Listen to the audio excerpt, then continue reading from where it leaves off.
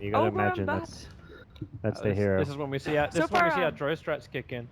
Liquid has banned out StarLadder in this scenario previous game, right? As well? Yeah. They banned StarLadder the first time, but I think the Ogre or the Bat are pretty good calls though by you. Because the Ogre was very annoying and Pasha's Bat Riders had pretty high success rate. But they're also great to pick up as a duo, so what if you don't ban out any of those three and basically let Virtus.Pro get the StarLadder so that you get the Bat and the Ogre? The mind games. If they it even want depends them, if they even what want the hero StarLadder. that takes. Depends on what Liquid wants to have, yes, of course. I mean, I'm just interested to see if on this, you know, absolute deciding game for Liquid, if again they don't put Matu on the carry. You know, it's you gotta wonder what's up with that. It says he's a 9k carry and you're putting him on support. So I mean, obviously he plays a fine support, but He you gotta doesn't feel there's play some a 9K. depreciation in what he can do. He doesn't play as a 9k. Because I mean, I don't know about his As Gus pubs. pointed I out. mean, does it in his pubs? Does he ever play support? Someone I was don't telling think- that he does. Someone told me he does some of the time. does, Like if he's okay. in like a Okay. high mark Okay. game and he's playing with Yeah. like Considering other he had pros, then 30 why not? games on record as an IO, like I mean, that's impressive. Yeah, he obviously Yeah. played. because that was the stat that Yeah. Nox showed up before. Yeah, I it think. was 7-11, so the win rate wasn't Yeah. great. Oh, 7-11. Okay, it's not 30 games, but BP takes Yeah, the it was, StarLadder it was right away. 18 games the last year, I think it's. Well, he's- Shiva with the calls. He's like probably an think. ogre pick plus Yeah, one. what did you say? So if they I get said Slaughter, they Ogre get Bat. Ogre Bat. Is Shiva going to be right? It depends on what Liquid wants to go for, because previous game what they did against Ad Finem, it was the Oracle and the Void, I want to say. Yeah. Yeah, that was As the what opening. they went back I mean, for. last game is what they picked.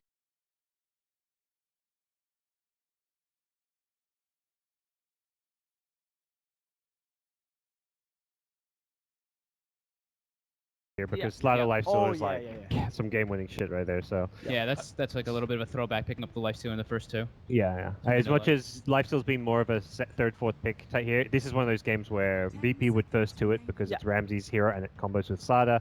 Liquid okay first two picking it too just because it's one of Matu's best heroes. And Yeah, it's an incredibly strong hero right now. Virtus.Pro actually play Slaughter as a support position on On Lil Lil. more Yeah, often than that's they, true. than they do. Oh, they the do, Vampire and they do Slaughter. Slaughter Darkseer. So yeah, they do they run- take the Darkseer now? Yeah, they do. Yeah. Man, we're good What am at I this doing, stuff. guys? I'm getting out of here. I'm not needed. Between Owen, Shiva, and Toby, like they've got the draft. Bog, you and I, we're out of a job. Right, come on, It's a Tobes, lot your easy- turn. What's the ban? what? What's the ban, Tobes? I'm just gonna let you guys. No, I got no, you. no, You guys got I'm the draft. leaving this one.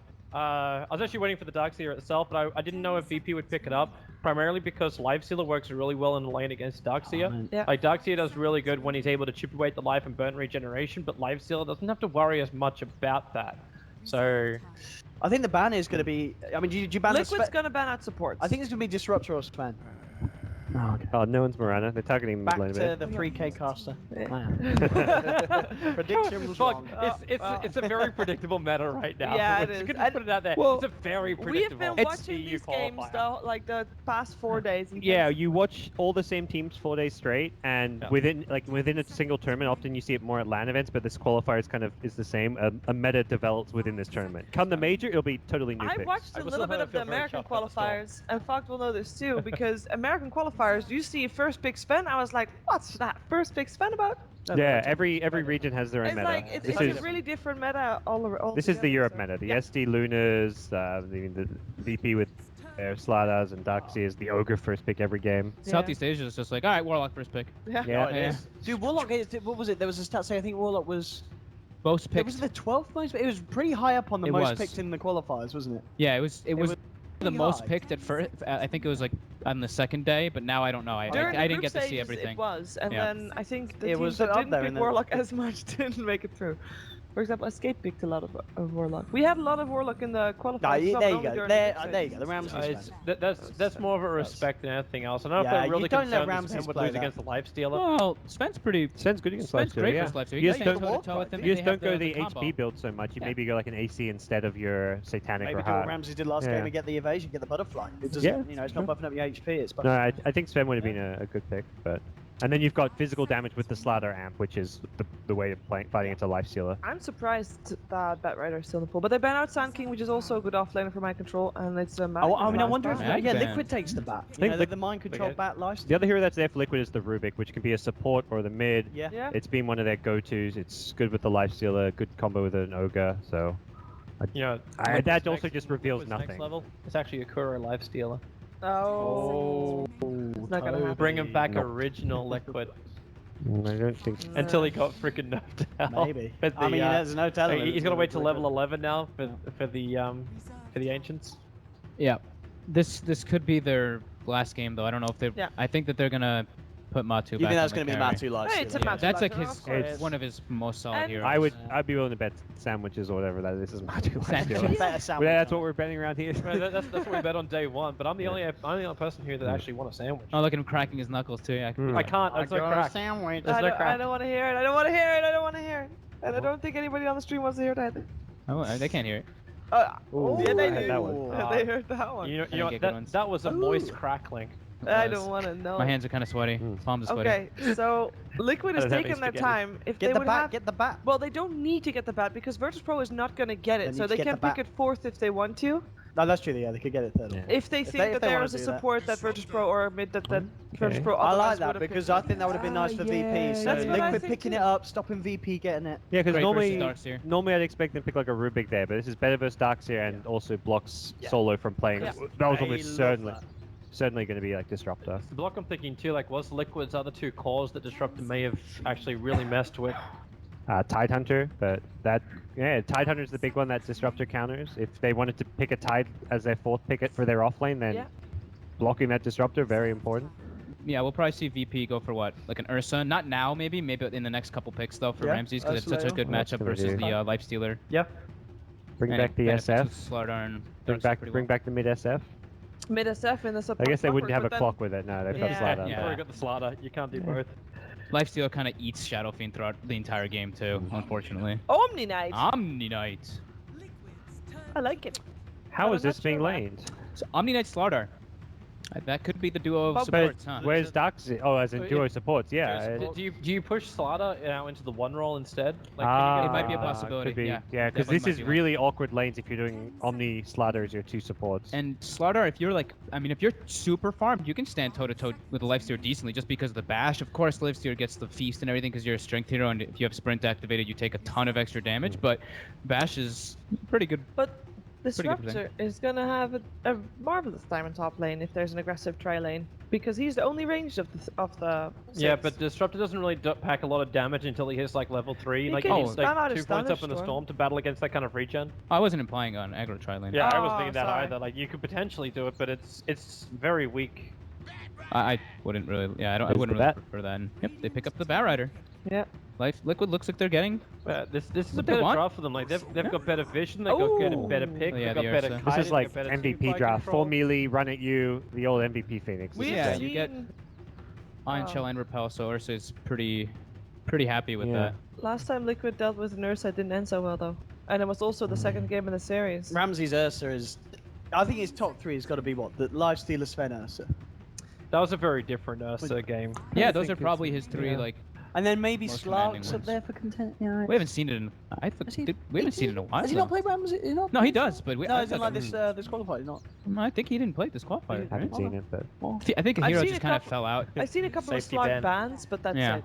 there's the SF ban. It's a safety ban. They actually do ban Well, Shadow Fiend. I mean, okay. they've got minus armor and they want some ranged physical damage, I guess. Is kind of why I look at the SF this game. Yeah. As he much could- as Lifestealer eats him, I think he can also eat Lifestealer with amp damage. It's Yeah, a yeah, temporary that's very It true. session, goes both first. ways, where they kind of both hurt each other. And he gives you like a little bit of variety of like the magic damage as well because he has Requiem and raises. It's additional minus armor to benefit the Ursa too. So I'm still waiting for the Team Liquid burst damage. Like I'm not feeling it. Like if you get like a good start on something like a Temple or Assassin mid, that might be a nicer way to go. But right now it's kind of like you got infest damage and everything else is just this continuous stuff.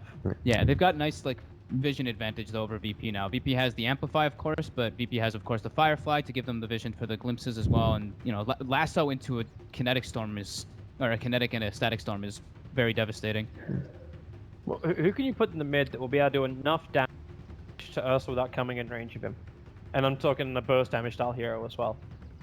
Like what mid do we see? Is it a queen up? Like Invoker's still in the pool, but I don't know if you I, want that's not what to it's so fast as semi-carry burst mid. damage. Do you want the TA? The TA with Yeah, the TA Versus was what I was thinking. Darkseer. For Liquid, Right. I was thinking TA at first too, but versus The Bam Darkseer it's Miracle kind of like oh. I'm thinking TA for Virtus.Pro. Yeah, with the repel. I'm liking the TA for the fact that Liquid might even be able to get into Roshan before VP's ready to do it, with both Lifestealer as well as TA. Dragon. Oh, Oh yeah, yeah, they've been doing this all the 5 time. melee. Let's go. It's the MVP star. Okay, I lean more towards TA just to remove the armor of DK and I just, just like, want to see shred Liquid him apart. pick some Well, internal I don't think that argument is more that DK is good against TA because you've got high armor. That's where I think that's more the Yeah. argument here. It doesn't. Come on, If anything, you want some magic damage because of the DK. do something but- special. Let's bring something back. Bring back But- PL mid. Let's go. Medusa, No, right? no, Like first the- 5 melee. Everyone goes for random prediction, see if they can do it. God star Lena mid. The Lena mid. No. Right. Oh, Razor's even better. You're Yeah, so that's actually boring. perfect. Oh, There we go. Boring. the ode to Fata. It is, yeah. Miracle Where's saying, all right. Where's Fata when you Where's need him right Fata now? now? Fata would be able to win this game for Liquid. Oh. That's Let's see if he can do it. like Step into the boots. top 2 Of the worst past. matchups for Dragon Knight in the mid lane. Yeah. Okay, so I mean, you use your. I mean, you still at least get You some still CS. farm, You yeah. breathe fire, you back off, you lose your damage. You just last hit only with breathe fire. It's just scary throughout like stages of Yeah. the game too. Like if you're linked up, you pretty much have to get Well- like 4 steps on your support heroes. Yeah. And is it the last DK. game? what- Is this oh, the this last game? I Of the I- Euro I Olympic think World I like Cup? Liquid are Liquid's gonna game. do it. They've got Matuma Man back on the Lifestealer. Yeah, I- let's go. That They've in got a itself team- is confidence for me. The lifestealer of Matu. Like Lifestealer matter. They've got team fight. They've got the bloodlust and for like their carries and everything. They've got mixed damage between physical. I think they've got pretty much what they need to take this game. But- I like Liquid. But it is VP. This It is is VP. VP. This is VP. This is them. They're like, all right, we got everything that we wanted this game. Yeah, they got a It's- fighting lineup. And VP are looking pretty scary. So actually, yeah, screw that VP. Let's go.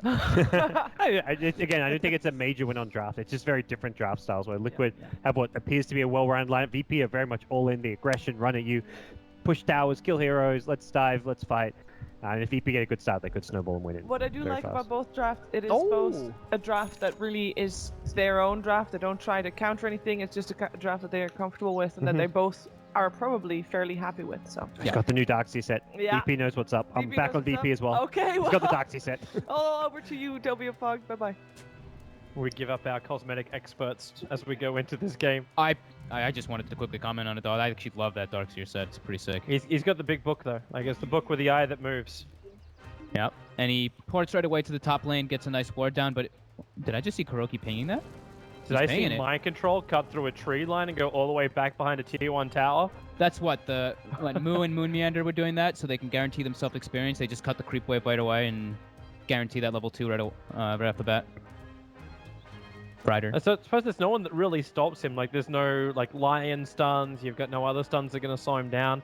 Like if you get Earth Shock as well as Purification, maybe he's gonna run into a couple of problems. Yeah, I don't think that they'll expect that either. Look, yep, they got the ward. Goodbye, Starecrow. Miracle, first blood. Poor little ward. Nice little acceleration there for him, though. He already has his stop coming out now, or Tango's at least coming out. And that's a D ward already, so VP gonna be playing with a little bit less information on the map. I kind of want to watch this pull and see if it works. Like the runes are gonna go the normal way, so Miracle as well as no one. Don't get what they're looking for. Lil is in the mid lane doing the body blocks. They won't have his crush to stop this. He's got boots, so at least he's got 335 movement speed, but What do you think Ramses of is the the Windlace Windlace? build with 330. But Omni Knight's ready to catch the range creep, so it's going to be up to Ramses to try to solo kill Bat, which I don't think is going to happen. So this should be fine for my control to take that creep wave, get that nice little level 2 right away. Does he hang around a block or does he just keep going? He's going to keep going. Alright, so all the way up and around.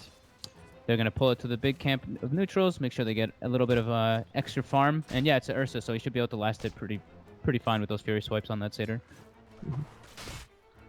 I like this timing. Like, he keeps the aggro up. Oh, he's going to have to bring it underneath the tower, won't he? No, you kind it down. Okay.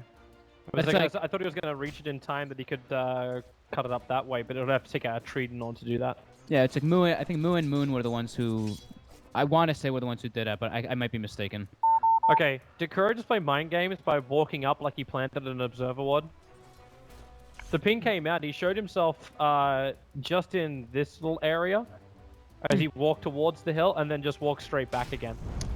I swear this guy is baiting out a sentry. He might be playing those mind games for sure. Mind control now, level 2 already. He's got 3 stacks of sticky up on Ramses, but they do have the Omni Knight behind him, even though he doesn't have repel. Surprised Ramsey hasn't bought a stick. Like Solo goes up and buys one now. Yeah, he went up and actually bought a stout shield, expecting to have the tank, the creep wave under the tower quite a bit because of the situation that happened. Looks like he might he's already pick moving boots. for it now. Now he knows he's not gonna. Wait, yeah. Yeah. I know he bought boots. Didn't even buy the stick. Yep, mind control again. Just gonna take the creep wave, and yeah, solo can't really do too much about that. He skills the degen though, so he's like, I want to try. Can at least make it div for mind control to run away. Looks like middle lane, no one's being attacked by Miracle. Miracle going for the extra point up in Static Link early on, up against the DK. Not going for the plasma field. Lil and coRo bash each other down. One of the rare times I've seen an Ogre with that Knob of Venom. Man, 12-8 Razor, 5-0 Dragon Knight. Ouch. It had to be at some point today where Miracle would have a really good mid lane. Yeah, that's like the dream matchup. No one's gonna be able to secure maybe 1 or 2 CS per wave with the Dragon Breast, but yeah, Miracle should be able to free farm quite heavily since he's gonna steal on an average of like 30 to 40 damage every single Static Link. Still 91 before I say. Huh? So 38, nice. Oh, rotation from coRo to come around the back of the mid. Noah doesn't really have a lot of mana to work with, but it's the amount of gold he's got. coRo puts down the observer walls. At least he'll see when the bottle is going to come out from no one. Man, my control with this Arcane Rune was literally able to just zone Ramses off the creep wave because he just gets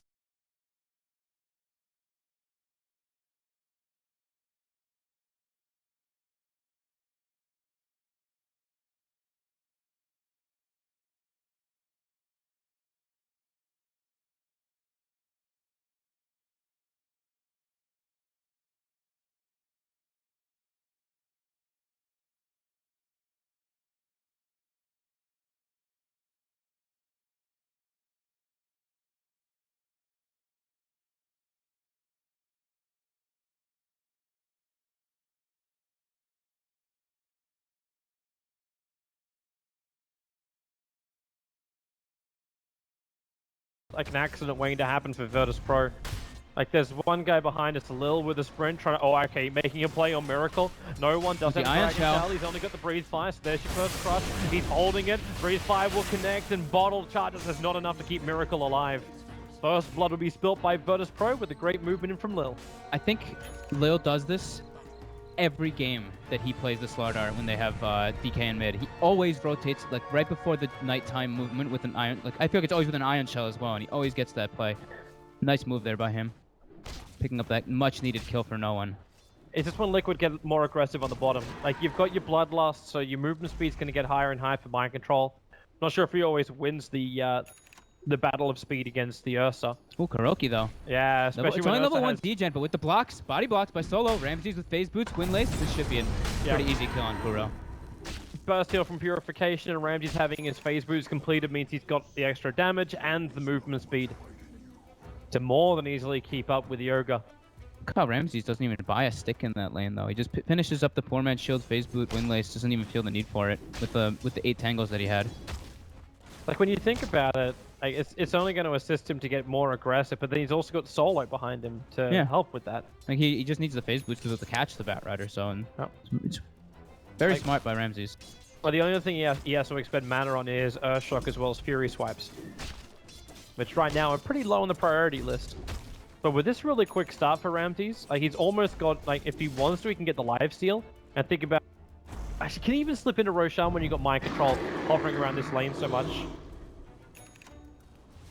Like with Firefly down, maybe you consider slipping into the pit early on. I think that's too much of a risk in this type of game to go for those type of Roche plays so early on. They definitely want to make it more of like a team effort rather than him like soloing. It just seems to be a lot easier. Like, okay, maybe if Lil actually had level 6, then you could do it before Liquid could respond. I mean, there's a chance that he could go really for a solo scans. play if they. Oh, yeah, beautiful scan by Dyer there. They have an Observer Ward down, as well as a Sentry, but VP, they walk straight into it, and already coRo and Miracle. Miracle just goes for a run to the 6-minute rune. Maybe that's also what VP were hoping for. Yeah. Like Liquid making a run for the top. I mean, there's a chance that VP does go for like a big like play, and they make like a lot of space for Ramses to try to go for that solo Roche, but it's more than likely that he Like I was saying, he probably won't. Solo's moving over as well. coL, well, they know they hit something with a scam previously, but they haven't seen anyone since then. And now with they do with the 4 ward. heroes in the mid, they stomp over a Miracle. TP support's coming in to have a 4v4, but will Miracle survive that long? He is almost out, but not far enough. It's the wall up from Volva, catching all 4 heroes from Virtus.Pro. Lil will fall. Matumba's looking for more with the glimpse back. They can maybe... No, they can't. The purification makes it so coL has to fall back, and there's just not enough mana in the tank from Liquid to keep that fight going. So it's a mid for a support as a trade-off in favor of Virtus.Pro. That's, I mean, it's very scary though, because we were mentioning Razor does super well versus Dragon in the mid lane, but not if he gets rotated on multiple times. No one actually pulling 500 or 600 gold ahead of him now at this point, and he has the level 6, so now it's not as, you know, detrimental when you get linked, because you have at least that Dragon form range potential. My control's running dry on this bot lane. Ramsey's having the time of his life. Morbid Mask is up while that fight was happening. My control was moving over, so Ramsey's had more time to beat the tier 1 tower down. Top lane, they're trying to wrap around the back of Lil. Open wounds, there's 2 points up in it from Matumbaman, but up against the sprint of Lil is still not enough to turn the fight their way. Yep, some damage still in the mid lane, and Ramses is probably gonna go for what, that Mask of Madness build that we do tend to see, Blink. Yeah, or Mask of Madness into Blink Dagger. He's gonna have such high movement speed. Yeah. Like with Fade's boots, and then you've got that, and you still just like the casual Windlace. Look at the defensive warding coming out from VP too. All 3 of their wards on this bottom river side, kind of. The one nice thing that Liquid has is they're able to view Pasha sitting at 4 HP in the jungle right now with that one ward that they placed earlier. Little guy there. Mask of Madness being delivered in a moment onto Ramses. Pressure in the tower a bit. Well, there's a little bit of support nearby. My control is not ready to be part of this at all. He's just farming up the camp with his Tranquils dropped. So all Bulba can do is just harass from range to try and dissuade Ramses from beating into the tower anymore. Another Arcane Rune though for my control. Lil, crush up on top. Perfect rage from Matumbaman though. Saw it coming from Marloff. But, where's that? Okay, he's only a surge so far. Now the Iron Shell's on Lil. So he's looking for another one. The crush to happen, but Matumbaman, not too healthy. Rage up in a moment, but he does have Infest. Lil, there's your Infest. He'll find the kill, but the Darkseer illusion, it was there to finish the job. He was really hoping that there would be a Radiant creep there so he could hop into, but only one of his, so it's going to die, and it was so low already that he heals little, like basically nothing from the Infest. But picking up the kill on the StarLadder, this is the second definitely more worth now, it for VP. But it's only the StarLadder. Yeah, it's way more worth it for VP. And VP's playing this we saw FNG was probably one of the other ones who played a really aggressive support StarLadder. And it's just always attack, always attack. You don't care if you die, you'll get mana, you'll get regeneration from your teammates. You're just that front line hazard, creating the same issues as a normal 3 position would. Giving Darkseer quick level 7 is amazing too. Like level 4 Iron Shell already online on its way toward that mech. Liquid, look like they want to make a play down here. Miracle's coming. He's going to find Lil in the trees. He stopped moving. They just sat there in front of each other. Now the wall is up. Ramses. They know this is coming so quickly. Bulba didn't stand a chance. My control also being amplified up, so Ramses on the hunt after him. He's losing that movement speed, however. Mind control is losing his Firefly. He needs to make it over the hill. Dejanora is slowing him down. Starts his TP right in the middle. He'll come back and the stun is there. No one's rotation, just in the nick of time. Ursa hiding in the tree line. The illusion Battle Rider and Ramses back into the fight, gaining in a lot of life, but that last attack from no one reaches up to Miracle to bring him down. And Virtus.Pro now 7-2, 10 minutes in, moving beautifully, and Liquid on the ropes and potentially facing elimination from the major. Such quick rotations by VP. They see the aggression coming out from Liquid and they just instantly bring 5 heroes down there. Very good responses coming out from them. They need to find a way to stabilize this, or else the bleeding is going to keep going. To Matumbaman, maybe this is one way to do it. Open up over on the Omni Knight. He just repels up Ramses and lets him get out. So the sacrificial lamb of Solo. Ursa's still got the last hit on the towers. He's still got the money for it. Yeah, they're doing a very good job of sacking the heroes that they don't really care too much about. They're just like, all right, kill our supports, but our cores are the ones that keep getting out. And this is just going to flood more money in for VP. That armlet's on the way for no one. Yeah, and it's almost a mech completed now for Pasha as well. It's about, I think, 900 gold away from it, I want to say. Yeah. And they have the armlet basically finished up on no one, too. Another peak point of items for VP Liquid. Okay, so Mind Control and Bulbous Smoke. They're headed down south near Matumberman. They can pick him up on the way through. Because they've got to run underneath an Observer Ward too, maybe there's a little bit more confidence, but Miracle's coming down. Okay, Matumberman's just making the run. So Solar thinks he's alone. Gets glimpsed, doesn't really go that far. And now they chase in even deeper. The lasso over on the Omni Knight. They hold him inside the Silver Bulba. So at least they ensure that kill. Miracle will start the creep skip. But yeah. Liquid aren't going to push this tower fast enough. Nowhere near as fast as a Dragon Knight. With an Illusion Rune as well. And the top tier 1 tower is going to take harassment damage. Yeah, it was actually pretty interesting. No one, he popped his DK form to farm the Ancients. And then he walked over toward the mid lane. But he didn't have a TP, so they were very ready to just like kind of sack Solo down there. They did have a TP cancelled as well, I believe, by Lil, I think. Yeah, it was by Lil. So they don't want to play too reactionary. Well, Lifesteal gets one of the towers. The wrap around is Lil on the high movement speed. Mind Control, he realizes he's part of a VP sandwich. Even the Darkseer throwing down the wall just to ensure the extra points of damage as Miracle arrives. Finds the field, does some work against both Pasha as well as Lil. As they go on the run, a nice crush from Lil gives him the space, plastic charges to bring that life back up again. Kuro's hoping for a quick pick. With Purification already happening, then it glimpses him back, but there's a lot of life on this VP lineup as Randy he just looks to go ham, battling against Matumberman. Matumberman does have Infest, so he does have an out in case he gets a little bit too deep with Purification over on Kuro. No Earth Shock with the Breathe Fire. Kuro dropping down very low. One more hit, maybe two from Ramses. It will in fact be two to find that hit. But the wounds are still over on Matumber. He's got to be careful coming in close towards that Earthstar.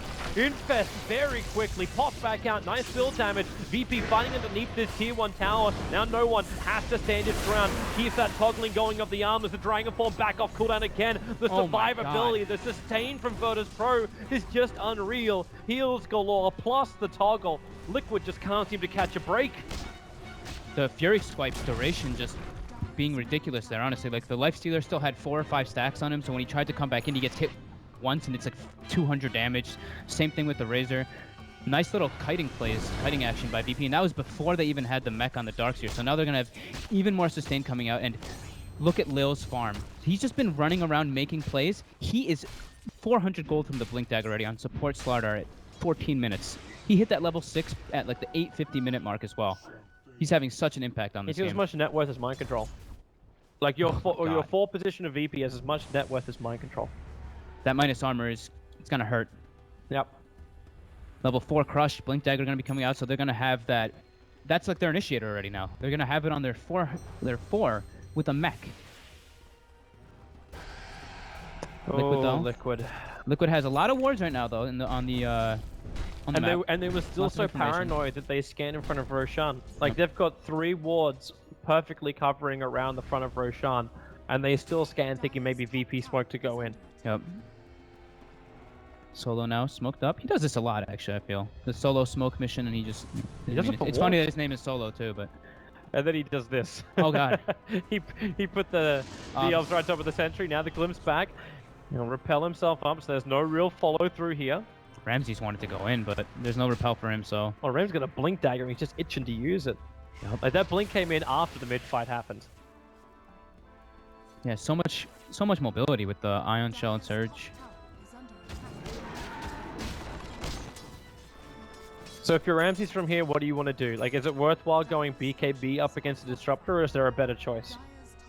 I think he'll just probably save for a bit. I think the Aghanims is still fine, but he can just wait and decide based off the feel in the game. Like, he has his time window to see how much, like, if the next fight gets him like a big surge in money, like the Basher's not too bad, but BKB might be like really safe, but it doesn't really do much versus the Razor. Liquid, they come over. Ramses, he hasn't got the enrage up just yet. Dragged back in again, but you know he's gonna do it. Fights up. Kuro's on the wrong side of the hill. Ramses blinks down. Pasha's there. The back and wall looks for it and hits it with the freeze fire damage. Liquid, they're getting popped again. The blink crush. Lil picks up just before this fight. He'll be able to stun the back lines, but Tumberman, no points up in back. They just amplify and try to do enough damage. Can't kill him off.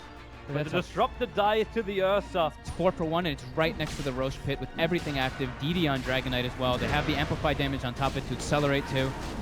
Everything is coming up VP right now. They are looking so good, and Liquid, I would say they're on the ropes now, but I think that rope is on fire, ready to snap. I would have to be inclined to agree with you as well, because this is looking very grim for them. No one sitting on 3k gold on this Dragonite. More than likely picking up that? He really likes the Lothar, or I keep saying Lothar, sorry guys. Shadow Blade pickup, because you get that little extra sneakiness of it. But we'll see what he opts to do for this game. Well, he's moving over to the side shop if he wants to sell the Quelling Blade and pick up a bigger item. As in a piece of the bigger item. We'll see what he opts to do. He has options for sure with the lead that they're attaining. Taking a look at the net worth graph, it's already 10,000 gold lead. And he's going the safest build possible. Gonna be going for that BKB to be that frontliner as a Dragonite. Ramsey going straight Basher. So he is gonna go for the Basher here. So he can stand toe-to-toe with the Lifestealer, and then he can actually just burst down the Razor if he gets one of those bashes and just gets in a rage off right afterwards. He can kill him super quickly. I love the elements you get. Like, you got so much money, so the BKB is coming up for the DK, so that's his item of choice. Combining it with the Basher, so you've almost got like your sword and shield between the two of them. They have Repel anyway for the Ursa too, so that was something like we kind of were forgetting a little bit, but. All right, Liquid, they need to make something work here, or else this game is done. They Ramses is ready to go. Fight. He's like, give me the Repel, I'm in. Yep, there it is. Repel missing the Earthshock over on Kuro. Actually, no, the effects was still there. Kuro, he's already down. They're wrapping around behind as Lil just jumps in. Implication Disruptor. It's a really good storm. With the infest damage. They bring down the Omni Knight. Now Lil's also going to get isolated, but the bigger problem is still going to come out from Ramses. Matumberman, they break the Aegis the Immortal. Buyback out from Lil. Wants to get back and involved in this one. Bulba's so low on life. Down to 20 HP, but again, his kinetic fields keep VP at bay. Holy crap, too. It's like Miracle stole 200 damage, but Ramses actually just blinked in anyway and starts hitting him with 0 damage just to stack up those Fury Swipes. And the fact that no one has so much farm, he's actually able to dish out a good chunk of damage. They just have so much sustain, so much heal, so many different ways to like bring into the fight with the vacuum, the mech. Now they have a blink on Darkseer, blink StarLadder. So many different ways to just take the fight for themselves.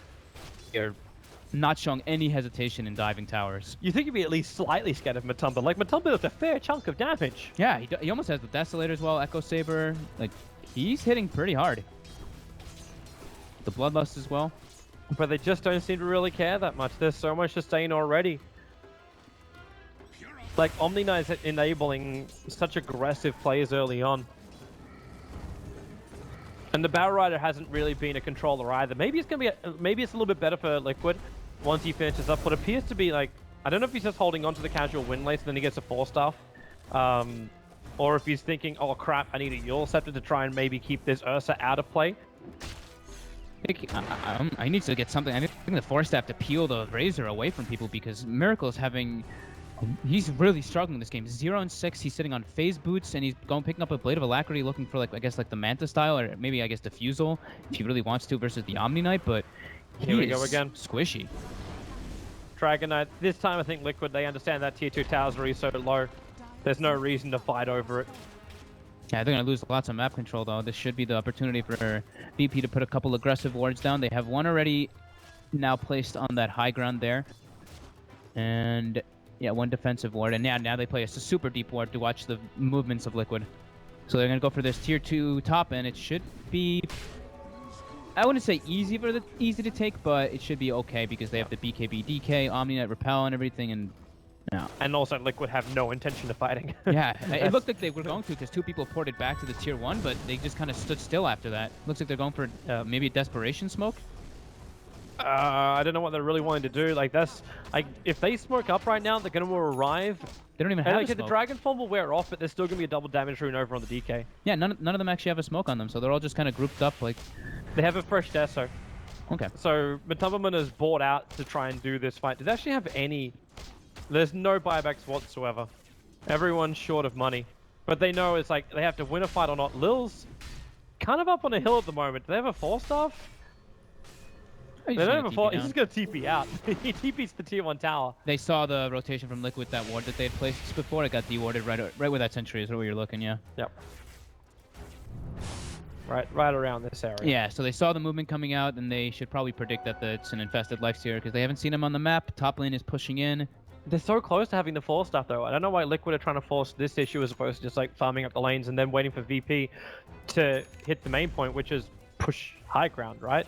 I think they're just a bit, I don't know, a bit lost, honestly. They're just like, holy crap, we're getting ran at so hard with these 5 melee heroes. Like, we have to respond somehow. We have to be making the plays. We can't just let them do everything to us. But they're coming for the kill. Like, VP are fine. Like, they'll stick together as 5 and travel to Boston as 5. Liquid can't separate them. Radiant are also scanning. They know that Liquid's coming up behind, and it just pings. Mind Control gets the vision. They'll move over. The blink up is Ramsey's having a look for it. It's the Dire Observer Ward giving really good vision back. Not going to hit. Same with a Crush, but Liquid, even with all these abilities missing, and being the one to looking for the fights, I mean, bailing out. VP just knew that was happening because top lane is almost at the tower. They know that they have all the information on the map that they need to know that Liquid was going for that smoke play. They wanted to go for a fight even. They were like, they're smoked here? Let's get them. Even if they have to do a blind. Yep. Lil picking up a medallion now. More minus armor. Level 11 as well. So he's got minus 15 plus the minus 8. So 23 minus armor coming out on anyone that he decides to throw that on. Abyssal almost finished up on Ramses. They're just getting luxury items now. Luxury items 22 minutes into a game. A blink dagger. Hello. Nice little pick up for a Dragon Knight. Finally, they may find an opening with a Firefly from Mind Control. No one will jump forward. Miracle have a good still a damage to the back to the wall. He hits everything. Moba will at least get the Stomps down. The Darkseer is running, and so is the Ursa. This is the best fight Liquid could have hoped for. So much damage on Miracle. 2-2-4. Looking to pump that into somebody, and he's found Solo. They'll glimpse him back. No, he repels up, so Miracle has to keep diving for it. Now the Guardian GA! Is too deep. The Guardian is trying to kill. Kura can't get out of here. The Darkseer will just fall through. At least Kura will get the kill with a Fire Blast. Losing Miracle was not part of the plan, but at least they showed that they can take a fight. That was a huge static storm by Boba. They pretty much all clumped up. I think he got, what, 4 or 5 people in it. It was beautiful. Tons of damage dished out for him. Taking a look at it. The fight recap is broken. It only shows a bit of it. Yeah. Unfortunate there, but nice Guardian Angel play there by Solo. At the end there to clean up Miracle and Kuroki while no one gets the kills on them. It's this nice space that can now be created up for Team Liquid. You've got Mind Control just keeping 0-1 off the tower so Matoma could finish it. Small gains are big gains right now for Liquid. Well, they were 12,000 net worth behind in this graph and is going to keep swinging in favor of the Dire side. Not too much further because VP are now getting back out into the lanes and continuing their farm. But yeah, huge props to Bulba and VP. Very, very clustered style position. That was like the perfect place for Liquid to get that fight. Like on that little choke point. It's like VP weren't ready for the fight there. Like they expected it to be coming in from their side, like on the jungle side. And Liquid, they just want to find 1 or 2 people out. Maybe that's also the other reason why they didn't want to fight before. When they saw all 5 Liquid there, it's like, we are never going to take this kind of engagement. Yep. We'll take the engagement when we see 2 people slightly off on the side, and you just start picking at the back pieces of VP's line. Yeah, and it looked like VP was going for a smoke play themselves there, too. They were all like TPing to the tower, getting ready to like clump up and get for that smoke play, and it just like, oh man, Liquid just caught them off guard for sure. Mind is not ready to fight, Mind is ready to prep. Yep. What do you think about the SMY over on the Razor? Oh, so he did go for S and Y. So he just wants movement speed to be able to get away, peel off from that Ursa, but they have a lot of lockdown already to grab him. So, I mean, it gives him movement speed, it gives him a bit of damage and stuff. It's a Razor, you know. He's trying to build like a little bit of tanky things. Does this stall up some other like major items which he could have gone for? Because he didn't build into the mana, so he can't just get the amplification straight off him. He could have potentially got drums to make up for the movement speed. Yeah, I don't know what other. I can't really think of what like other big item because even when I was saying Diffusal, like Diffusal Razor, that's like awful. Smoke up again from Team Liquid. This time they do it the blink force up and extra movement speed. They actually put it on Miracle because you then got Bloodlust to add to all that movement speed. Yeah, and they're wrapping around behind. The Dire scan doesn't see anybody. Did the Radiant scan then? No, it's still on cooldown for the moment. So Liquid do the full wraparound. They've only got another maybe 5-7 seconds left on this smoke. Patience. So they need to find an opening. Pasha, maybe their primary one with a Firefly up. Who are they going to find? Pasha, wait for it. Where's that blink back? Again, another good static storm. They get rid of the Omni Knight, so no repels. Lil's also trapped in range. having all of his damage taken. Liquid, but a fantastic initiation. Parcher kicked in at the last bit, and it's up to no one. Under the cover of his BKB to pump in more damage, but then you've got Mataman. Jump straight back out again. No one just can't be a big enough Dragon Lord. Perfect initiation from Liquid again. They get solo right away, get him before he gets any spells up. He even was throwing the repel like as he got jumped. So they clean him up quickly. Boba gets a beautiful two-man static storm on the StarLadder and the on the Ursa, so they weren't able to really do too much there. I think I want to say Ramses actually got to the side of it a bit, and he was able to pop his enrage, so he didn't die too quickly. They had level 16 Dragon Knight on the side of VP, so he had that to be able to dish out some damage. But with the open wounds heal on top of how much damage Miracle stole, they were able to heal up and actually take him down at the end. It's amazing to the fact that Miracle's always at the front of the lines when they go in, so they're not just looking for any kind of blink maneuver in that comes off the bat rider. Miracle's always there to instantly get the static link. So you said you pop off the enrage, but at that point you've lost most of the damage, which is on the Ursa. And now Liquid get Nagas to the Immortal. They get a Yule Scepter over on Kuro, so you're adding in an extra disable on that front. And we're going to have double Yules. Mind Control's building one up too. So it might be VP that just get kited out. Lifesteal's going for an Assault Cuirass, trying to repair some of the negative armor effects, which VP is throwing their way. Yeah, Matu now top net worth.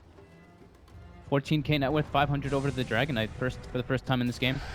Miracle's starting to get a little bit of recovery as well, picking up 2 kills in that fight. He looks like he's going to be going for that Shiva's Guard in the next five something minutes or so. It's the first time in the entire game that Liquid have the advantage in the experience. The gold is also plummeting from 12,000 down to 4,000 in the space of 5 minutes. Very good decision making and calls made by Liquid for whoever made the last two. VP. It's been a while since we've seen them be the aggressors. It's always been Team Liquid who have been sitting the fights in the mid lane. It was the Bat Rider looking around. They caught VP with their pants down. Second time around, it's the smoke maneuver from Team Liquid. Every other time, it's always been VP grouping up, smoking up, and catching one of the Liquid cores or Liquid supports out of position. But Bulba, he's been 100% in the money because Liquid they've just known where they want to fight, and they've chosen the field. VP's definitely feeling the pressure too. Look at them running as this 5-man cluster for the last 40 seconds or so. They're we can't let them keep getting this jump on us. We're gonna lose the game if they just do this every time. We have to be the ones to make the first moves. Look at Liquid Bale. Everyone's moving north from Virtus.Pro, and as 5, Team Liquid backed out. Yeah, something I didn't really touch upon either is that they bought a gem relatively early on Boba and they threw it to Mind Control, so they've dewarded a couple wards. Not everything though, but now I see a big circle drawn out from Boba. Looks like he's probably saying, let's clean up the wards. And Mind Control blinks up on the high ground, checks there, that's the checking another one. Oh no, they got one more. They got one more over the Roche pit. Yeah, Boba drew the circle, basically saying, we haven't cleaned up this area. They definitely still have vision around here. I just can't believe the armor irons which are arriving as well. Matumba has finished up the Assault Cuirass. Miracle is now 600 gold away from having a Shivas. This is going to cause even more troubles when you're running 4 melee heroes against Liquid. They're going to be able to start a fantastic kite game. You've got Shivas, you've got heavy armor, you've got Yule Scepters galore in for Liquid. You've got 4 staffs, which will probably also be coming up soon. Yep.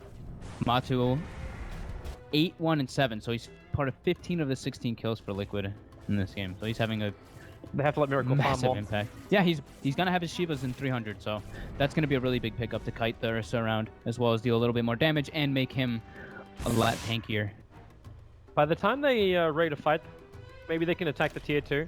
But this is into a position now where it's tier 2 for tier 3. Liquid are on the wrong side of the map. Actually, I think the courier let Mind Control see the Observer Ward for a moment. It's also a little invis rune for Liquid to play around with on the bot. Yep. And VP aren't pressuring the issue. For a team that's been moving as 5 men, they had a small opportunity then where they could attack the tier 3 tower and force Liquid to return. Even if it wasn't for a commitment on the tower, they could have forced a reaction. Yeah, they're feeling super afraid. And Tumbaman with this Bloodlust, with this AC and everything finished up. Look how fast he brings down this tower. Just chomp, chomp, chomp. Alright, it's up to VP now. How do you want to try and fight this? For the moment, they just continue to farm. The BKB is not done yet for Ramses. Wait for that Aegis to tick out, and then that's their best opportunity to go. Actually, really short of buybacks over on VP. Need another 600 gold on Ramses until he's got his BKB. Some man very far up alone, but he's Crush. got Aegis and everything, so and he's super tanky at this point with 31 armor.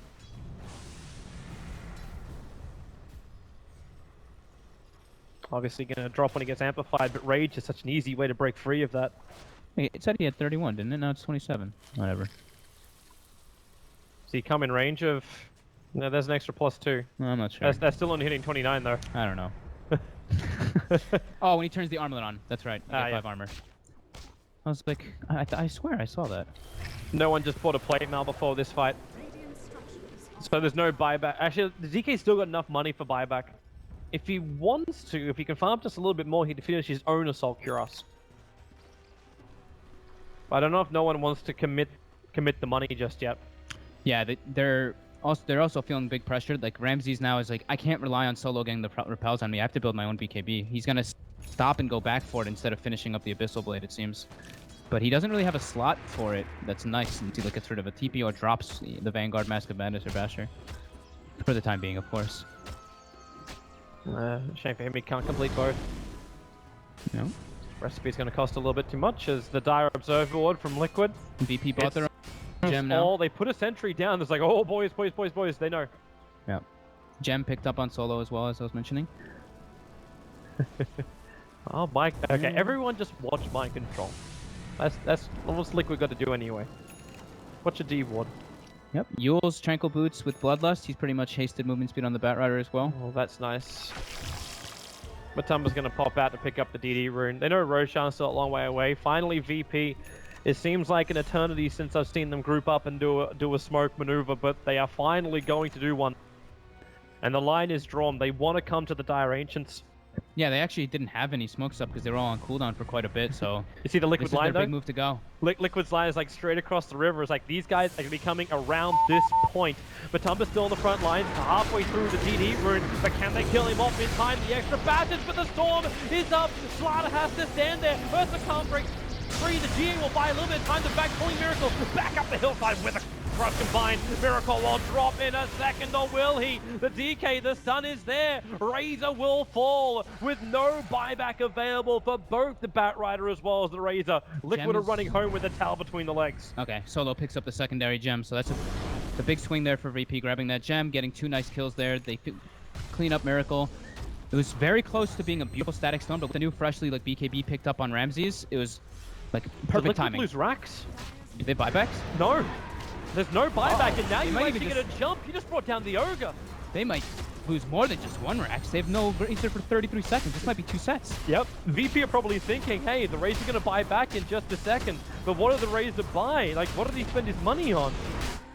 I don't think he lost it. I think there's nothing on the Courier. I don't think he's gained anything for a bit. Oh, there goes the melee Rax. Liquid just have to let it go. Are they going to go for a second one? No. No VP green. are bailing out. They got Razor up in 10 seconds. There's no reason to take the risk. They know they have to set up, but yeah, that's a bigger catch out. The fact that he got caught out. All right, I'm off your camera, Toby. Got a computer crash. Well, either way, it's a little grim for Liquid, but it's still it's kind of the same thing that we've been seeing like in I feel like in most of these games. Whoever gets that like initial jump tends to get the big pickup. KuroKy picks up a new gem because they lost it in the previous one. He has to buy it. Like, I still find it hilarious that Solo is carrying around each gem. Okay, there we go. The Courier is going to finally grab it. Nice. Now they've got the Abyssal Blade on Ramses, so this is a huge pickup now. They're able to get this is another like form of initiation they kind of have rather than just the StarLadder and the DK, Dragon Till and Lasso.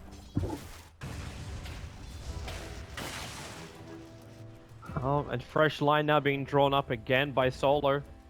This one is, I don't know if that's meant to be saying like Lick probably going to come down and do what they've done before. So this is actually just like I don't know if it's like the meta of smoke ganks, but this game for sure is the game of smoke ganks. Every single smoke has been like successful for the team that's used it. Well, who's up next? VP still progressing through items, even with the fights not going 100%. Lil's able to finish up the Solar Crest. Yep. How long do we have for restock smoke? So Liquid has 1 smoke on them, no smokes in stock, while VP has no smoke in stock for 6 minutes and nobody has any. So they have 6 minutes until they can make a play. No, just kidding. Solar Crest finished up on the StarLadder too, so he gets that little bonus to evasion, which they're gonna actually struggle to to push through a bit. That's gonna help out VP's at least backline. Like, no one picking up a Crystallis. If he's able to get some big crits off in the fight, if that Darkseer can actually get a good Blink Vac wall, combining up with Crush, combining up with that Earth Shock, you get a lot of slow on Liquid. And it was Darkseer that actually made sure that Miracle died in that last fight. Miracle was out of it, and then he got vacked up onto the cliffside. Yep. That was the primary reason why Miracle died. I mean, everything that VP did there. It was just like nice little things that each specific player did. Like Solo's Guardian Angel saved Ramses. Ramses' own BKB saved him. Pasha with the nice vacuum mac. Everybody just did their job perfectly. And now Solo has a positioning item as well with the Blink Dagger. So they have, is that 5 blinks? 1, 2, 3, 4, 5. Yep, 5 blinks on the side of VP. So if you're gonna run 5 melee, buy 5 blinks. One way to stay in position. Also, one way to really catch out Liquid as the ward gets de-warded on bot. That was so Liquid are very much aware of where they are, and Kuro's been holding onto this smoke for a while now. And Infest, like Livestealer, has been in there. I don't know if he actually just re-infested, but he was in my control like a minute ago. I think I heard him re-infest, I want to say, but Dire used a scan near the Roche pit, and they do actually catch. Well, they're probably assuming that VP are in there killing off Roshan, because at this point, this is the vision. This is what Liquid see. They are going into a fight seeing absolutely nothing. The observer ward from Lil's up. Miracle looks inside, doesn't see anyone. Pasha, blink forward and back. I think did he try and clip Miracle? I think the Vac Vortex point was here. It looked like, so it didn't seem right. It looked like miscommunication there, because it looked like he wanted to go, but the rest of his team had no intention of jumping in there because everybody else held their blinks. Well, VP will now want to go in. Roshan is up. They're going to kill this thing so fast. They already repelled up Earth, so they need to get Roshan back inside the pit, but now the amplification. Roshan looks like he's made of soggy paper, but the Batrider on the way in. Lil gets the blink crush. Roshan's down. Aegis the Mortal in the hands of Ramses. The back wall doesn't really hit properly. There's no follow-up combinations. The BKB, Liquid, bail to all corners of the globe if they can. Disruptor will drop. Kuro will join him. The Eul Scepter keeps StarLadder away for the moment, but Kuro knows he can't TP. He's got the amplification on him. Solo's going to be there as well. So Liquid will lose to, again, another 2 heroes down with no buyback, but this time it's not the cause. I love Lil's, like, the way that he does the play, though. You see them, that they're finishing off the Roche, and he's just like, all right, I'm jumping into them. Like, I don't give a crap if I die here. I have to delay them, push them off the Roche for a couple more seconds for us to get the Aegis and Cheese, and then they can't fight us. Space created under Foucault. Yep. These BKBs on the side of VP, though, just... Liquid can't let another Rax go down. The D push is way too terrible for this. Like, they're not going to be able to deal with VP just grouping up as 5 and going further, but with Disruptor coming up in a second. Look at this. I love this, though. VP like, this is their game to lose. This is VP's game to lose pretty much now, with 1 set of racks taken in the mid lane, mid tower, a newly claimed Roshan, 7,500 gold lead? No, 12,000 plus gold lead or more, even 14,000 gold lead for them about. So as long as they're patient and play this game nice and slow and make sure that they just don't get caught off guard from Liquid, it's going to be theirs in the bag. Oh, here they come again. The group up on bottom. And Team Liquid, if they can mop up this mid lane nice and quickly, maybe they can think about smoking out. But you see Lil's position. Okay, well, I thought he was going to hover around there just in case, but the top lane's also pushing in way too hard. Kuro has to come up here and ignite the wave just to keep it out. VP's ready to go again. This is going to take a miracle from Liquid. Yep, fresh Dragon Knight form, so they're ready to go. My Control's looking for the opening. Alright, now they don't see him. There is an Observer Ward just pinged out by Liquid, but alright, it's just no one. But at least no one doesn't have an Aegis, so if they initiate on him, they potentially can find a proper kill. Fortification will happen. This Dragon form is only 3/4 of the way through. They blink in, find the opening. They want the Omni down the storm. It's a perfect miracle, dealing up this damage, but Ramses rages through under the cover of BKB, turns attention to the Razor, but the Eul Scepter will send him up. Still 224 points of stolen damage, instantly pummeled in to the Fuzzy Wuzzy, and they'll go for another one. No stuns, but the damage! Rip them apart, a new one. DK will come back in, but just to die, losing the StarLadder. Now no one, he will be caught out, stunned up, and brought down. Give more damage to Miracle. VP lose everything. At least they have buybacks. They don't claim the melee racks on bottom. We were just saying the patience from VP, and then they get a little bit overeager. Solo gets caught out actually a bit far up. He was basically on the ramp. It looked like he was trying to get the repel on the Dragon Knight, and my control catch was perfect. Is that the nerf of Omni Knight? Is that the range? kicking in right there in his mind. He's got to be closer. Buy an ether lens. Definitely a bit of a nerf there, but also a great opportunity seized for my control. And they reclaim one of the gems, I believe. No, they actually didn't reclaim any of the gems because they flashed it to Pasha and he didn't die. Yeah, Mind Control still just got the fresh one they bought up previously. It's almost like they have to wait for the Omni Knight Guardian Angel in order to take these fights, because every single time that it hasn't been up, they get just crushed by the massive physical damage that Liquid has to expend. And now Miracle, who's sitting at 2,000 gold, picks up a full BKB and he has another 1,000 gold to work with. Wow, Let's take a look at that swing as well. How much does it kick down? Like the fact that VP was still dragging it back up. Like Liquid, they were behind by 12,000. Then almost had the advantage again, and behind by 15 grand. The experience is more drastic in the change. That's a straight dive. Yep. But Liquid are still crippled. They still don't have their range on bottom. Their entire racks in mid is gone. They're still hurting and trying to find the solutions that's possible, but yeah, the Dragon Knight and Ursa just a little bit ahead of the Razor is hurting them a bit, and they're pretty much tied up with the Matumba. It might be easier once Matumba can finish up this Abyssal Blade, but it looks like he's very apprehensive. Obviously, Liquid got in trouble where they didn't have buybacks. Yeah, Liquid now. It's like, do you take the risk to have such a strong lockdown? The Yule Scepter's kiting of Ramses was perfect. Yeah, like they chained it up really, really nicely. But with an Abyssal Blade, you don't just kite him, you kill him. Yeah, that's probably... I mean, he probably just wants to be safe. Like, they're so... This is such a big game for them. Like, if they lose, like, they're out. So they have to play safe, but not too safe. Like, saving buybacks is fine. And Boba, once he gets this Aghanim Scepter, it's actually going to be massive. And he's pretty close to it. Because, like you said, he's been landing very nicely positioned Static Storms. But in the last two engagements, they have so many BKBs that it doesn't really make too much of a difference. But once he has this... Those BKBs, unless they're pre-clicked, are not going to be able to be used. I wasn't even thinking about his Aghanim Scepter because almost every disruptor we've seen played throughout this entire EU qualifier never gets this much money. Yeah. They're always the sacrificial one sitting about 2k net worth. But because this game, let's just bring it up. Yeah, 5.5k. He's still the lowest net worth on the field. But there's a lot of money flooding in for both these sides. Yep.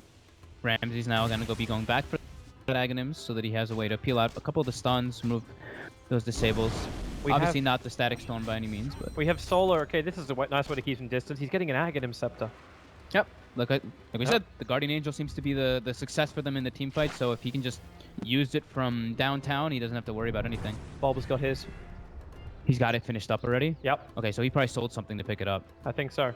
I don't know exactly certain what, but either way, he's got the Aghanim Scepter now. And they wrap around, so under the cover of smoke, VP are still as 5. And what's coming out in this courier? That's someone else's Aghanim Scepter. Radiant Scan, it actually clips them. They've got a smoke up now too. They know that Liquid's going for this. Dire Scan was the top one, and the Radiant Scan was the bottom one that actually clipped a little bit of Liquid. Yeah, Liquid's out. They put down a nice fresh Observer Ward, however. They just saw Liquid. They see Liquid running into their jungle. Liquid's bailing. Liquid's bailing. Everyone, they're going Fountain. Yeah, 5-man TP out. They're like, our base is being pushed in. They know that we're in. They know that we're in their jungle. They saw us for a second, and all 3 waves are being shoved into us. God, you can smell the fear. Liquid know they cannot afford to lose one more fight. They have to hold their ground. But while they do this, they lose so much of the map.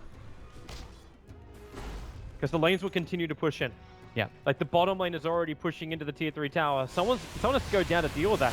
Miracle's dealing with the top, but I suppose, like, what are you going to lose? A little bit of life off the melee rack is going to regenerate anyway. The lifesteal has been sitting inside of mind control forever.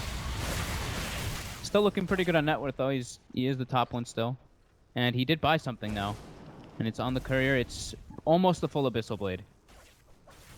He's just staying close enough. Like, his surplus is 142 gold. He's buying up as much as he can while still holding his buyback. Upside for Liquid is that deep Observer Ward from their smoke maneuver. They're able to see just how far Ramses is back. So they understand they can move out of their base. VP are not in a position where they are looking to fight right away. But Liquid also have no, like, where's their other ward? The other ward is a pretty defensive one in the front of Roshan. VP has no wards down though right now. Yeah, what is their, like... I think they have a bunch literally of stock. nothing. Yeah, they have 2 in stock, but Solo is like, my Aghanims is the most important item in the game right now. Let me farm this. Somebody else buy the wards or something. Otherwise, they're just going to sit in stock. It's actually kind of lucky for VP that they didn't, like Liquid didn't engage in them a little bit earlier. It was Ramsey's Aghanim Scepter that was on that courier when when Liquid was moving in. So he wouldn't have had it for the fight and potentially could have, in fact, lost the courier with it on. Alright, Tubberman's going to send illusions in. They'll see it's a very quick Roshan spawn. Liquid doesn't... I mean, they kill it pretty fast with the Lifestealer and Bloodlust, but they do need to still be a little bit careful. They can let Tubberman do it. Like, he's not going to lose too much. Kills it pretty darn fast. And he's just using the illusions to scout around the outside. Kuro's like, yo, move up. I can't Bloodlust you from there. Thanks. Get a little closer. So now they get open wounds, medallion, and yeah, so Matamba will just be able to solo this with the open wounds and everything, and VP's afraid of the jump. That's a really safe play. Like, potentially they could have contested this, but again, as you said, like, Solo's Aghanims, he said he's probably sitting there going, this is really, really important. Did he sell something for it? He sold his energy booster from his Arcane boots to finish it up. But now there's Aegis and Cheese. And that is the Cheese on the...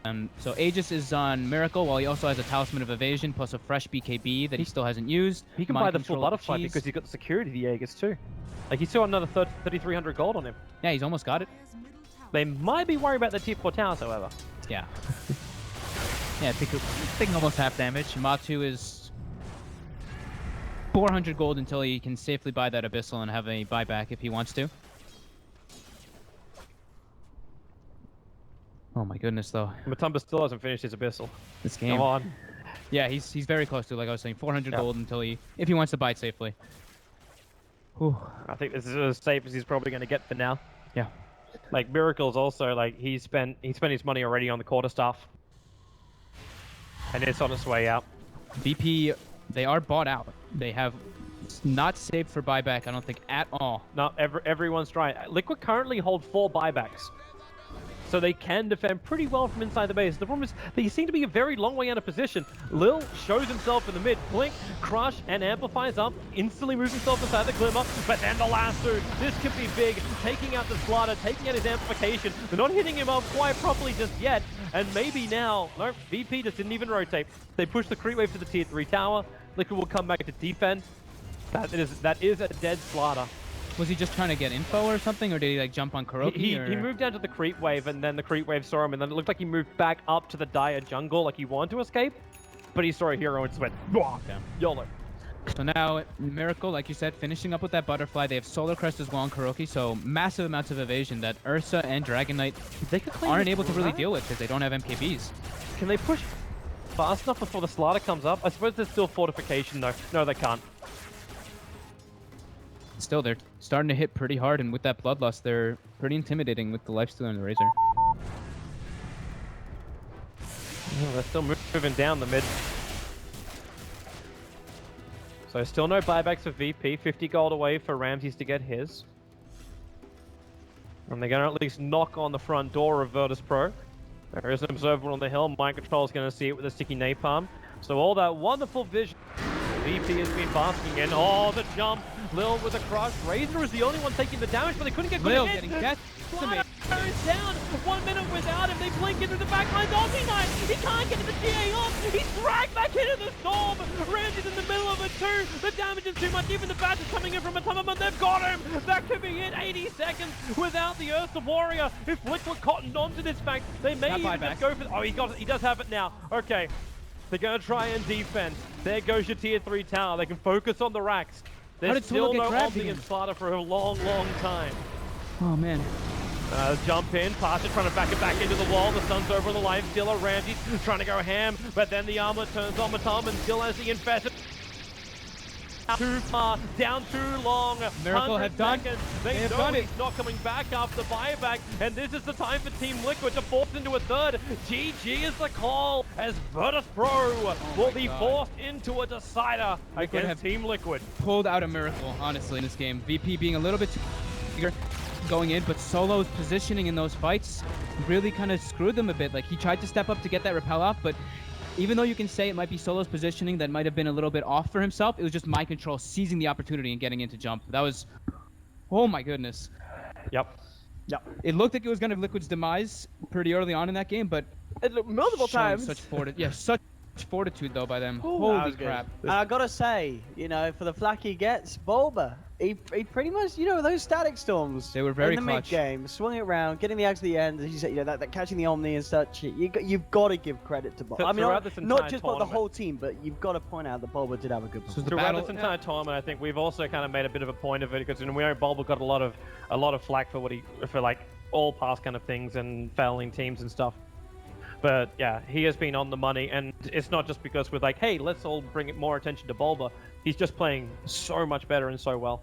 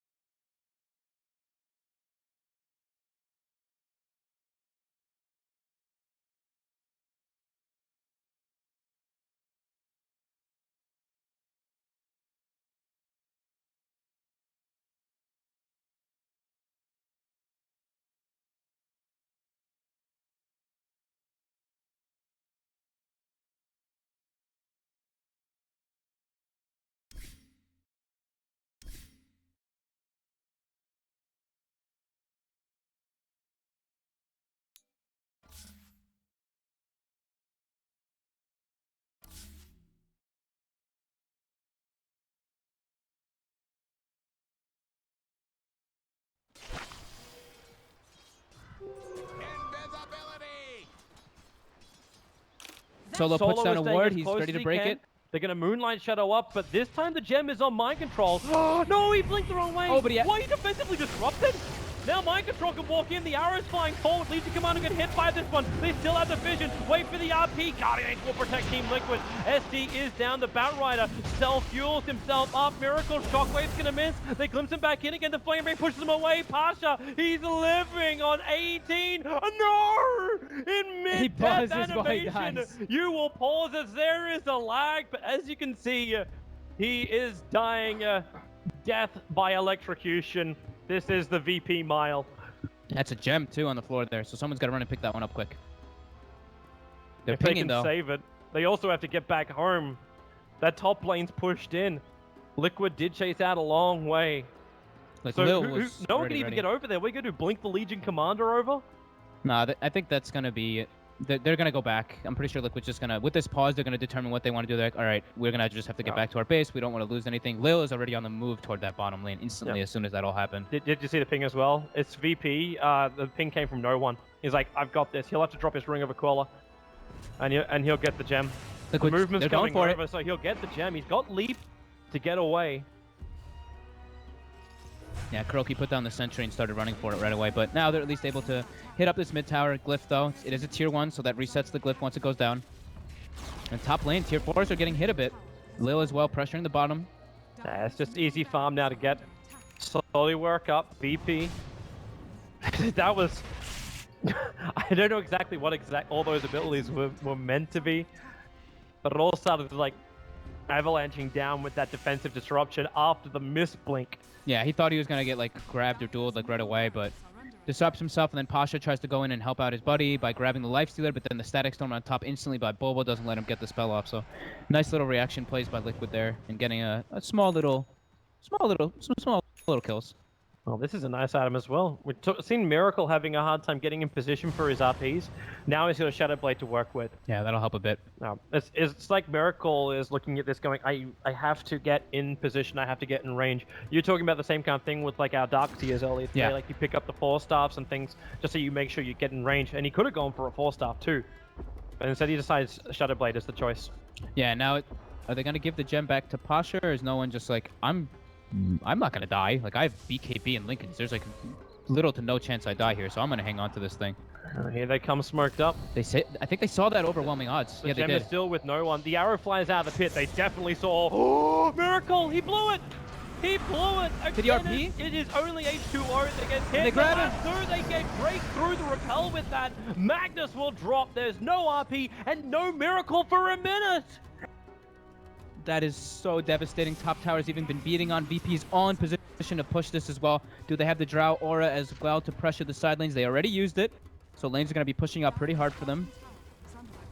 Lincoln's thrown up on Drow Ranger. Liquid have to try and fight this somehow. They need Lil a pick spots off. it though. Yeah, they saw him. The blink forward. He just time lapses a better position away from mind control. They're taking the racks though. Melee racks going down. This is 2 sets. And Ramsey actually triggered his BKB. That's how much this means. They really wanted mind control. How to get to the front line.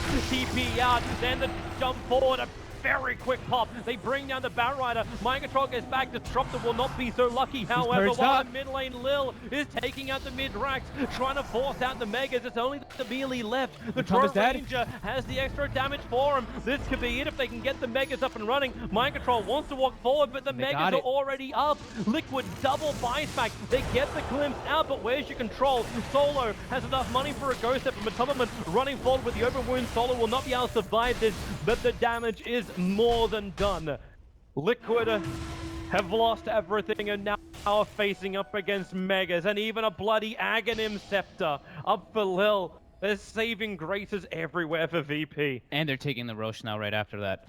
I think this may have just punched Liquid's ticket out. What did you say in the last game? It was VP's game to lose? I think this was a lot harder though with Mega Creeps. Yeah, this is so hard to lose. This is EG's game to lose. Damn. Getting the Aegis. Someone else can take the gem now. Looks like Lil's gonna grab it. They don't even need TP scrolls. They know they're okay. Now they know they could potentially be locking. Like, okay, people were talking about like Alliance and Team Secret, like not getting through.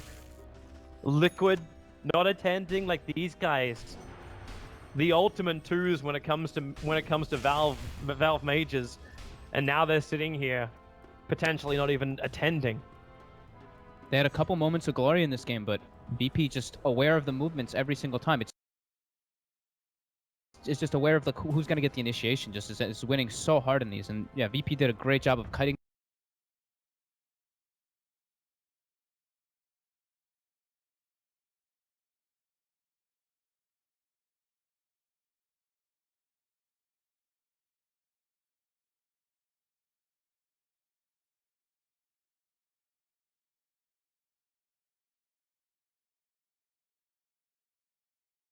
They don't really farm those too easily. Miracle struggles to kill them at all. My control isn't even bothering to try to hit him. It's just Matu with the Empower, and he just finished up his Basher as well, so he has no buyback. Oh, there is no going back. Like, of course not. Oh, it's cooldown anyway. That's right. That's it. Yeah, it's cooldown anyway. They you know, it's extremely hard for them to come back. This is. No, the only one who actually has buyback is the Legion. I kind of almost wish he had like even just a Blightstone instead of the TP scroll. Like, you're not leaving your home. But she's probably even thinking she needs to Fusel Blade or something. Here comes Moonlight Shadow. Solo's the first one in. Just poking and prodding. The Observer and Sentries from Liquid were on the top lane instead. Now the arrow flies forward. Hits. It's on Magnus. They'll break him free with Press the Attack.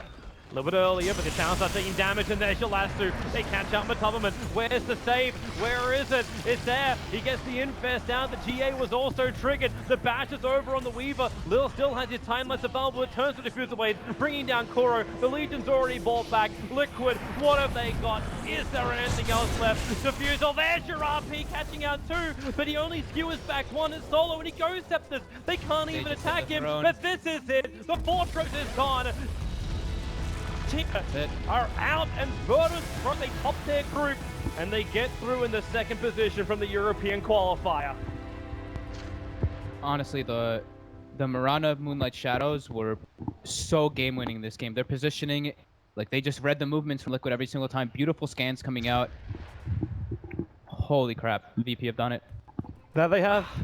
It looked grim for a moment when they were taking that, when they were beating on that Rex, but able to chase out Liquid, and then Liquid is never able.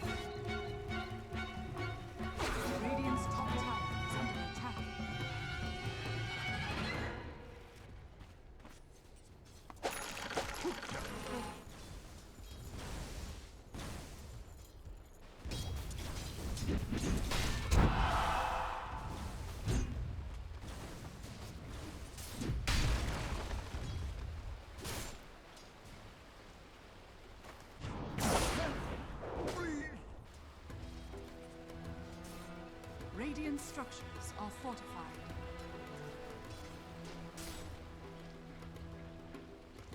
Dire's middle tower is under attack.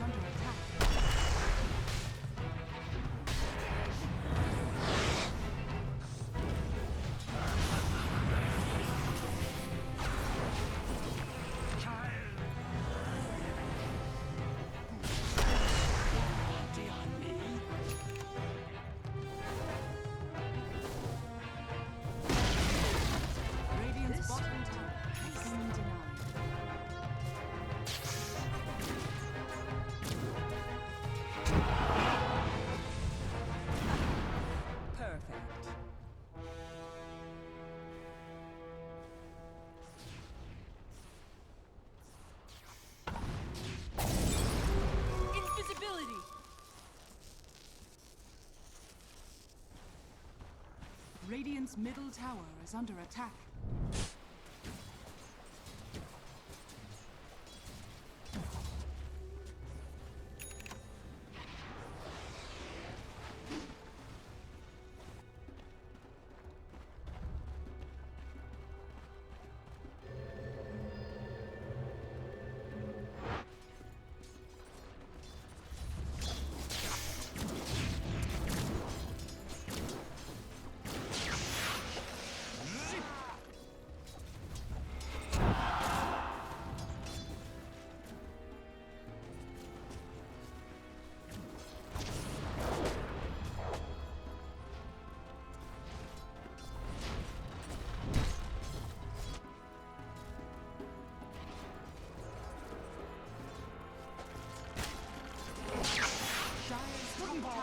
Under attack.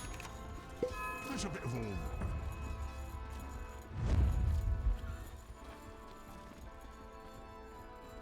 Dire's top tower is under attack.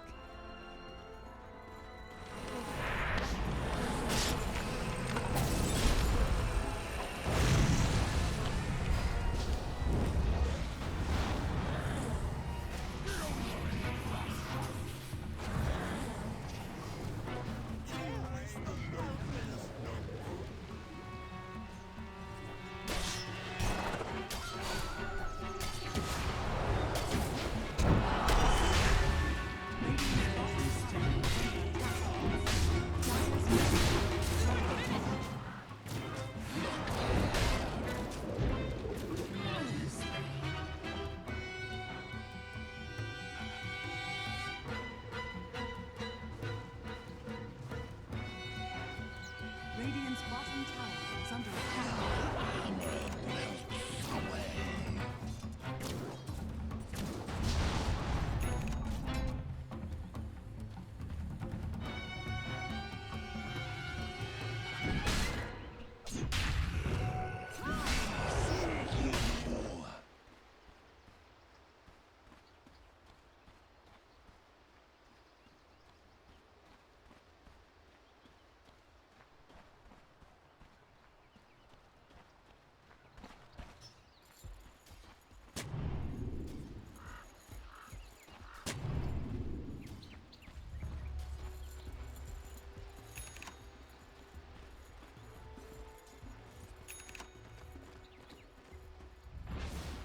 Radiant's top tower is under attack.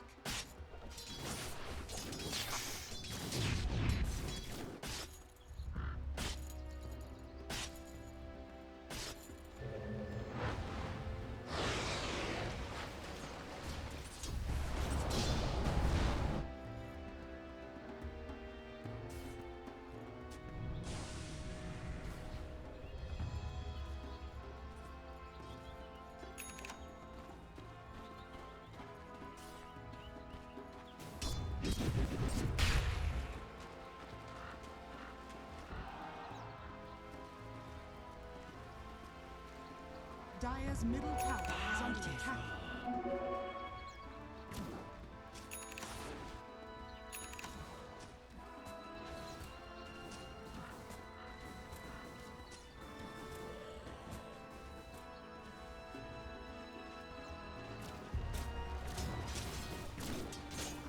Dire's top tower is under attack.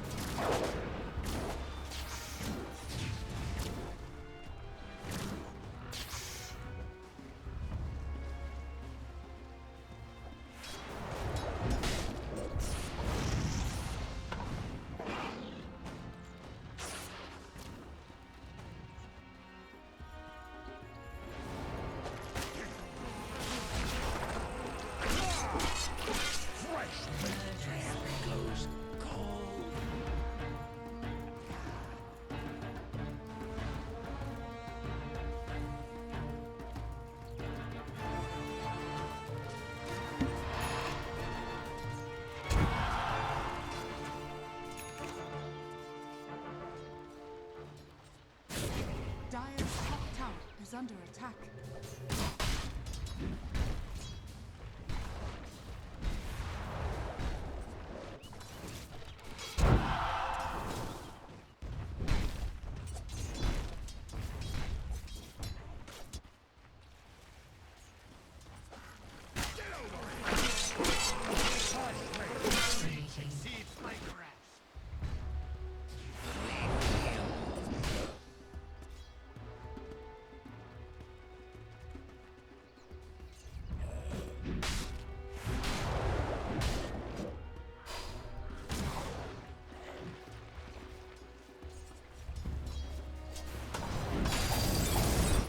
Dire's middle tower is under attack.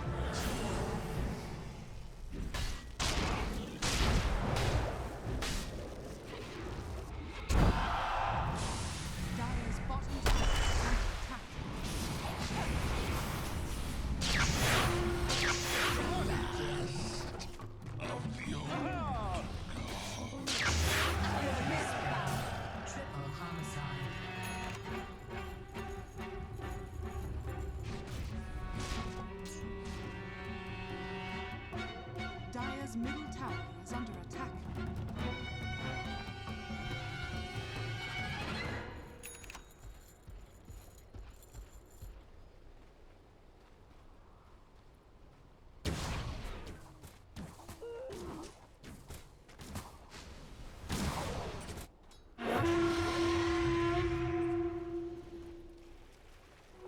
This will do nicely.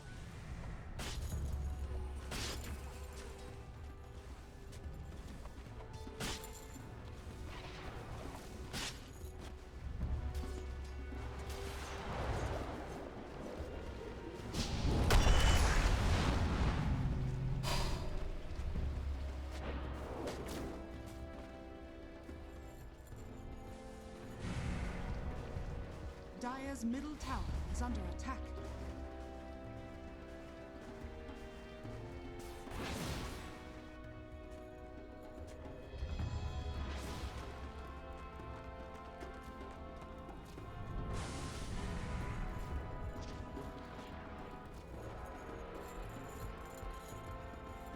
Dire's middle tower is under attack. Dire's are fortified.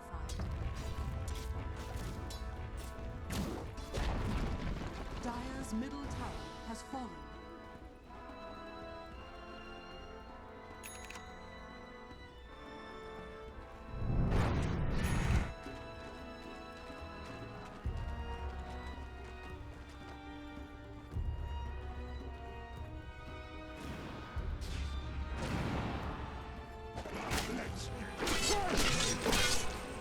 No!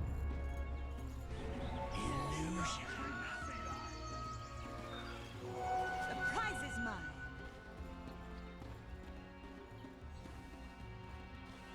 Radiant's middle tower is under attack.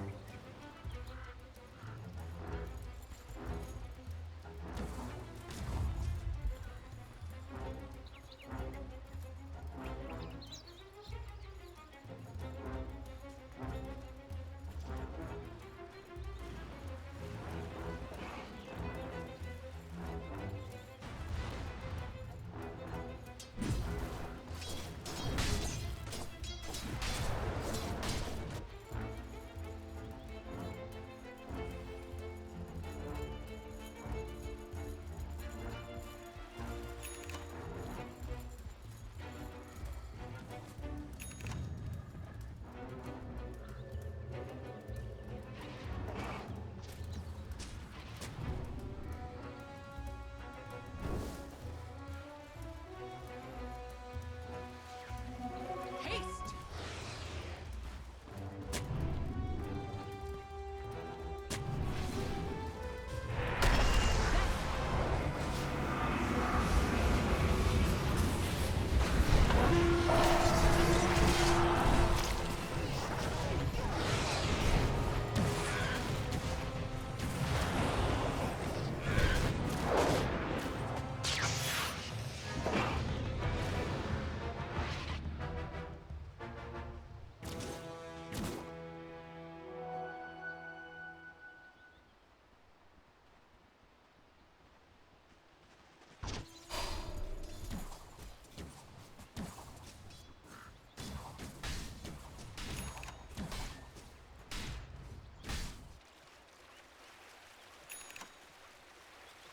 Dire's top tower is under attack.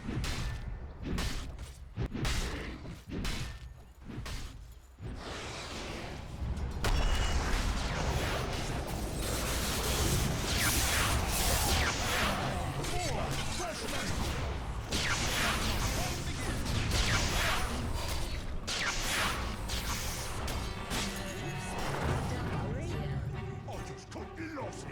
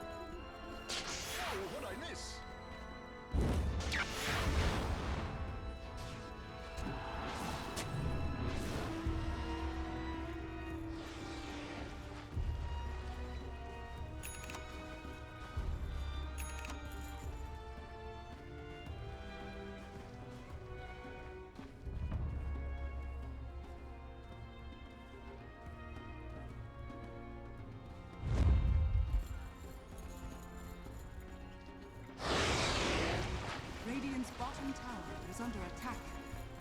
Dire's middle tower is under attack. Shadows take us. Radiant's top tower is under attack.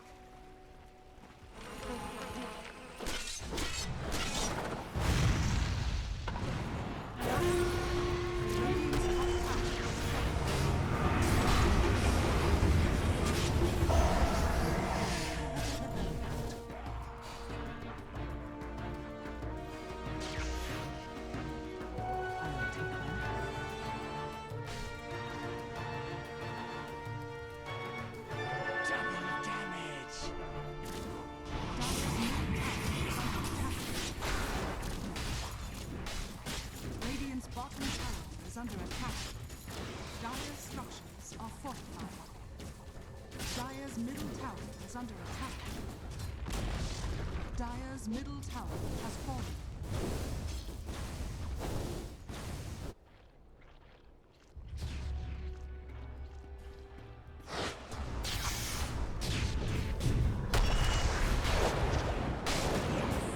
Staging a comeback.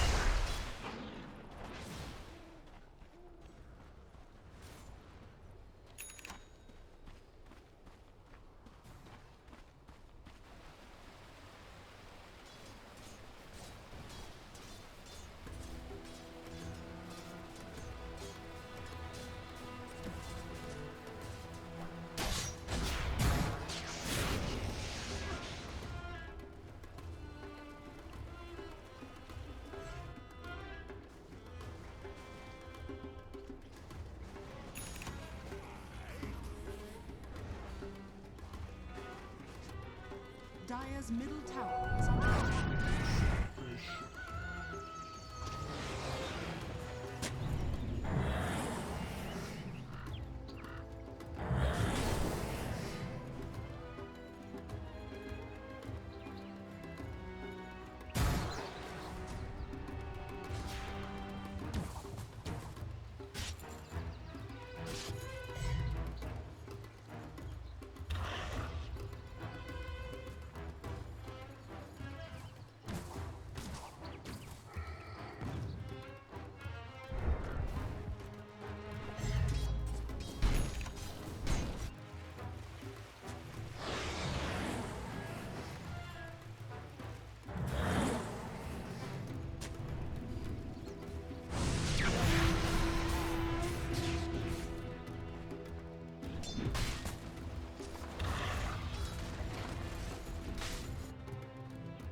Radiant's middle tower is under attack.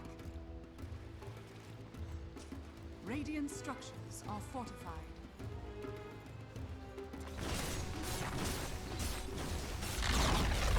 Radiant's middle tower is fortified.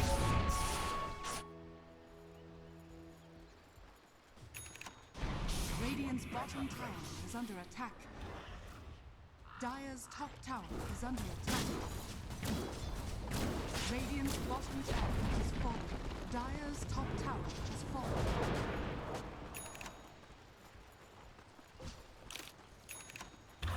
Radiant's bottom tower is under attack. Dire's top tower is under attack. Radiant structures are fortified. Dire's top barracks are under attack. Radiant's bottom tower has fallen. Radiant's bottom barracks are under attack.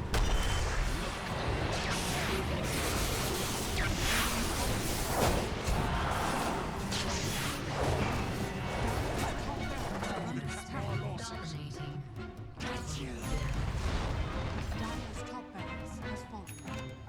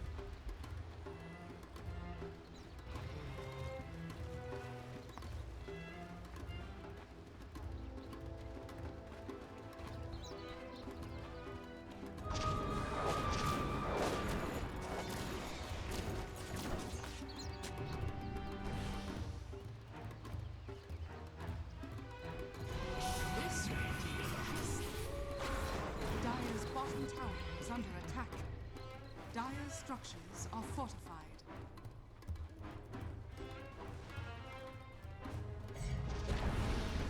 Dire's bottom tower has fallen.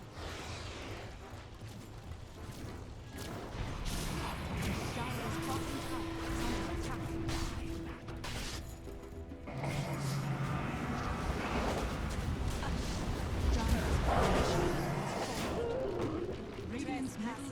is under attack.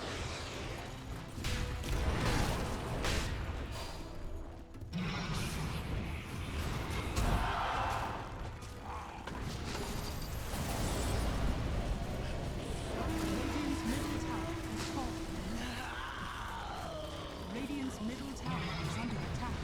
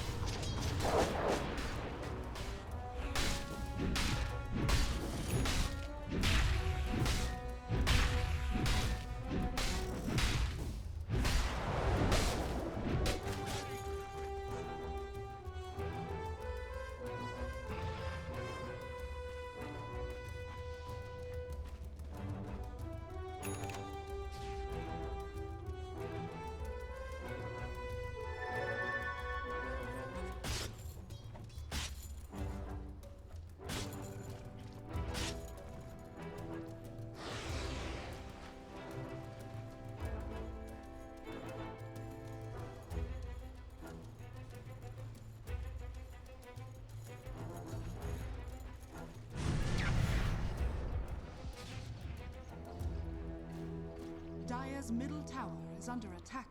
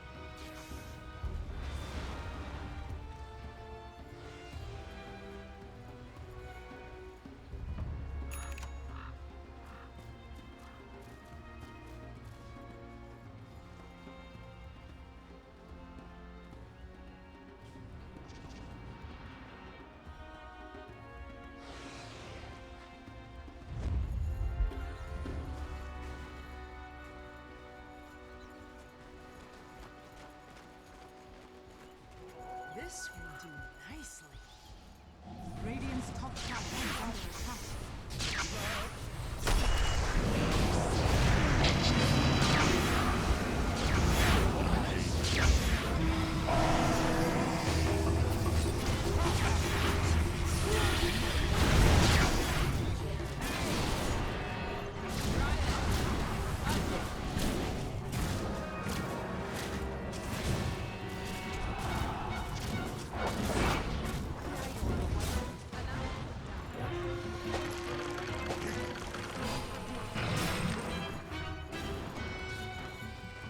Radiant's top tower is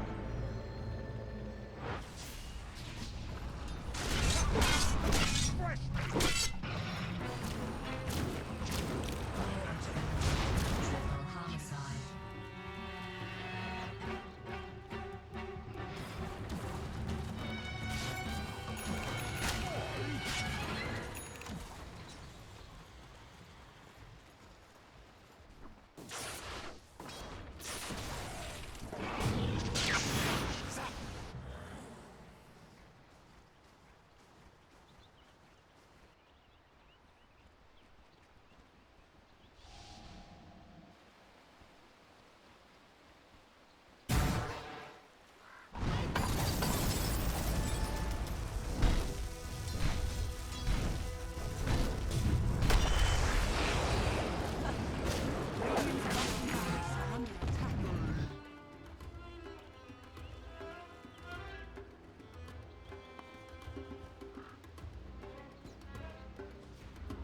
Dire structures are fortified.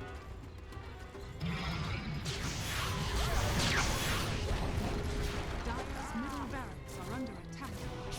Radiant's bottom barracks are under attack.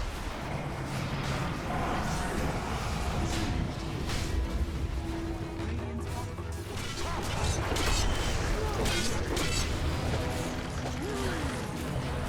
Dire's middle barracks are under attack. Dire's middle barracks has fallen. Dire's bottom tower is under attack. Dire's bottom tower has fallen.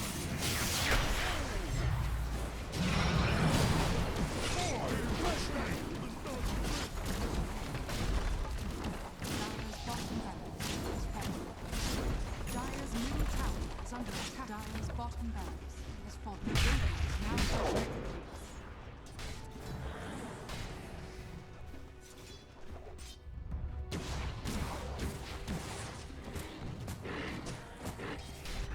Dire's middle tower is under attack. Dire's middle tower has fallen.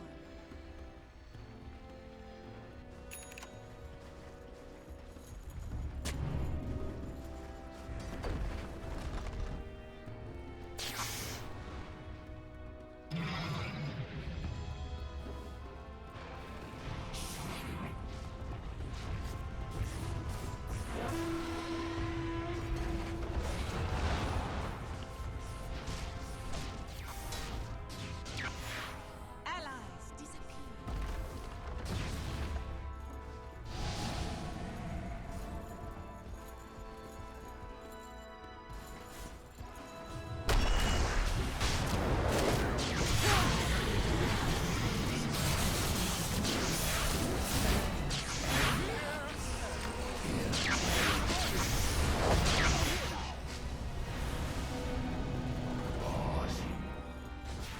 Dire's middle tower is under attack. Dire's middle tower has fallen.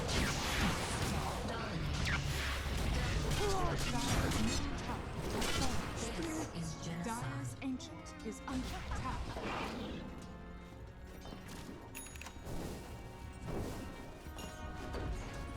Dire's ancient is under attack.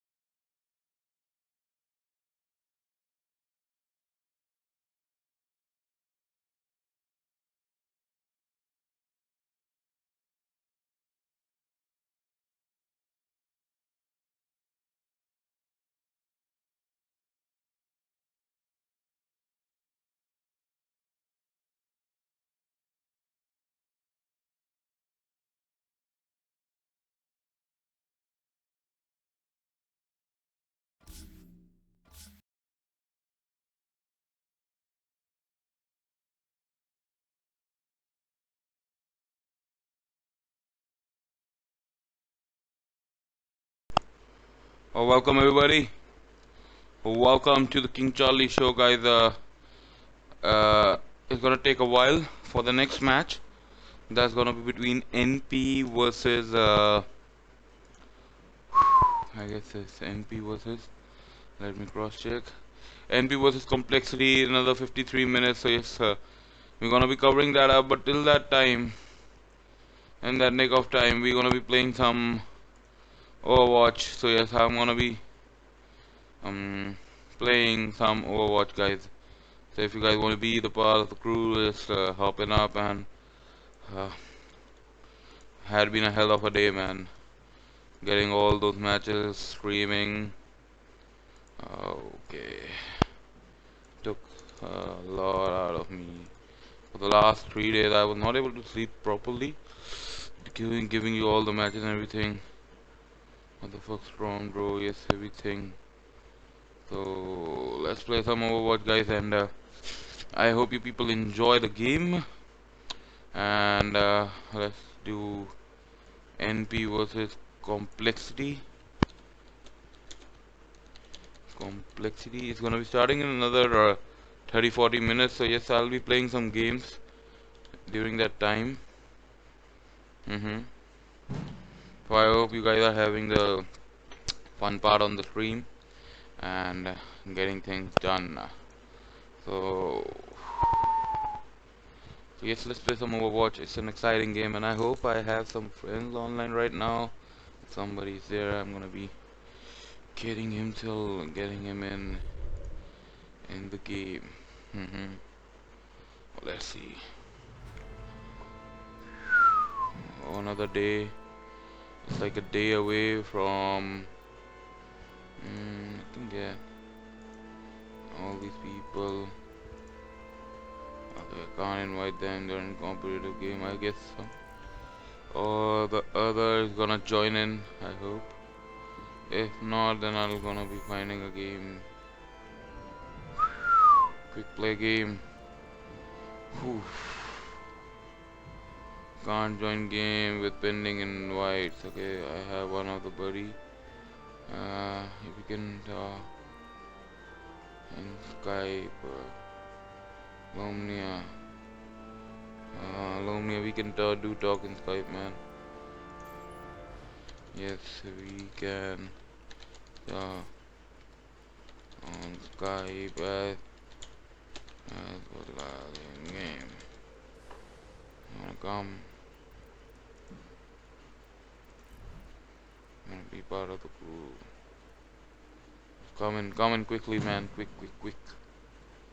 Okay. I guess he's not interested anymore. View. Yes, that was a game Liquid lost to both AD, Finem, and that also too. Hi, buddy. What's up? Hi, what's up? Hello. What's up? I just do press your mouse. Yeah.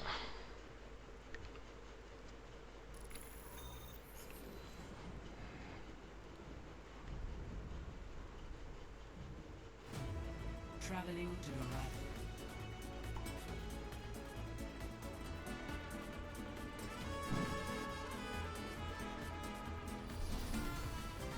Prepare to attack.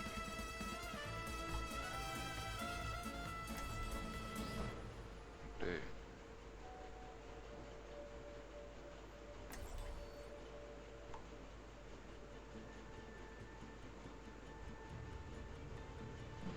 WG Unity.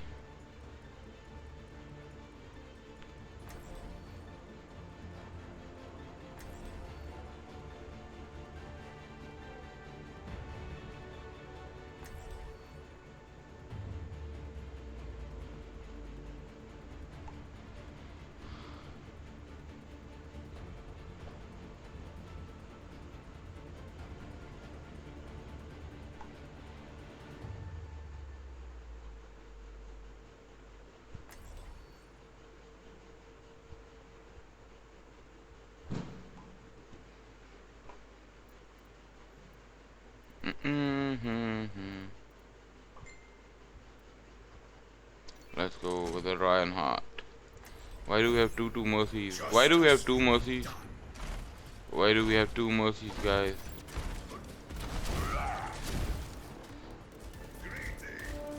Hello, what's up? Hello, hello, hello.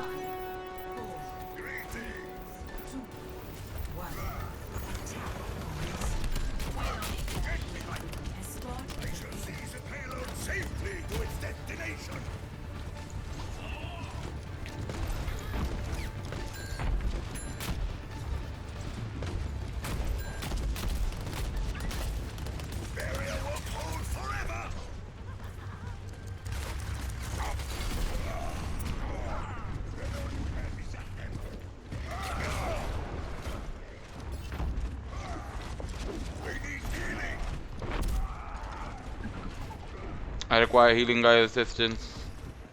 Okay. That was a free kill. Free kill.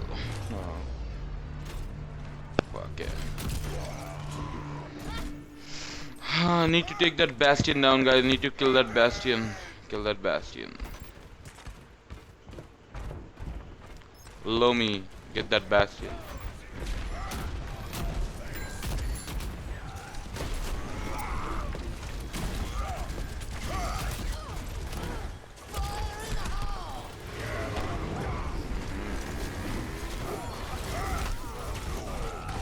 Wow, I did just pinned him.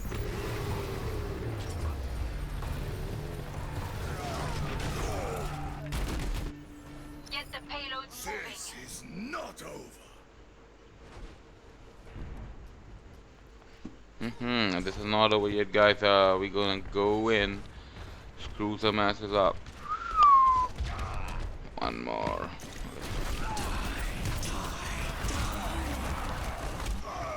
Fuck that.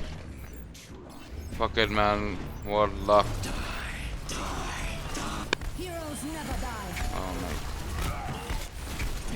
Come out and face me.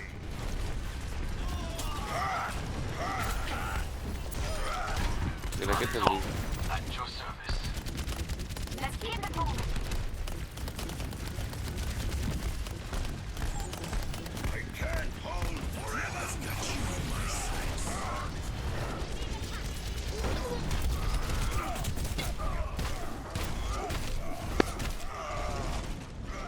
Oh my god, what are you people doing, guys?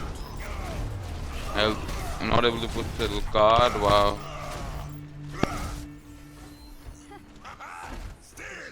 Moves the payload. Moves the payload. Moves the payload. Let's go. Whenever I play Reinhardt, I get so excited, guys. It's fun to. Ah, nice.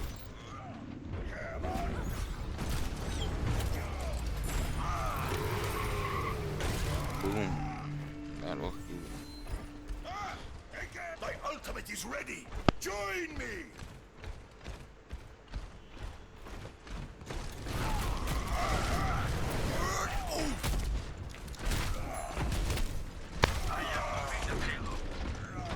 Help. Help me. Never die.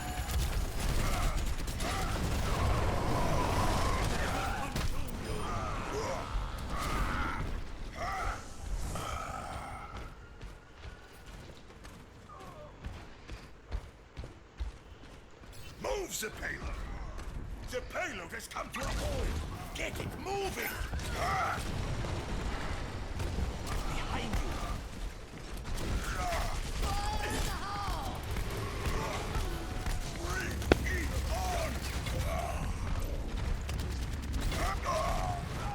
Oh my god, 3 people coming out to me. Push, push, push, push, push. Nice. Nice, nice, nice. I tricked them, my friends. There's still fight in me yet. Moves the payload.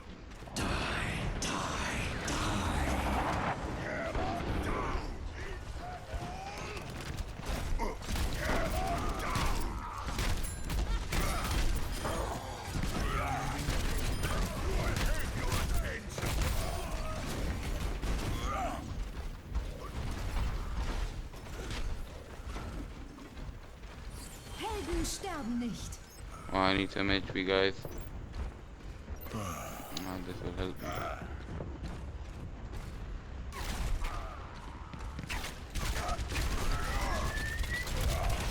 Ooh! They had 1 second charge to use that bolt. Ooh.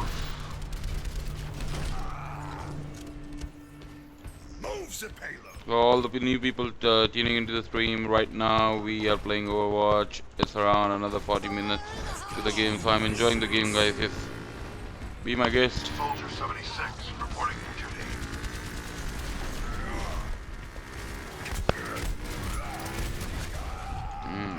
Nice. Somebody did knock me up from back there.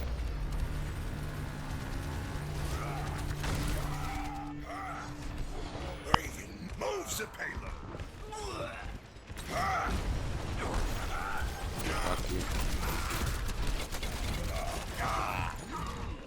Heroes never die.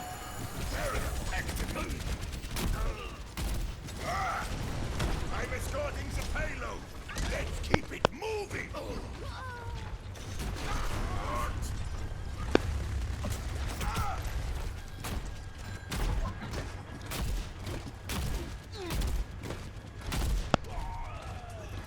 Helden sterben nicht.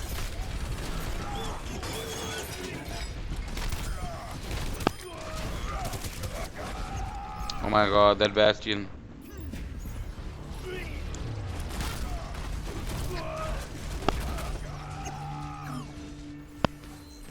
Move the payload.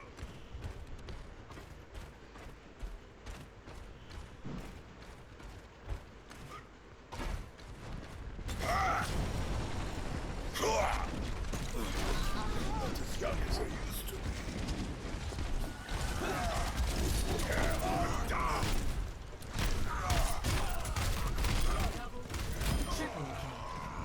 Okay. I got a triple, man. Move the payload.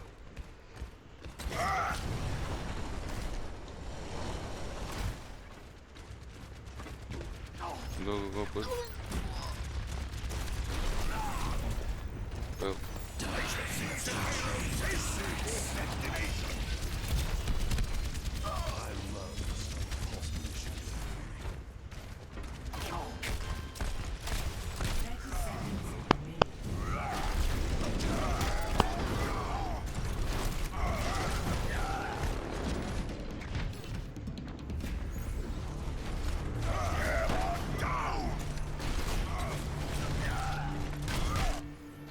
Move the payload. This is high time. Move up, guys. Move up, move up, move up. We'll lose. Go, my friend. Nice. Wow. Screwed up. Big time, motherfuckers. Play of the game.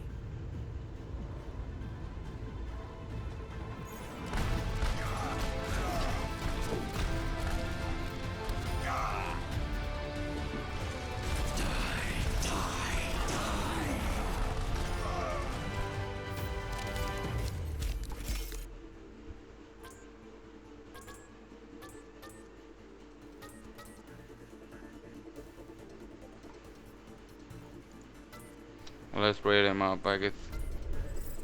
No, getting the good.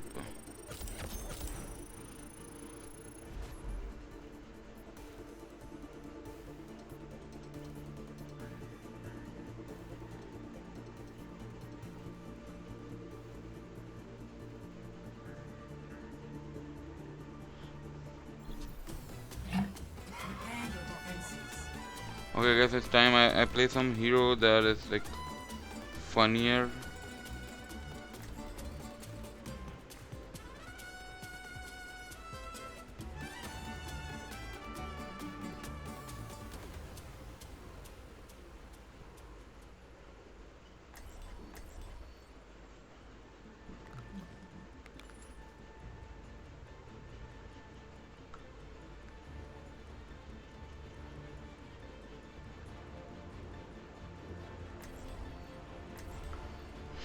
Okay, let's go. Let's play a Roadhog. We have to defend. I'll get some hook done. Hello. Hi, people. What's up? G'day, Cobber. Be sure to stretch before engaging in the ring physical activity. Физкульт, привет.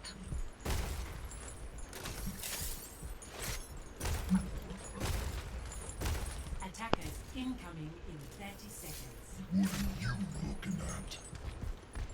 What you looking at, bitch?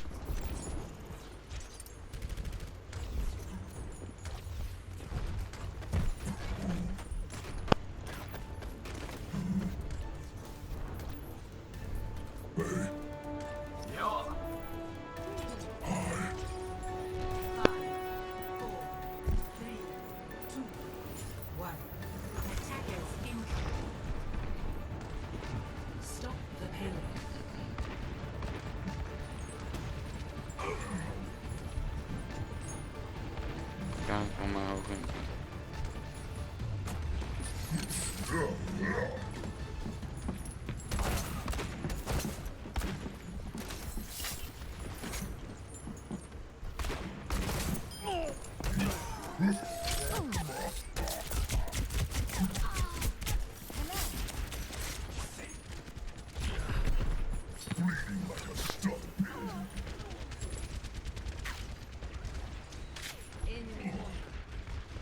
Okay, I'm trying to hook them out of their base.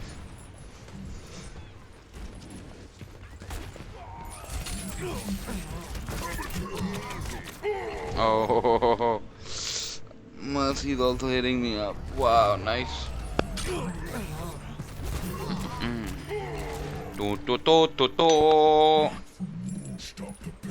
Stop the payload.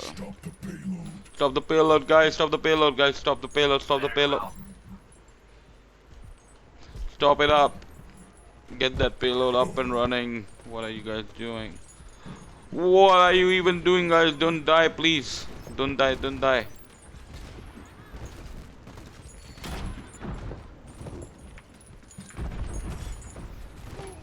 No one can hide from my sight.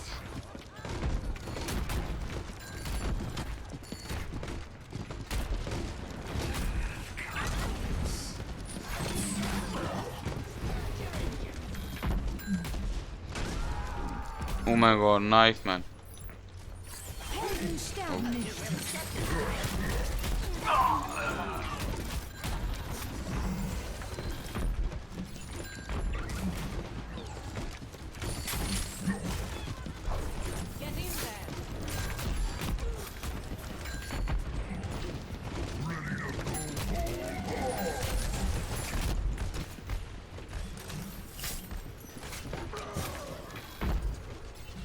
Are you guys ready?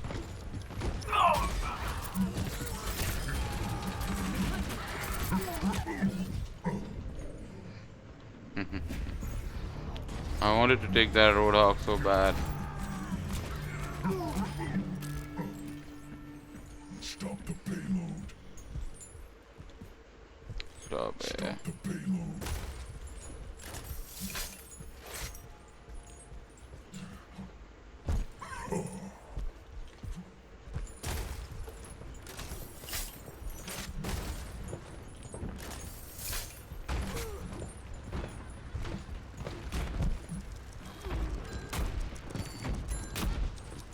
No one can hide from my sight. Okay, I'm trying to get him hooked.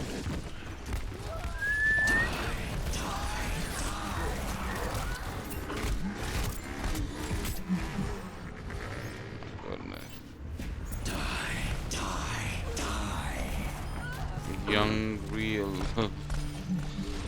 You heard that name right? Young Real. Wow, that's the name. Stop the payload.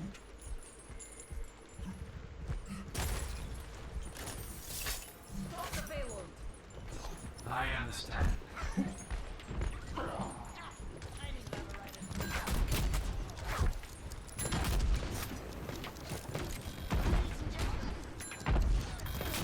Hands off at your service.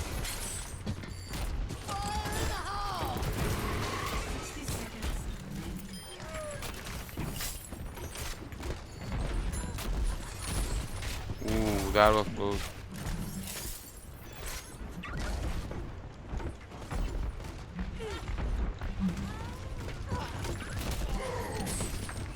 My God. That lucky son of. Oh.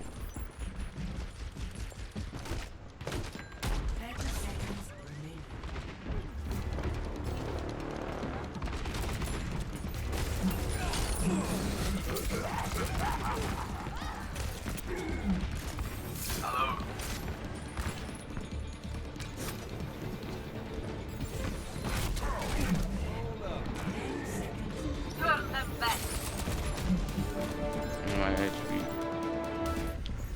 I should have gone full hog. I had a chance to use my ulti. I never used it. I had a chance. Oh, they made it. They made it to the point, man. Shit. Stop the payload.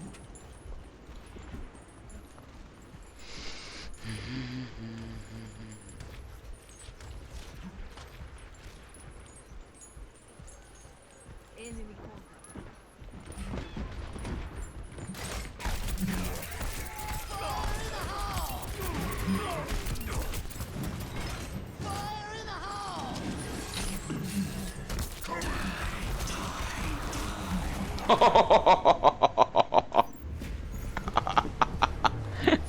Everybody was like talking, what the fuck is happening? And I was using my road hog. Let's go hog. Oh my god, that was so funny. They were thinking like, what to do, man? What to do? What to do? What to do? What to do? I was like, boof, here comes the butcher.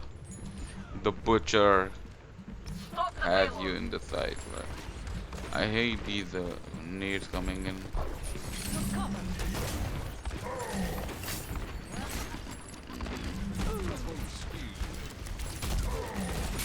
Fire at will.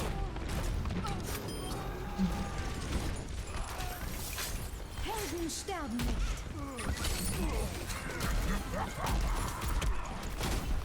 Barrier is on.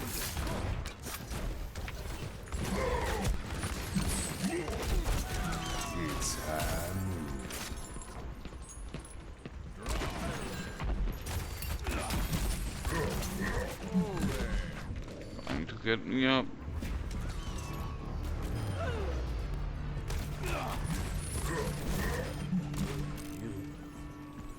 Wakati kataku. Wataki kata. If anybody has an update, let me check the match checker. When is that game starting up? Oh my god. Son of a bitch. Going to attack me from the backside.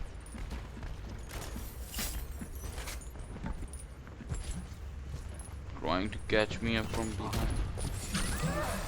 Ooh. Dead.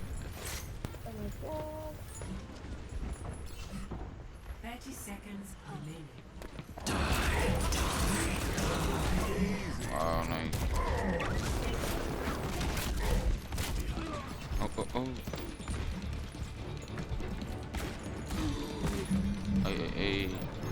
Ay.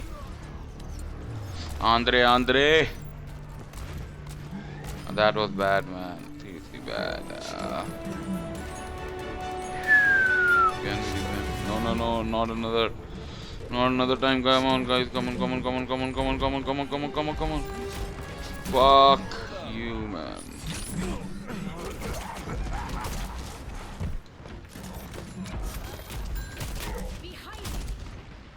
Another nade, I'm dead.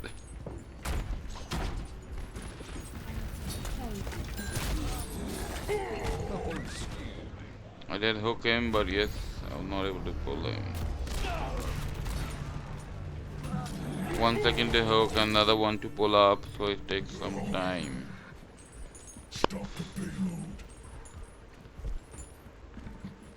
I guess we are missing something. I guess I need to change. I'll go me.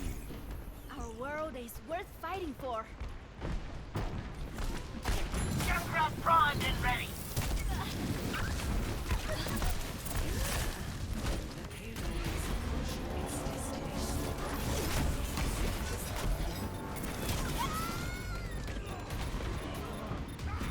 So many Junkrats they have. Wow, nice. 2 McCree, 2 Junkrat. 1 Reaper, 1 Mercy to back them up. And what do we have? Like shit, man. Everybody's playing their own fucking shit. GG. GG, and you lose, man. You lose. Pretty much motherfucking shit game, man. Shit.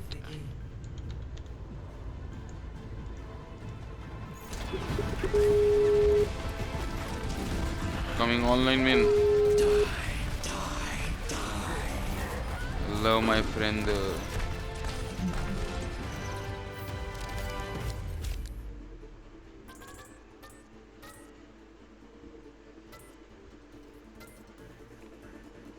Epic. Burra! Burra! Nice.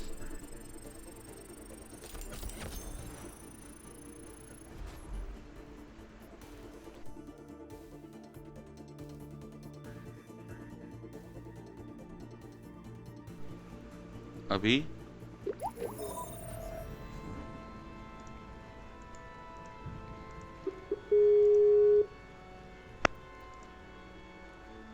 Hello हाँ भाई क्या हो गया हाँ बोलो You playing man something or what? डोडा खेल रहा हूँ होगी सर तेरे को कहा था बोल दियो मेरे को मैं भी खेलूंगा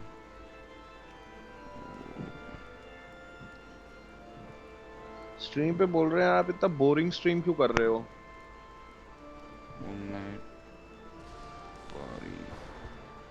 रात के 3 बजे क्या एक्साइटिंग करूं यार उनके लिए थोड़ी बज रहे हैं 3 So I'm playing guys Overwatch and I guess the boring part is I don't have my teammates, I don't have my European friends right now online, so that's gonna be more of a play game. But if I get in my Indian friends right now, they'll start talking Hindi, then it's gonna be a problem for everybody. You won't be able to understand. Then you will feel more agitated and more pissed off. The thing is, go with the flow. It takes a while. I am Nelis, one of my friends is not online. Epic is not online, and a couple of more friends. So yes, and most of other people have already started Dota, and I have been playing Dota all day for like last 3 days. Hope to see you gonna the way you stream Henry Mojika. Okay, so the way I stream, so you teach me some way, Henry. Just give me some insights, like how do you want me to stream, man? I'll pull it way through that. If you have some insights, just drop in by, man. Because for me, for last 3 days, from last 72 hours, I guess I have been up lately for another 60 hours or so, and I only slept 12 hours in last 3 days, so that's the thing. And we have a lot of matches turning up again. NP versus Complexity, then Infamous versus to be decided the winner of NP versus Complexity. So yes, I guess that's gonna be the last Boston major qualifier. Then I guess we have on. Let me check. Cross check. Sing. Okay. At Finam has qualified. Fnatic is out. Minisky out. Open qualifier. Team W Unity takes second Boston ticket ahead of Fnatic and Minisky. So yes, nobody knows about W Unity and they are making hell. They are creating a hell. And we have in 3 hours that's gonna be Infinity versus to be decided. IG Wit versus China qualifier still to be hosted. And I don't know who's gonna be covering all these nice team. IG Wit, LGD, FY. I don't know why so many LGDs with some FY, some X or EOM X or something. Yes, so he's back and heading to land. Okay, so he's back and heading to land. Yeah. hello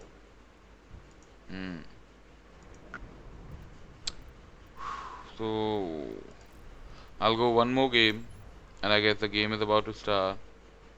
Then I'll put on the stream for that game, I guess, in another 15-20 minutes. 24 minutes. क्या हो गया बार-बार call कर रहा है कर. 1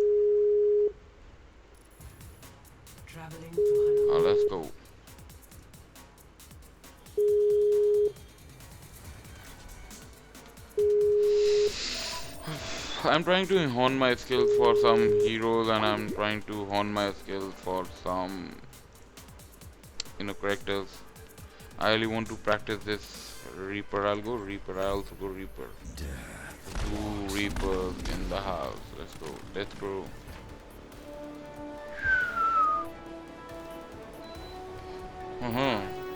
So we're playing Gears of War 4 and day after tomorrow. And it's night time in India right now. It's 2 a.m. in the morning, so yes, that can be the thing. And I'm feeling a little bit dizzy, but I have a lot of things running around. Oh, good God. Repositioning.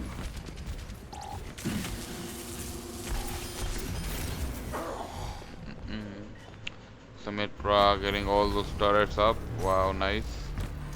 I got 2 of them. Those turrets are really annoying.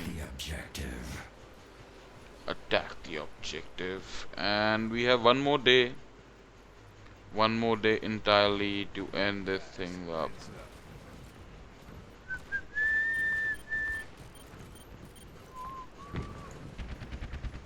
Let's go, let's go, let's go team, let's go.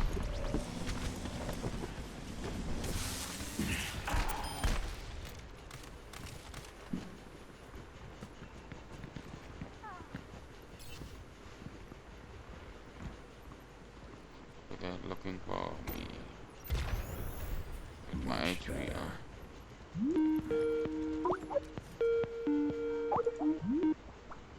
क्या कर रहा है भाई? Call कर रहा है, काट रहा है. अरे, there was some problem with my headphones. Oh my God, this Symmetra is nice, playing really good. Putting all those turrets. So annoying. Symmetra pushing me out. अब रात को भी stream करोगे क्या? अभी मैच लगाऊंगा अगला. लगाए रखोगा और फिर तो रात भर चलेगा. तो रात भर लगे रहेगा. जागे रहोगे? Oh my God, GG. Or run man, run there after me. I'm good to go. Data limit इस हिसाब से जल्दी खत्म हो जानी है आपकी. कोई नहीं, डेटा बढ़ जाएगा, टाइम नहीं आएगा दोबारा.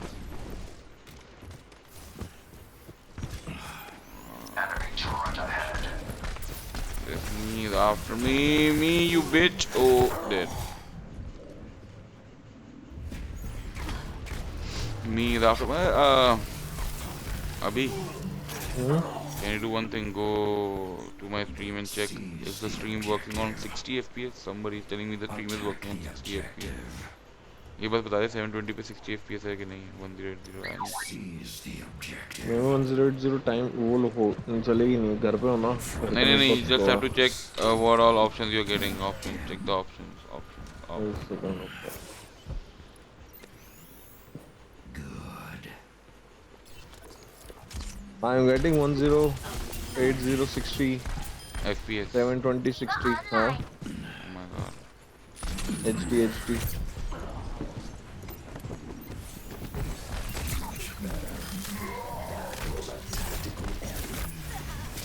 Oh my God, so many bitches after me, ass. Guys, why are you not pushing in, guys? You have to push in, guys. I can't do it all by myself. I am luring them to myself. You guys need to push in. Please, guys, push in. Attack the objective. Enemy teleporter destroyed. My ulti is ready, guys. I'll go and use the Death Blossom, guys. Please follow up.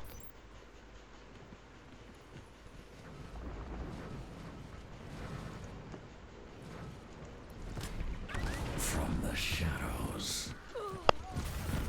60 seconds remaining.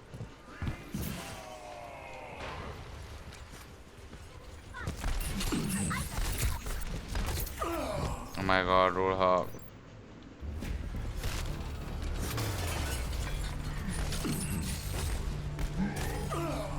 That was right into my chest. That seized the objective. Seize the objective, Roadhog. Last size, okay. 30 seconds remaining.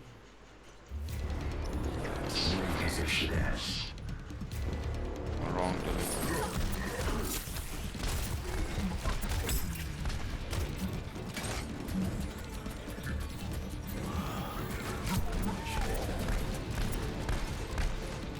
Going guys, pushing.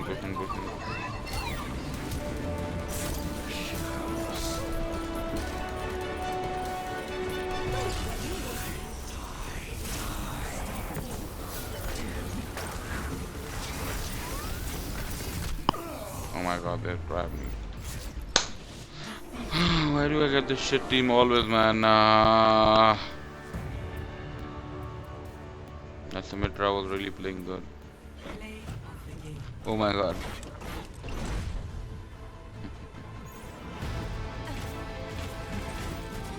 Engineer, my friend.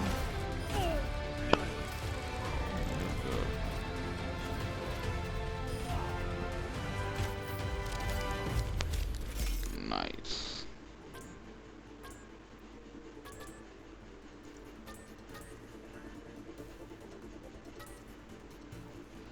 Eliminations, 7 turret eliminations, nice. So mid-rod is good.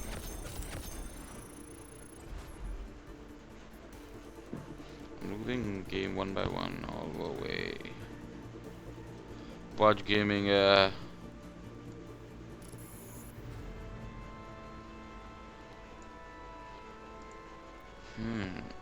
I see Pudge is being picked in each and every game, like each and every freaking game there's a Pudge. Every third game in competitive scene, we never saw Pudge so much picked in competitive game, but yes, every team.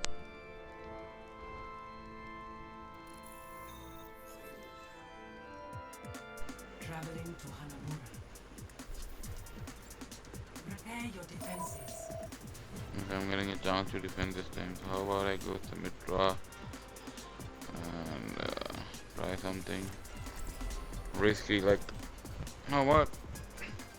I place those turrets and disturb the enemy team.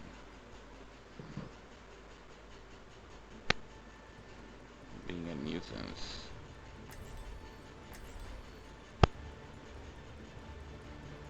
Too many of one hero. Oh my god, everybody's trying to go junk. Lol. It's a perfect day for G'day, mate. Oh my god, this team is Junkrat. Oh my god, you guys need to see this. Oh, this is fun. Sick Junkrat. Oh, you guys are live on YouTube. Everybody's live on YouTube, guys. 80 people are watching you guys. Let's have some fun. Let's have some Junkrat party. Happy Diwali to everybody. Happy Diwali. Are you serious? Yeah, 74 people are watching right now. Wanna check the link? Oh, sick. I'll give you the link, wait. Yeah, okay, sick.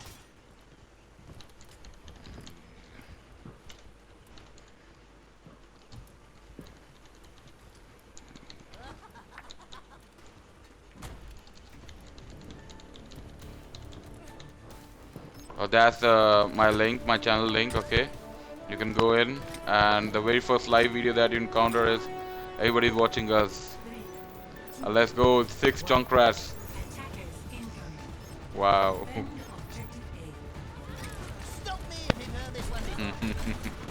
Oh my god, team देखने वाली है अभी. 6 Junkrat, GG.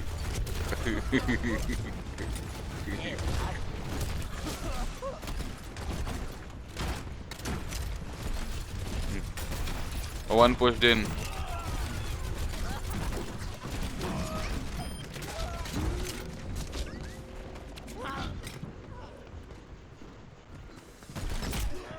One Genji is coming from inside. Okay, I got him. Another Tracer too. Tracer is also coming. Tracer is coming from the backside, guys. Defend the objective. They're taking the point. Time to blow it. Them up. Oh, leave this here. The point's under attack. Let's give them something to think about. Oh, we lost the point, guys. Oh, well. That was a quick lose. Quick loss.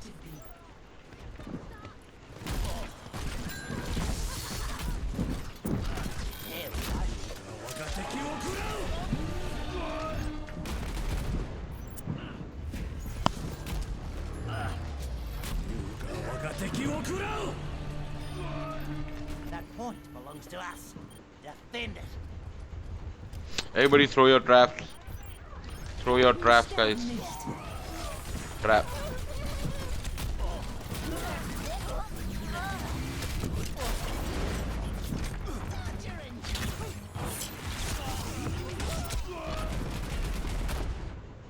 Wow. So much blast going down. It feels like it's Diwali. How about we go 6 me? How about we turn to 6 me? They can't take the point. Let's go 6 me.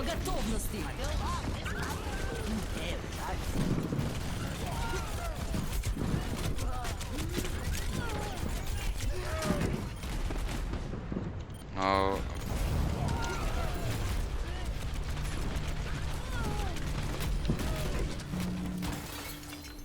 Well, that's a fine how do you do?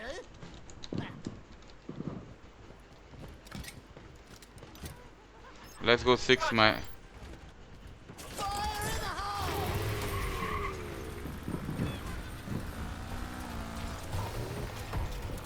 Hey, checking in.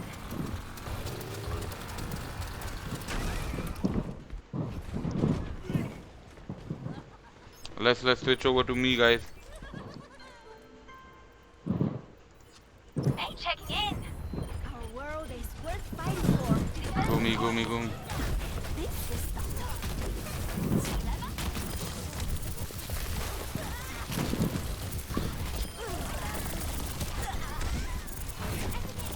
That one belongs to us. Defend it.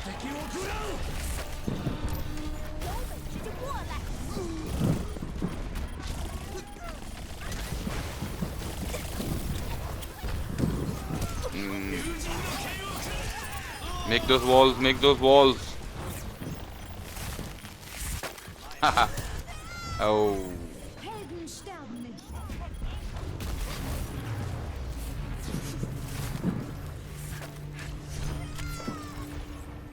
Defend the objective. Throw your ulti.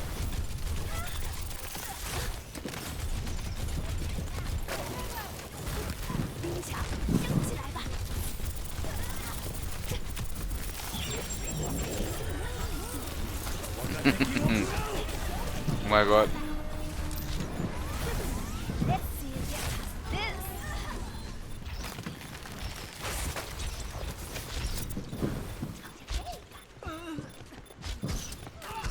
Oh.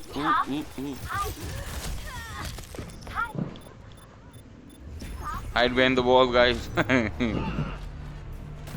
One Junkrat. I have my ulti ready, guys. My ultimate is ready. Defend the point.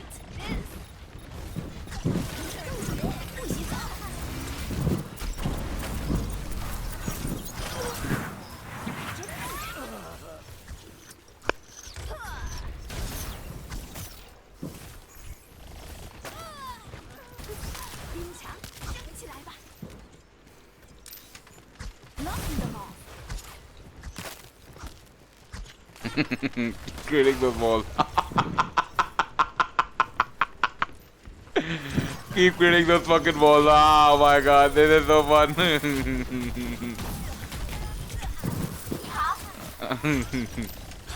Just keep creating those walls. One by one, one by one. Everybody one by one. Okay. Use.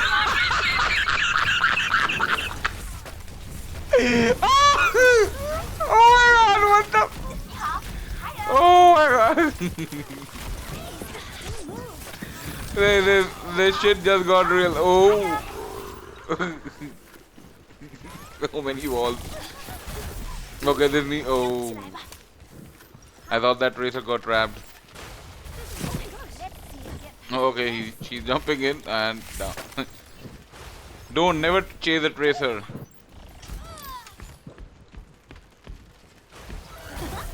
Okay, this one got trapped. This one is trapped. Go. This one is trapped.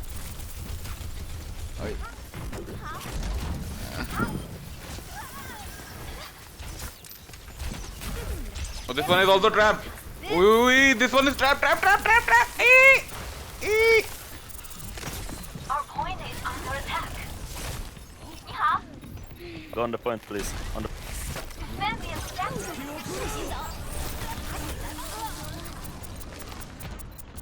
Enemy frozen, guys. Go, go, go.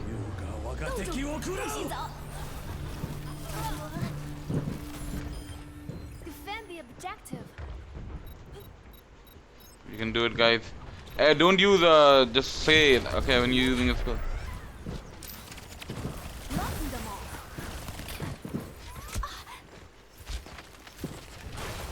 Enemy skill. Yikes. High up. Ice wall coming up. Oh. I created the wall before I die. Nerf this.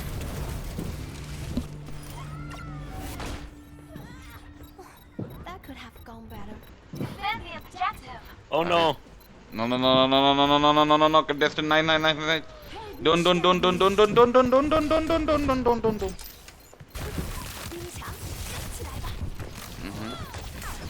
Somebody has ulti, somebody ulti. One ulti, please, one me ulti. Nice. Огонь по готовности. Don't die, guys, don't die. Defend the objective.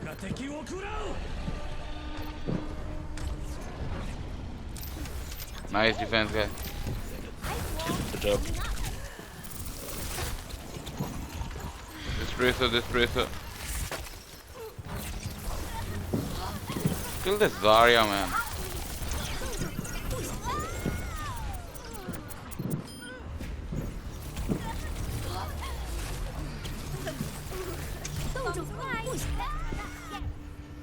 Defend the objective.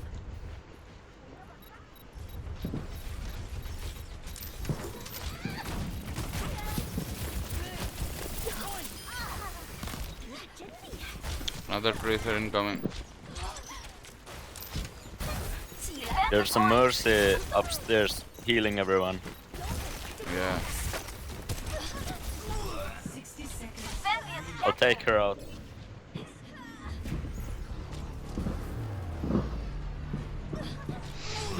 Watch out for this hand, though. Defend the objective. I'm getting the drop. Ooh. Defend the point.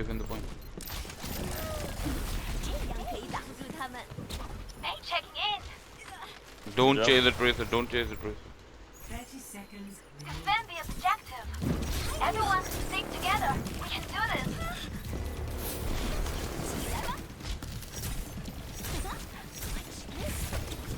Hi.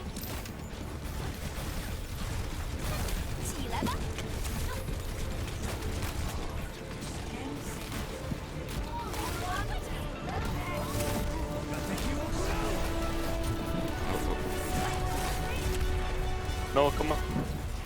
Ulti, me ulti. Kill the Mercy. Kill the Mercy. Oh. No! Oh, did we lose? Oh. Go. Contested. Nice. Nice.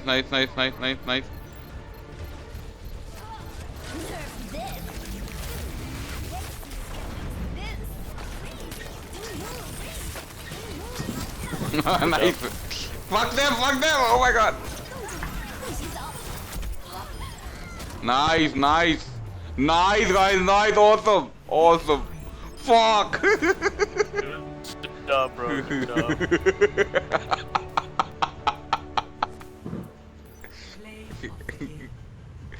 Oh भाई अभी 6 मी भाई freezing field ही बन गई पूरी वो freezing arena 1 freeze 2 freeze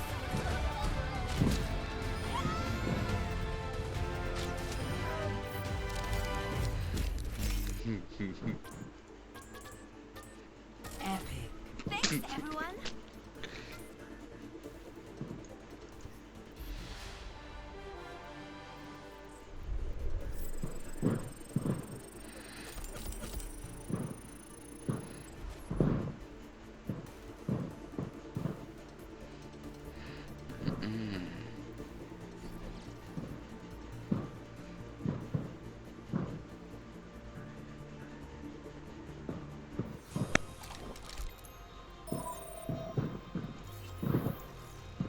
What should we go now?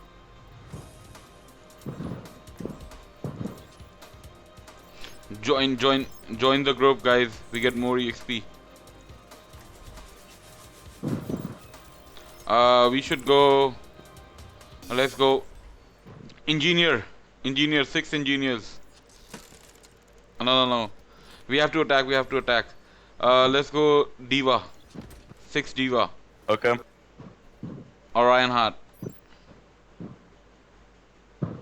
Let's go Diva.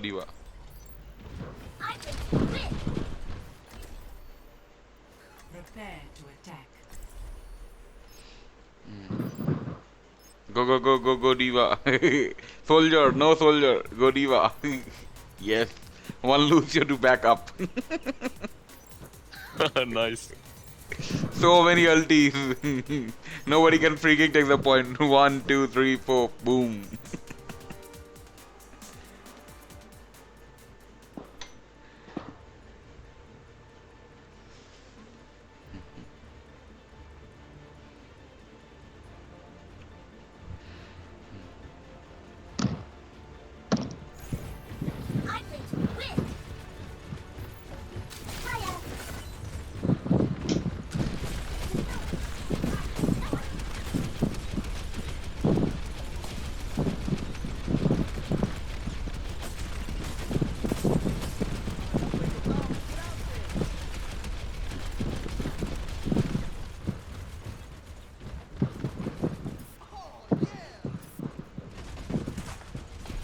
Attack commences in 30 seconds.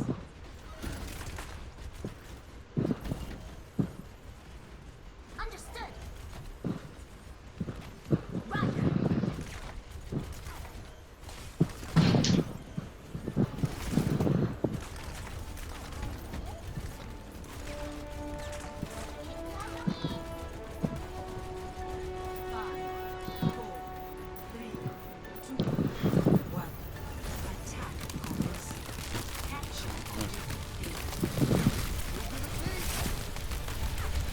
Kill this bitch first. Yeah. Go. We go in. Attack.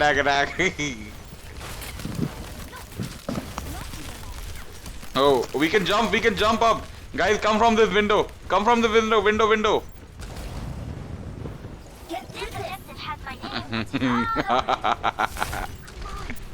Me can't do shit. Come. Good job. Just shoot their wall up. Okay, me die. Kill. Unlimited ammo, just fuck them up. Get.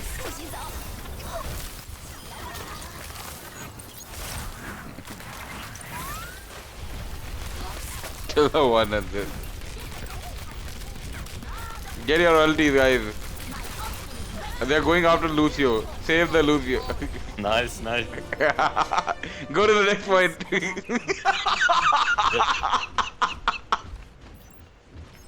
Oh my god. Woo. Let's go. Point 2. Go.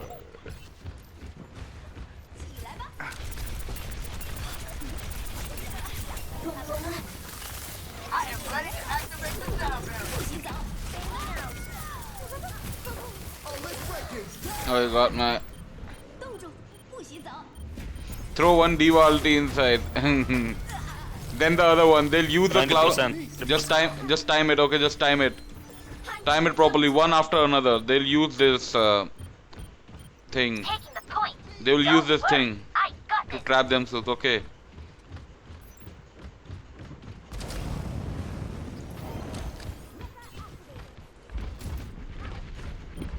Want me to go in? They have a bastion. The bastion is fucked.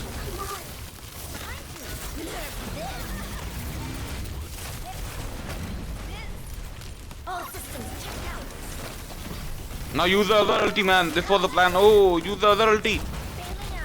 Use the other. Throw in.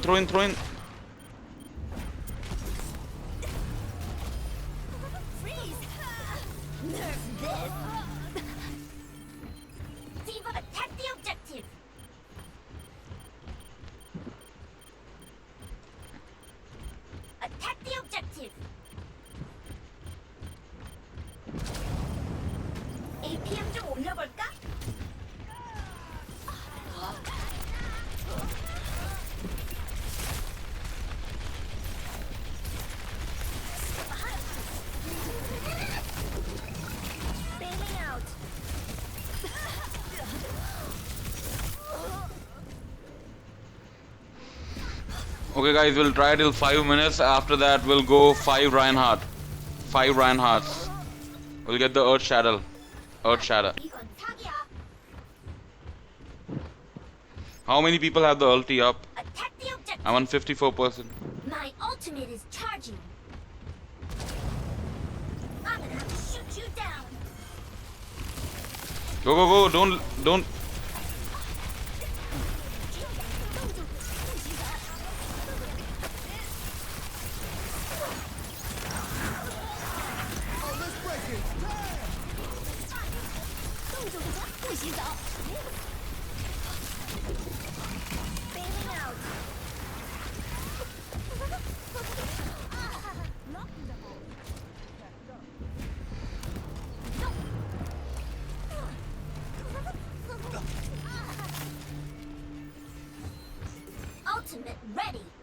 Okay, I have my ulti ready. How many people have ulti ready? I'll throw my ulti, then you throw your ulti. One I after. got 90%. Okay, just get 100. When you're ready, tell me.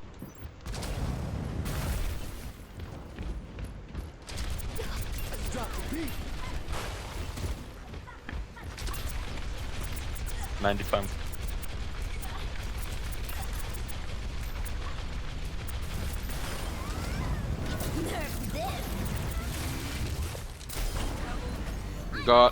Got to. Go, contest, got to. Good job. 3 down. Go, take the point. Nice. That is how you do it. Kill this one. Oh my god, so many ulti. One more ulti, we need one more D.Va ulti, guys. Somebody has a D.Va ulti.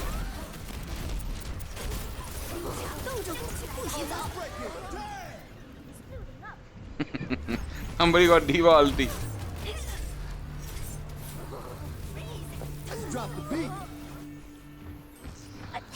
Okay. Next time we can do it, guys. Wait for another 100%. Wait for another 100%. Okay. 50%. Just keep shooting from the backside. Yeah. Just keep shooting from this side. You'll get your ulti. Let them come.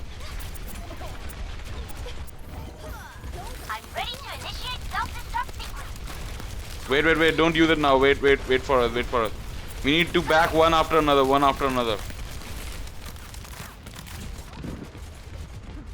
Use the heal in the room. Whenever you're down, just use it.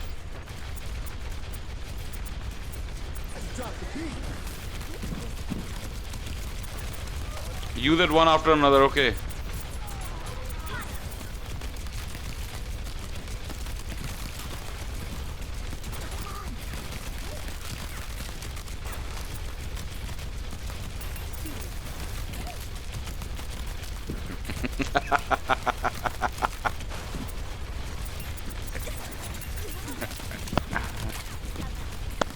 %. 71.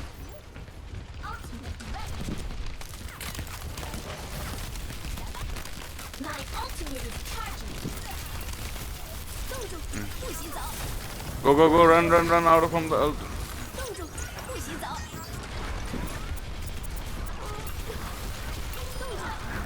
Okay, let them come, focus fire this room, yep. 93, let the other D.Va come. Wait, let the other D.Va come. Everybody come this side, come this side. The hillside, everybody come. Coming. Okay, use your ulti one after another, Okay, somebody start.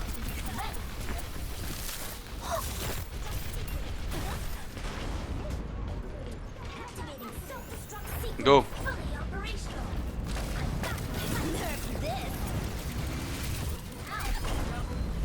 Go, take the point. We're winning. Oh my god. One more D.Va ulti. Go. Somebody has? Oh my god, we have 5 D.Va. Come on, guys.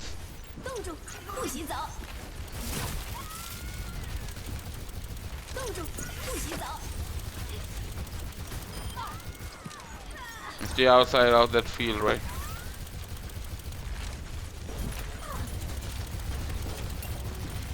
Kill that Lucio.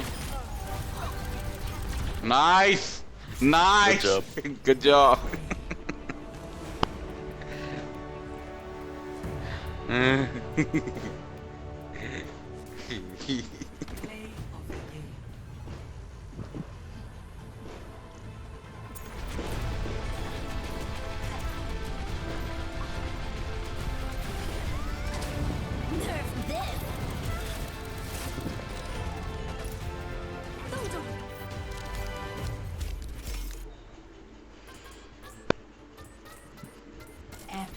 Thanks for your support.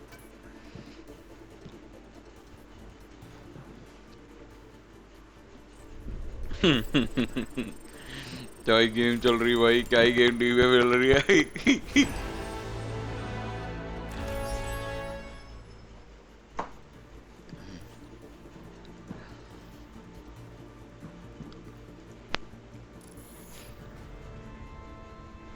Okay friends, I'll take a leave. I'll play Dota 2 now because the tournament is up and running, so I'll see you guys tomorrow. Add me up in your friend list if you want to. Yes.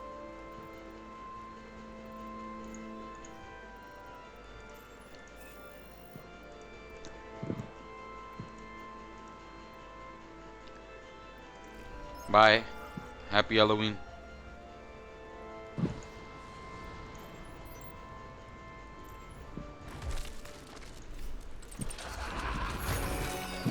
Oh my god, another 2 blues? Seriously? Shit.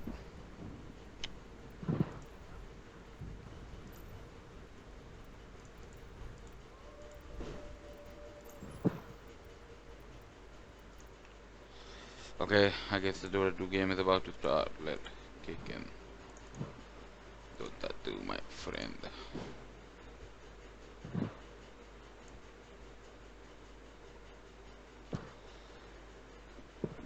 Finally Dota. But yeah, Yash, I'm gonna be streaming up, okay, so I'm not playing any game. I'm gonna streaming up the game right now. It's complexity versus team NP.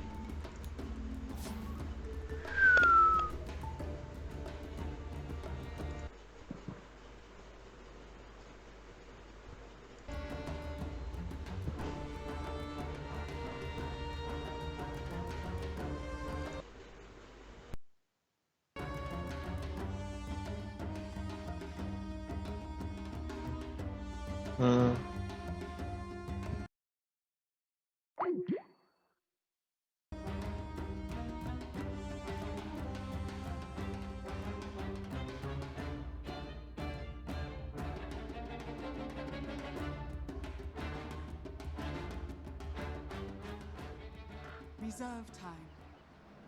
Dire Yeah. team back. Still gotta respect some other potent mid laners that are out there that could square up against the Mirana, but obviously another thing to fear is Moo. People were saying that complexity also could be hindered if a lot of pressure could be added on Moo in his particular lane matchup. I think they're going to give him Nyx. Like, Nyx is pretty good versus Timbersaw. It's also like they need something like faster, I think, for. They need something that matches up well against the Timber. I could definitely see MP aggro? Yeah, MP aggro. Sand King had been ignored Probably. actually this time too. Normally a hot pickup for a lot of the other series, this one though. And also another interesting, something I was going to bring up before we hopped into the series that these TU teams always contest over is the Wisp, but this time they're not even touching the Wisp too, and only when MP plays against them, MP will also consider it in their own lineup, but not for the series it looks like, at least not for now. Disruptor going to be banned out now, and before that was the Zeus by MP. Isn't that kind of intriguing in itself? The first thing I think of is MP trying to pull out like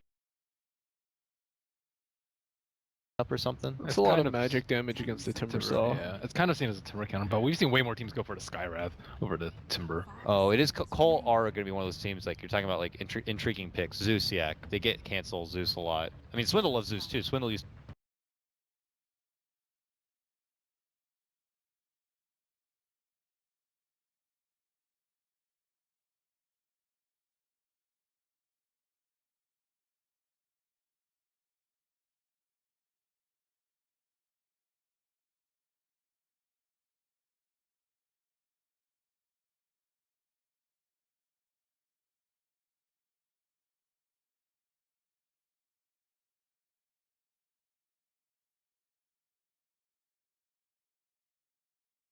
qualifier. Yeah, Brood has definitely been kind of neglected a bit.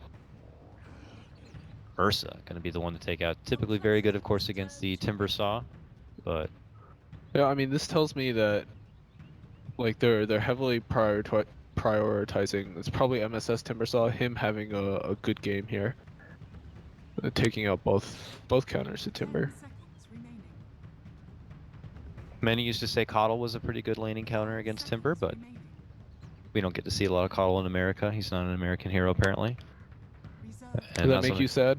I mean, I've already admitted that coL isn't the most exciting hero to watch. He's typically paired with games that like to be prolonged a bit and stalled out. He's come a long way since. I mean, he's been granted many blessings from the Frog. I will not deny that. I mean, over the years, you know, going from the cooldown reduction on his mana to the extra move speed, lots of goodies. Mana leak. Yeah. The blinding light like blast is even bigger now. You can bump him into a different game. It's pretty cool. But here and now, not valuing it whatsoever. So what does coL want to get here? I personally think Nyx. I was thinking about other heroes versus Timbersaw and Mirana. You talked about the Sand King, but Sand King's like a strength hero versus Timbersaw, and they don't really have anything like combo with it right now. So that's not the best for them. Sky is also similar, and like you have nothing really to combo with his ultimate. You don't have any way to lock him in place. Pounce is like okay, but it's not nowhere close to any good stuff. If NP go aggro, and they do the Timbersaw safe lane, how do you feel about Sand King Skywrath dual lane against the Timbersaw? That'd be good, but you'd have to like, you're committing 2 picks before you see their next 2, which is like, I don't know. It'd be risky. The Sky 2 is sometimes very risky by the teams.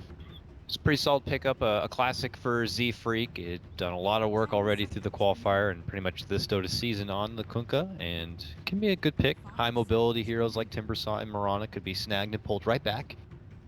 And obviously the benefit of having the rum from the boat in the team fights could add to the longevity a bit. And then Ogre comes out. This had been a tried and true for NP. Like every single game it feels like Theben has been playing this hero.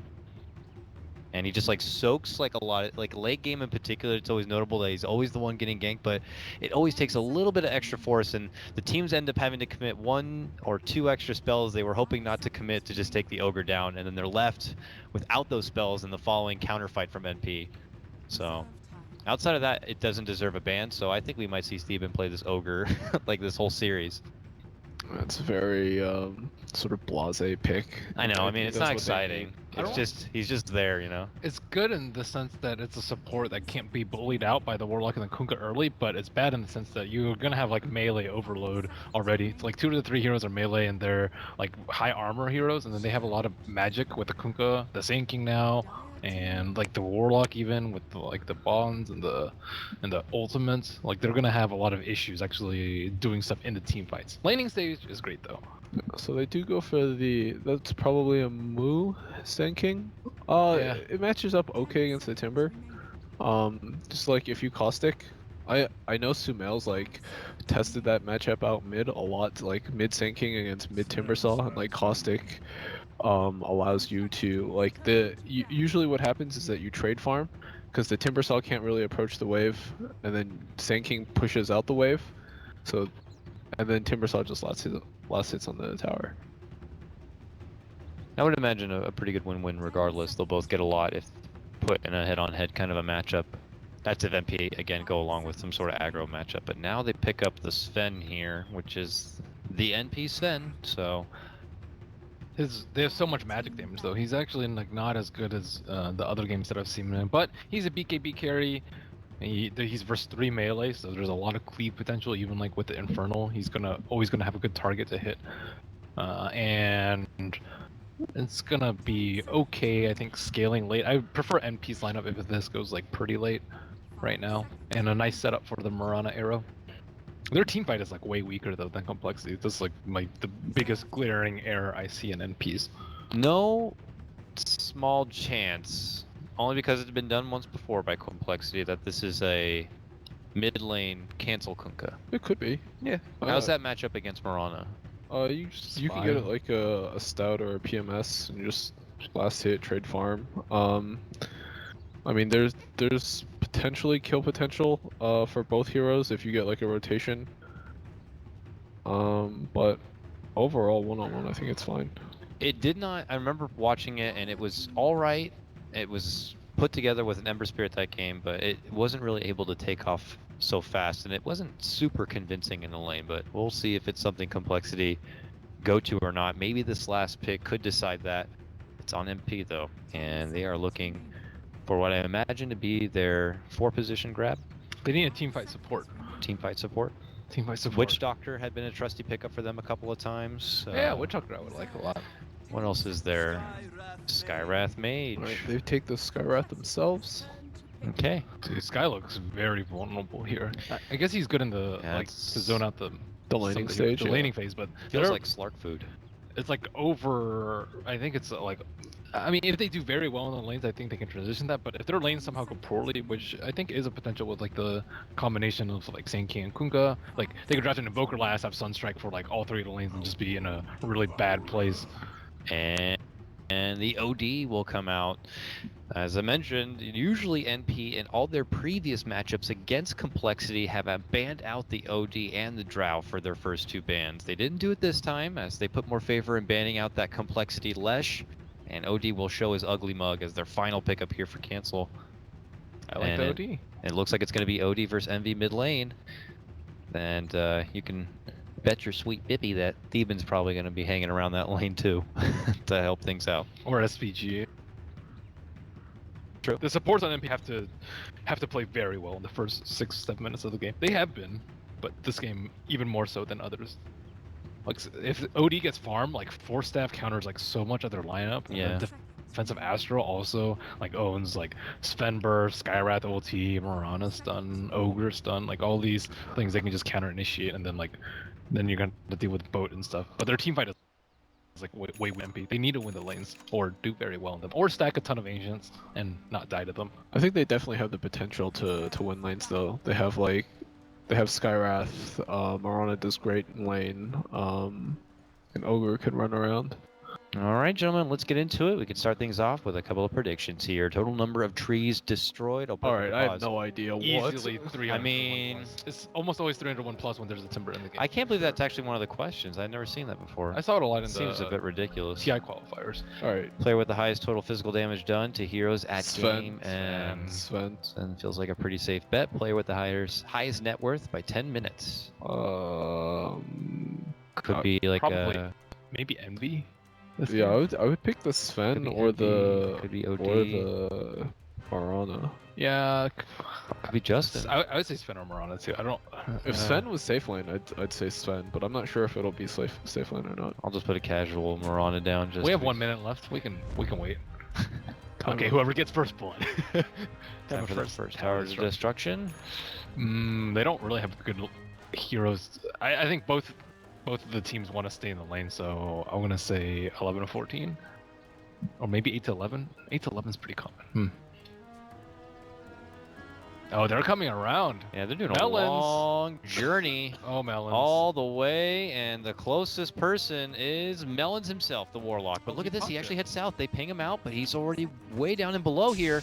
They want him. My God, the furthest stun I've ever seen in my life. Leads to the arrow, leads to the arcane bolt, and leads to the first blood. And it's going to be MSS who will pick it up. I actually thought Swindle Melons was pretty safe there, but man, he gets in the range for the Stormhammer. Could Timber be highest net worth? What are Timber starting items? I'm gonna put Timber. Okay. 3 sets of regen, a stout, and wards. All right, so he's going to the off lane. No, I'm gonna pick the I think you should pick what's it called, the Sven for highest.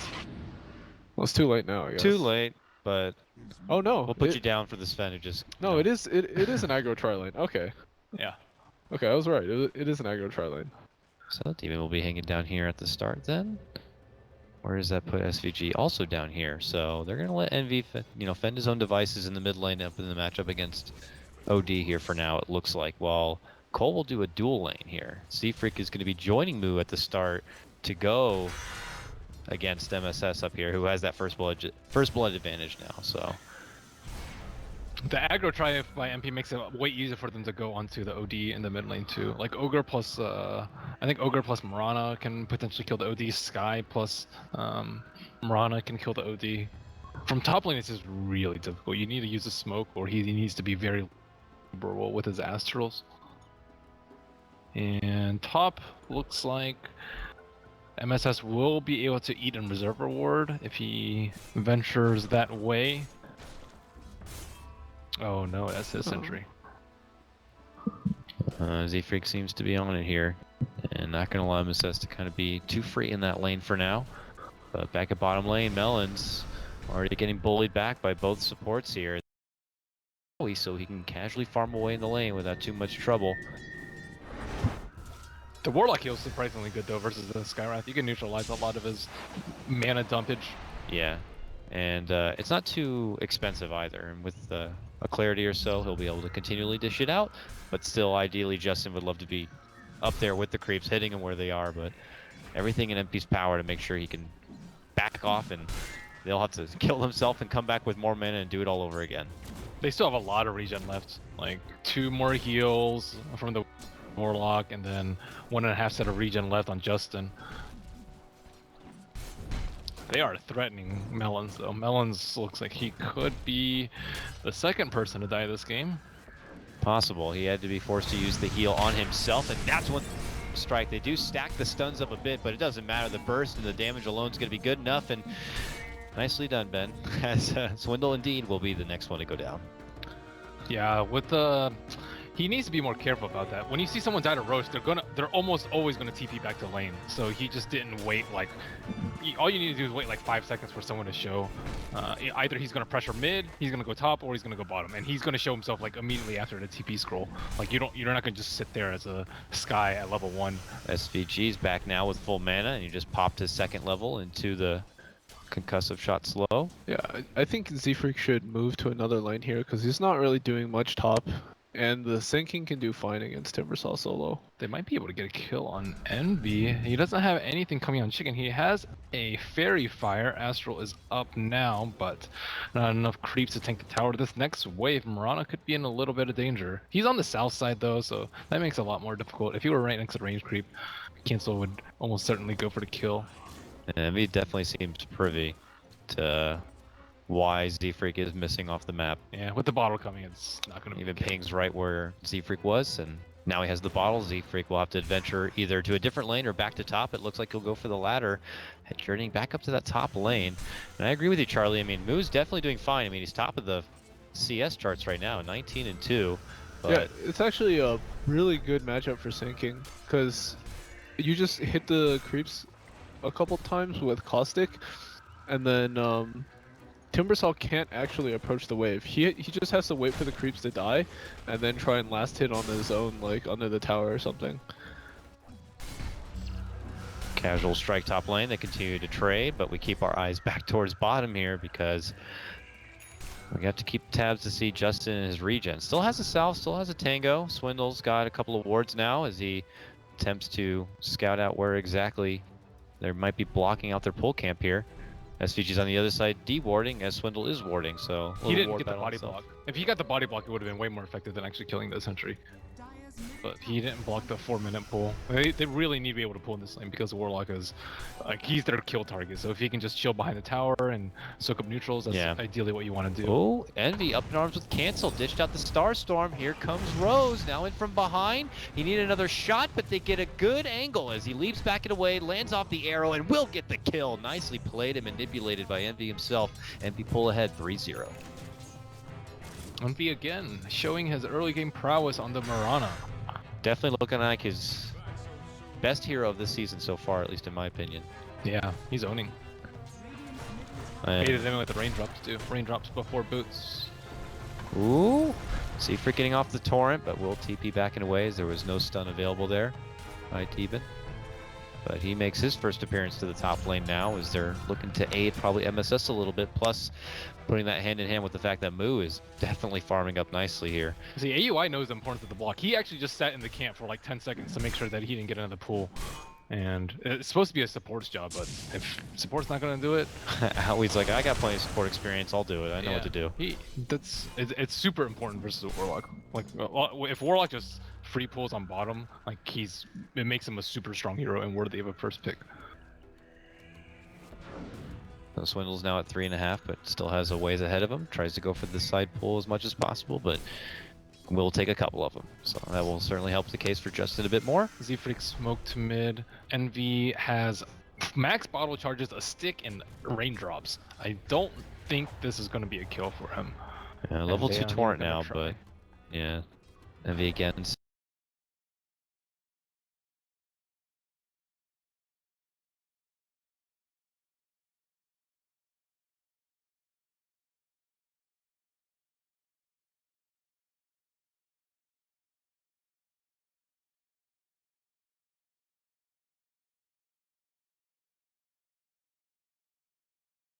Fend off a lot of the damage, and the reactive armor begins to, and he pops the salve and struts on home. Z-Freak pumping faking the torrent, but knowing it's going to be useless. Cancel now shows up, but not going to be able to get close enough. MSS avoids all trouble and forces out a minor rotation from coL that is not successful. If he had hit a couple of creeps with Caustic before he went for that combo, I think he would have died. Yeah, at the same time though, maybe he wouldn't have come up if he had, if he shows his aggression. Well, smoke around onto bottom lane. Melon's in a very vulnerable position. He is negative. Oh my chance. god, he just walked into a brick wall of MP and gets shredded apart. Owie picks that one up. Yeah. He's so sad. I think he's only gotten one pull off. He's at, does he even have boots? He barely has enough. Okay. He has boots and paper. That's about it. He's a very sad man right now as he continues to beg his way in the bottom lane to try to scrap together what is possible. Envy and Cancel matching up a bit here. Cancel level 7, but no sanities yet. Continue to harass him. So early game obviously not working so well here, guys, for coL. Z-Freak hasn't really been able to find a home for himself. Any sort of impact he makes between mid and top lane obviously is not going to be easy or successful. So where do we go from here? Swindles also has kind of obviously been put into a bit of a slow mode. Is it on Cancel now to step up to the plate, and how long is it going to be before he's able to step up? They just need to wait until 10 minutes. 10 minutes, you get home, you get level 6 on one of your supports, and then you get a kill, because those are big ultimates, Boat and Warlock ultimate. But you just need to make sure you don't just hemorrhage kills before then, you know, try and just I guess people call it like soft defend towers. You're like just there. You're not actually going to defend, but you're just there just to make sure that they know that you're there. Oh, they're trying to get a hold of Thieven here, but they get out the Moonlight Shadow. Is there detection? Who's got detection? No one's got detection. Z-Freak bumps his back a bit, but doesn't even throw out the torrent, and Thieven walks away from a full gank and rotation from Complexity to the bottom lane. Unsuccessful. coL continuing to reach to get a kill on the board. That was rough. They could have like used scan, I think. I guess it's probably not worth an ogre kill. They're expected to own the lanes though. Their lineup with the ogre and the Skywrath as their supports are like they needed to win the lanes. Still, once Complexity gets level 6 on the Warlock and the Kunkka, things can be a lot different. But the problem is like MP's like infrastructure is just really solid right now. Observer wards, like raindrops, no deaths. Everything is smooth sailing. Moo is somewhat close to Dagger though, but if he dies here, this is really scary. Yeah, we got approaches happening from both sides right now while they go for Moo. They try to make a jump for Justin. We go back to the top lane though, where they're getting the go on Moo here. He burrows to the side and will be able to waltz away from any additional trouble, but MP will be able to finish off, or try to finish off what they're starting here on this tier 1 tower. Cancel's nearby though. It's going to be a fight over it. Z-Freak waits, pumps fakes. And the torrent and the astral timing is not going to work out. Diving from MSS, some good damage on the Cancel, but they will step back and Envy will take the last hit on that tier 1. MP are doing a good job of not over farming at this point. They needed to take down the towers because they're way stronger before Complexity gets 6. So take down the towers, force them to fight. Like if they actually wanted to fight, they could have TP'd like one more hero top. But Complexity, they just wanted to show 2 heroes and not actually fight. Back to bullying Swindles here for MP. They see him trying to go for a pull, and they know that they cannot have any of that. They move in to intercept. But then once Justin rolls through, they obviously will pump the brakes here. But Justin obviously doesn't want to get caught up with trying to help Swindle out. He needs a lane to farm.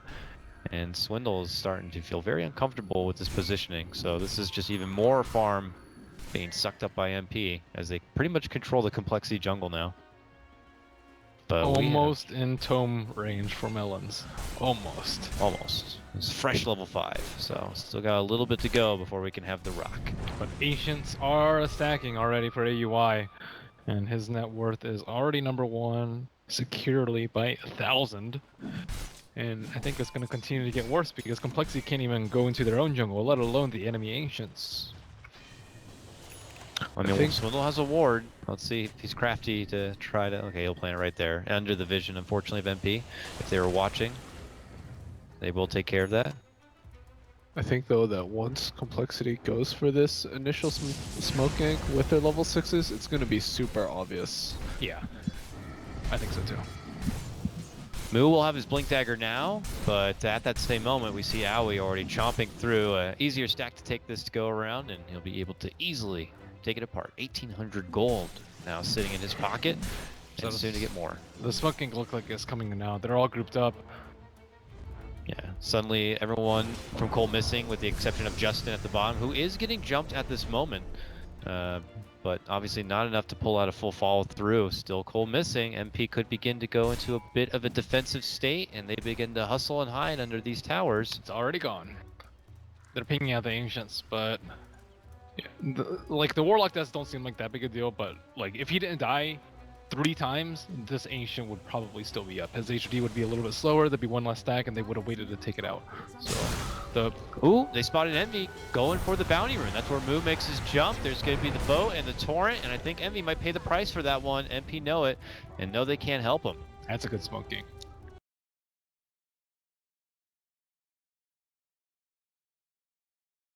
Fat Ogre going to be connected. Another Moo setup.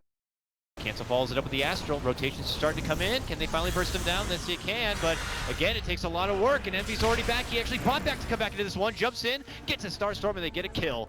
He's taking down Swindles first. Are they going to get his brother? Oh, little Zach tries to run in and hide and get denied within the creeps, but nope, gets blasted down. SVG will pick that one up and turns it into a 2-for-1 trade. Envy with the buyback on that, guys. Did get the pick off on Melons, so is it worth it or not? I don't think so. I mean, they got 2 support kills, that one of which probably would have happened anyways without him. And if you look at his net worth now, he has fallen quite far. It could have been worth it because Swindles didn't actually skill his Warlock ultimate that fight. Like, he hit level 6 and then he casted heal on himself because he was about to die, and then he he didn't actually skill it up, but he was like maybe trying to. But if they had dropped the rock and they had actually hit the torrent combo. Ooh, another takedown here for Envy possibly. Oh, he's able to leap and run out and away. See, he has that pocketed haster. Ooh, Moo almost walks into an arrow. But Envy makes it away. Yeah, if Complexity execution were closer, then he would have actually been needed there for that fight. They missed the torrent combo on the Ogre, so he got a stun off, and then they didn't skill the ultimate or use it, which could have been a big tide changer for Complexity, but still it's very good for them, and very fortunate for them that Envy bought back. Looks like MP is on the move back to this bottom lane to try to finish out this tier 1 now. It'll be their second tier 1 takedown. They found Justin hiding behind it. MSN begins to bully him a bit, and before Aoi can move on in there, they can connect with anything from Skywrath Mage. Justin will pounce back and away. Z-Freak's here now. They connect on the MSS with the Torrent. Now Burrow in from Moo. Boat flies out. Good connection. Right on MSS as he tries to Timber Chain away. Now Aoi's going to be looking to go for the TP. Can he make it away? Yes, he can. Cancel shows up, but it's just a hair too late to stop him. And it'll just be the one MSS Timber Saw takedown. That would have been worth a rock drop if Melons were there. He was on the north side trying to de-ward and place wards and maybe catch someone else with the rock, but that would have been very nice. That was a great boat by Z-Freak too. There was pretty much nowhere he could have Timber Chained safely. Yeah, great timing, great connection. coL rewarded with a good momentum swing here, and some pressure still to the bottom lane. Epi in the pocket of Moo here, waiting and walking behind the tier 1. But coL go right back into attention. Envy, of course, farming still this top lane. Has Moonlight Shadow, but now begins his rotation to the bottom. Are coL going to be sticking around here? they don't have that ward on the high ground. So without that, you cannot feel safe. You cannot really contest the Ancients that well with it, and you cannot take down the tower because they could easily just wrap around with Moonlight, and you would have no idea. You would be none the wiser. So coL pump back for now. And they're all just sitting under a ward. Yeah. Well, Slark pinged it out, but their observer ward is also going to get dewarded. Ogre is going to beat it down. Yep. Very awkward spot right there for coL, as they will lose a bit of their intel here. Now he's already back inside, and he's taking yet another 3 stack of Ancients. Yeah, he's at full HP though, and the Ancients are already dead. Moo's watching.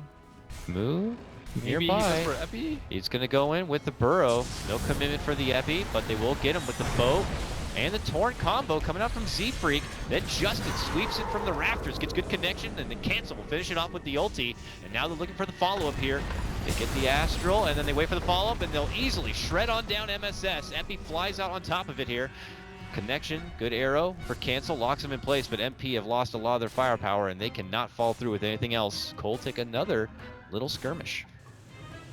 This is what I'm talking about with like the predictable Ancient play by NP. Every time they pick Sven, they HOD, and they do their Ancients over and over. And Complexity actually set up a decent foundation of wards to make sure that they were in a position to go for it. And then they had the Slark to make sure that like Moo was safe. They knew that Moo could just sit down there and then go in when his team was down. Moo's stuck. I don't know if if NP's laning phase was actually good enough for them to go into this mid game. Like AUI still doesn't have Blink Dagger, and it looks like a big fight is about to brew bottom, and there's still the Warlock ultimate and still the boats which they have to deal with. Envy is out deep. He's just casually walking down the lane in Viz. Luckily for him, there's not a sentry or any spot of vision around. But now Justin's going to be able to do have dust on Z-Freak here. Justin's waiting back and behind while Aoi moves all the way on forward. On the other front, Z-Freak going to get under assault from MSS. Justin was able to get the finish, taking out SVG right at the start of this one. Rock's going to be dropped, and it catches on Aoi. They're looking to get the finish on the Sven. Can they get him? With a pullback, they certainly can. And now MSS on the run. Timber chain up north to make it back on out, but moves in pursuit and gets him with the burrow strike. And poor little Rose trying to help from what he can on the right-hand side, but not going to be able to contribute a whole lot. They've already lost 3 here. Envy still waiting and out on the far outside of this one. But he will be the only survivor at the end of the day. coL takedown 4. They lose nobody. And it looks like they're going to be going for a follow-up onto the tier 1. Oh, they spotted out Envy here. At least Justin did. He misses connection with the pounce. And Envy actually gets some good damage in with the Starstorm. Moves en route. Arrow will be dodged. Are they going to turn it around? Oh, yes, they are. Oh, yes, they are. Moo jumps in. They get the burrow, and Envy leaps away. Goes for the TP. He is... Oh. Wow, he's very fortunate. Very blessed. Slark did not... All you need to do is pounce. Yeah, all he had to do was pounce, but he dark packed it, didn't have enough mana for pounce. He didn't swap either. Yeah. That would have been... It was not efficient. Not efficient at all. We keep going. Action here bottom now, as they've caught a couple of Complexity stragglers here, but not enough lockdown and not enough of a reason for them to pursue on forward. Cancel's Veil has been very effective this game too. Like, we didn't talk too much about it, but like it has just made the kills on so many of the quote-unquote tanky heroes like Timber and Sven just look ridiculously easy. They don't have any defensive supports. Both of their supports are very offensively based with the Bloodlust, and they can't actually protect either of those unless they get a Glimmer Cape. But they don't have money for the Glimmer Cape because they're under way too much threat after the supports have hit 6. And now Skywrath is just food for the Slark, who has a Shadow Blade and almost an Echo. You know, this is actually incredibly smart drafting out of coL in the last 2 series. First against FDL, they sort of knew what FDL was going to do, and so coL picked a drastically different style here, where they picked like super fast, low cooldown stuff where they could just continually run at FDL and break apart their strategy. And in this game against NP, they know NP is like a much slower pace. They're not going to play that typical CIS style. And so what does coL do? They pick heavy team fight so that NP can't like contest these ancient stacks, for example. coL want a piece of this big pie here. Oh, Swindles needs more time for the rock. Moo makes a hard commitment in with the epicenter though. Looking to burst down Owie, who's very low and will be finished off. Mystic Flare right on top though, does serious work onto both Moo and Justin, but they split apart and they'll make it back in a way here. Envy, good arrow. MSS looking to help finish Cancel, but Cancel's able to hold on. Now the rock comes out, it gets dropped right on top of the Mirana. Envy forced to leap back it away. Burrow connection onto MSS. Can he go for Moo? He's trying to. They want to get the grab on the Sand King. Can they get it? Envy can. But now Envy is going to get sucked up by the Astral here. Cancel waits for his return, but is going to get silenced. SVG comes out through the trees, and MSS will meet him on the way back and finish him off. NP's fight to take now. They've already dropped 3, and they're looking for 4, and it looks like they'll get it. They take down the 4th. They want the Captain Melons. Can they get that too? Yes, they can. A 5-man wipe for Team MP. Way too many misspelled by Complexity. Yeah, that was just poor execution. They didn't have the greatest vision on the high ground in the very beginning of that fight. And they missed the X-Torrent boat. Slark missed a pounce on the Skywrath and then died because of it. Moo hit his spells. Yeah. I do want to say that one dominated creep is a hero. Yeah. Is an absolute hero. Kept vision of the Slark so he didn't get the regen the entire time. And you could see Owie microing it. Oh man, that was very well played. And now they finally had to blink on Sven, so now they are fight ready. Although they would have liked to have not lost a T1 and not lost like 2 fights prior to that. But yeah, this pretty much puts the game right back even, at least according to net worth terms. Yeah, that was a big fight, and Complexity definitely should have won that with all their teamfight ultimates. Just need a little bit better on the execution, but the problem is they may not have that many more windows, because at this pace, Sven's going to have BKB by around 30 minutes. So ideally you want to take down a T2, want a couple more team fights, and do Roche before then. And I don't know if they're going to be able to do that. Although, as long as they keep the support super under farm, like Skywrath is a Vit booster now, so not a super easy picking for the Slark now. Smoke time for MP, maybe? In the same vein that Warlock is also very underfarmed. Yeah. But he's not actually going to get like instantly killed though in the fights. Like it's very difficult to go back. He could, but he could get blinked on and then just chomped down by the Sven. I don't think you can like run into him though. Like Slark's okay because he can just run on Skywrath ult, no big deal. You can't touch him. But like Sven, it's like he can get defensively astral too, and then. Sven's oh boy, MP have just smoked and then Moonlight shadowed, and they're actually stalking Moo right now, and they settle for Swindle. See you later. They get him down right away, and the chase is on. Arrow connection. They get his brother too. Z-Freak will be taken out. coL quickly lose their supports, and they get the hell out of there. They did not respect the Sven blink timing. They should have known it was coming just because like he was sitting on the same items for like 10 minutes or so. But they felt very comfortable in their team fight because they have better team fight, but not when their ultimates aren't up. And Swindles was just like so far out trying to play some wards and got caught completely off guard. That will cost them a mid-tier 1. Actually feels surprising that it takes 23 minutes before the mid-tier 1 goes down, but nonetheless this turns into just free money on the map for MP to catch up with. They also have a tier 1 in the bottom lane to go for, and I imagine they're going to be heading that way soon, if not towards the Roche, but nearby they spot out pesky little Justin Slark, who's going to be forced to Shadow Dance now, so he gets the hell back. MP hanging around. Swindle boy is hanging out in the water, and that's where he'll fall. What is his positioning? Well, his other team is hanging out deep into MP territory. I don't know if he was trying to catch up with them or anything, but in the midst of it, they've run across MP here. Justin dancing around Envy a bit, not able to get solid connection here, and I think coL might have to backpedal once again. Yeah, they need to wait for Swindles to revive. Gotta fight with the rock. Yep. The BKB is coming soon though. Sven's already has Ogre Club and 1,000 gold. That was fast. He just got like 2,000 gold in 2-3 minutes. They were gifted a window, but it looks like that window's slowly closing. I mean, they can kind of handle him. I think late game, it's I don't think it's like a complete win for MP though. It isn't, but once it gets BKB, they're gonna win for like next 10 minutes or so. Then Warlock, Kunkka, these heroes, Sand King, right? Yeah. And then it'll buy time for the supports to get items like Glimmer, and maybe a Ghost Scepter versus the Slark. Right. Maybe like a pipe on the Timber so they can tank all this Veil damage. MP now could decide between going back for Roche, bottom tier 1. There is a DD rune also in the river nearby.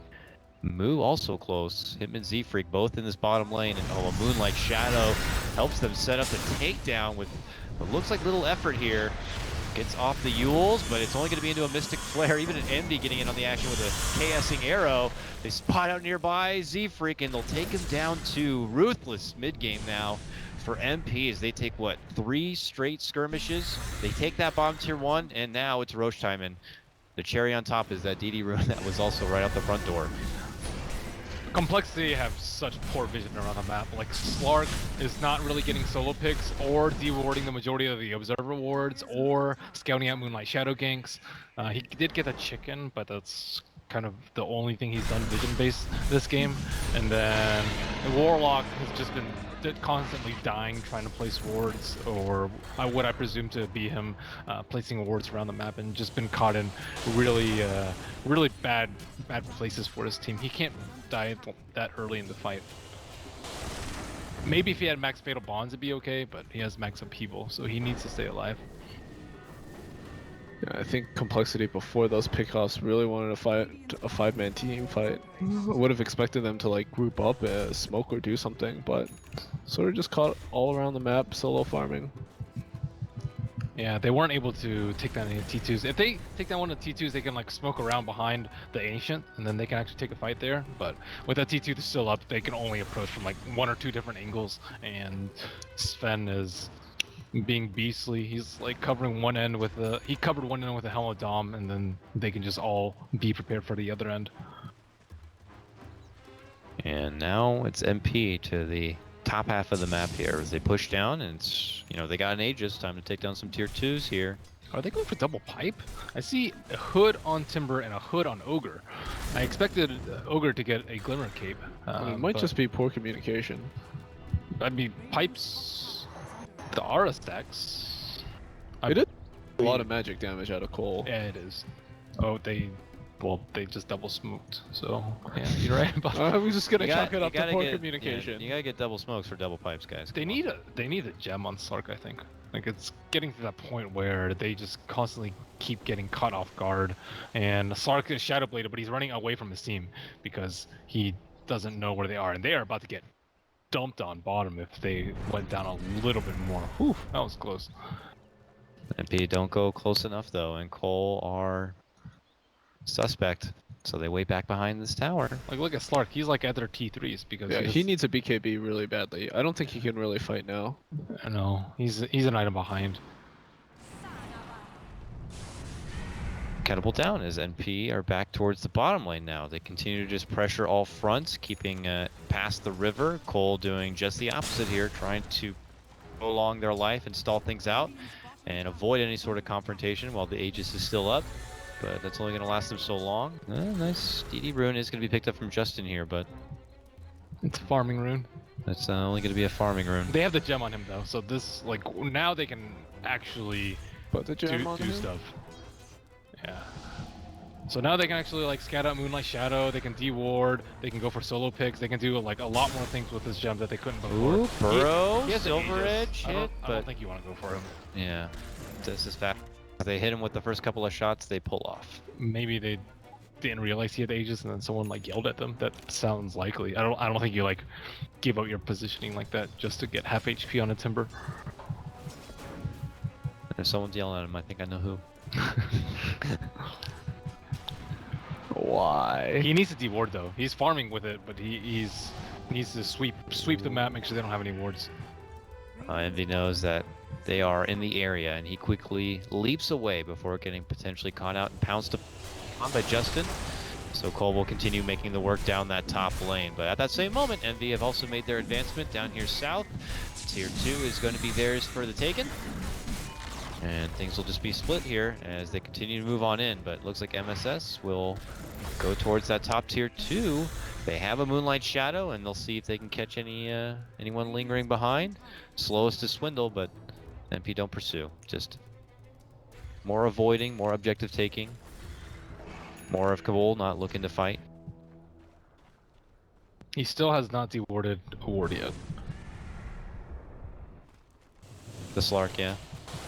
He might get this one though, but they're actually kind of perched to kill him. I was baiting the ward almost, baiting the lane. They don't have a. Oh, they do have a sentry. And right now, I think you see the fact that coL doesn't have an ancient farmer. He's walking into it. Oh. Here he goes, dum-dee-dee, and then they jump him, but the Mystic Flare is going to be coming out, but he just shadow dances and walks back away. The prison will be there, but they make their jump instead to look to go for cancel.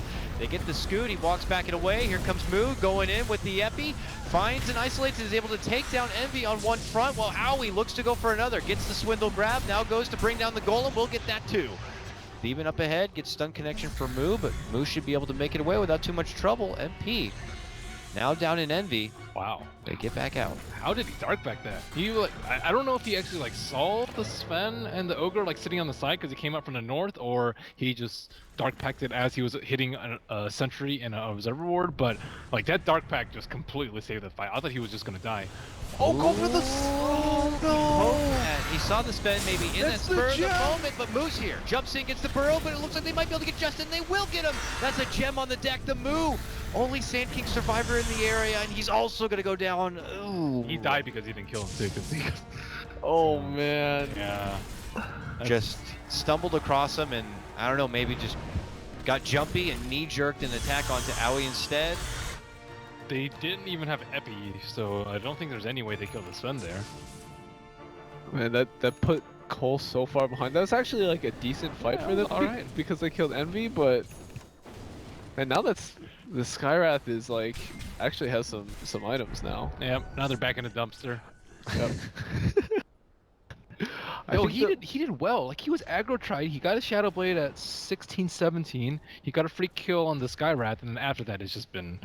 I think the fact that coL doesn't have an ancient farmer is actually really hurting them, because all the lanes are getting pushed out by like either the OD or the Sand King, and then Slark is like running around trying to find farm here or there, but whereas they should be able to get more kills. Like they should feel a little bit threatened to push this far out. I guess not. I mean, that botched team fight in the secret shop like really set them back. Moonlight Shadow MP on the move here from the north.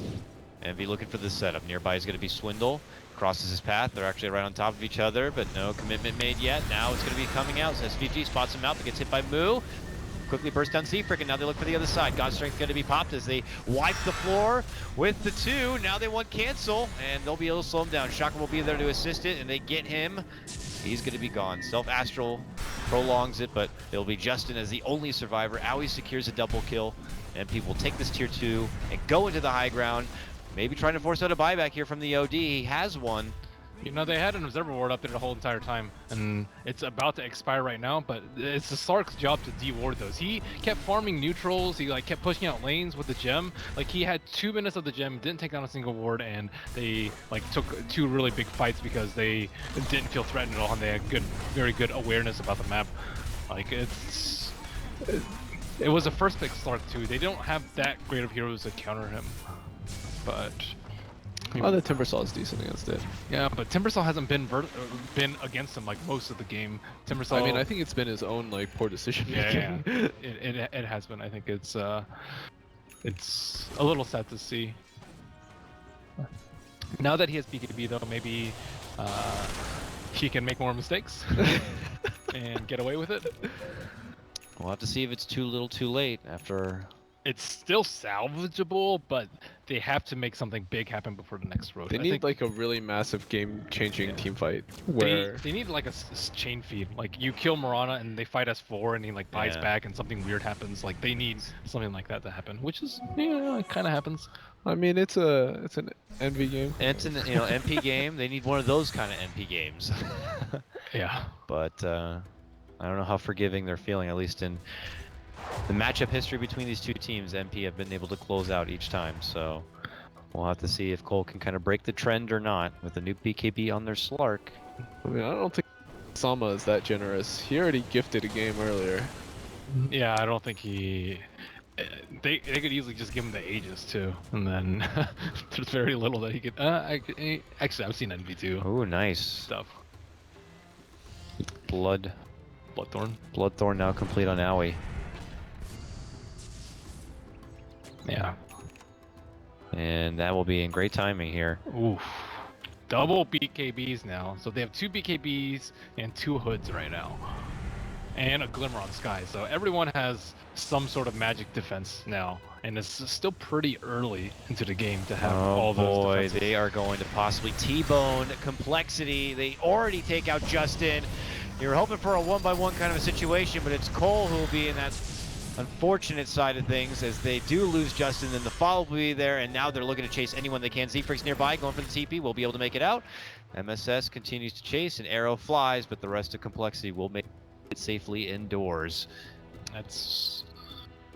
But now you have no rock.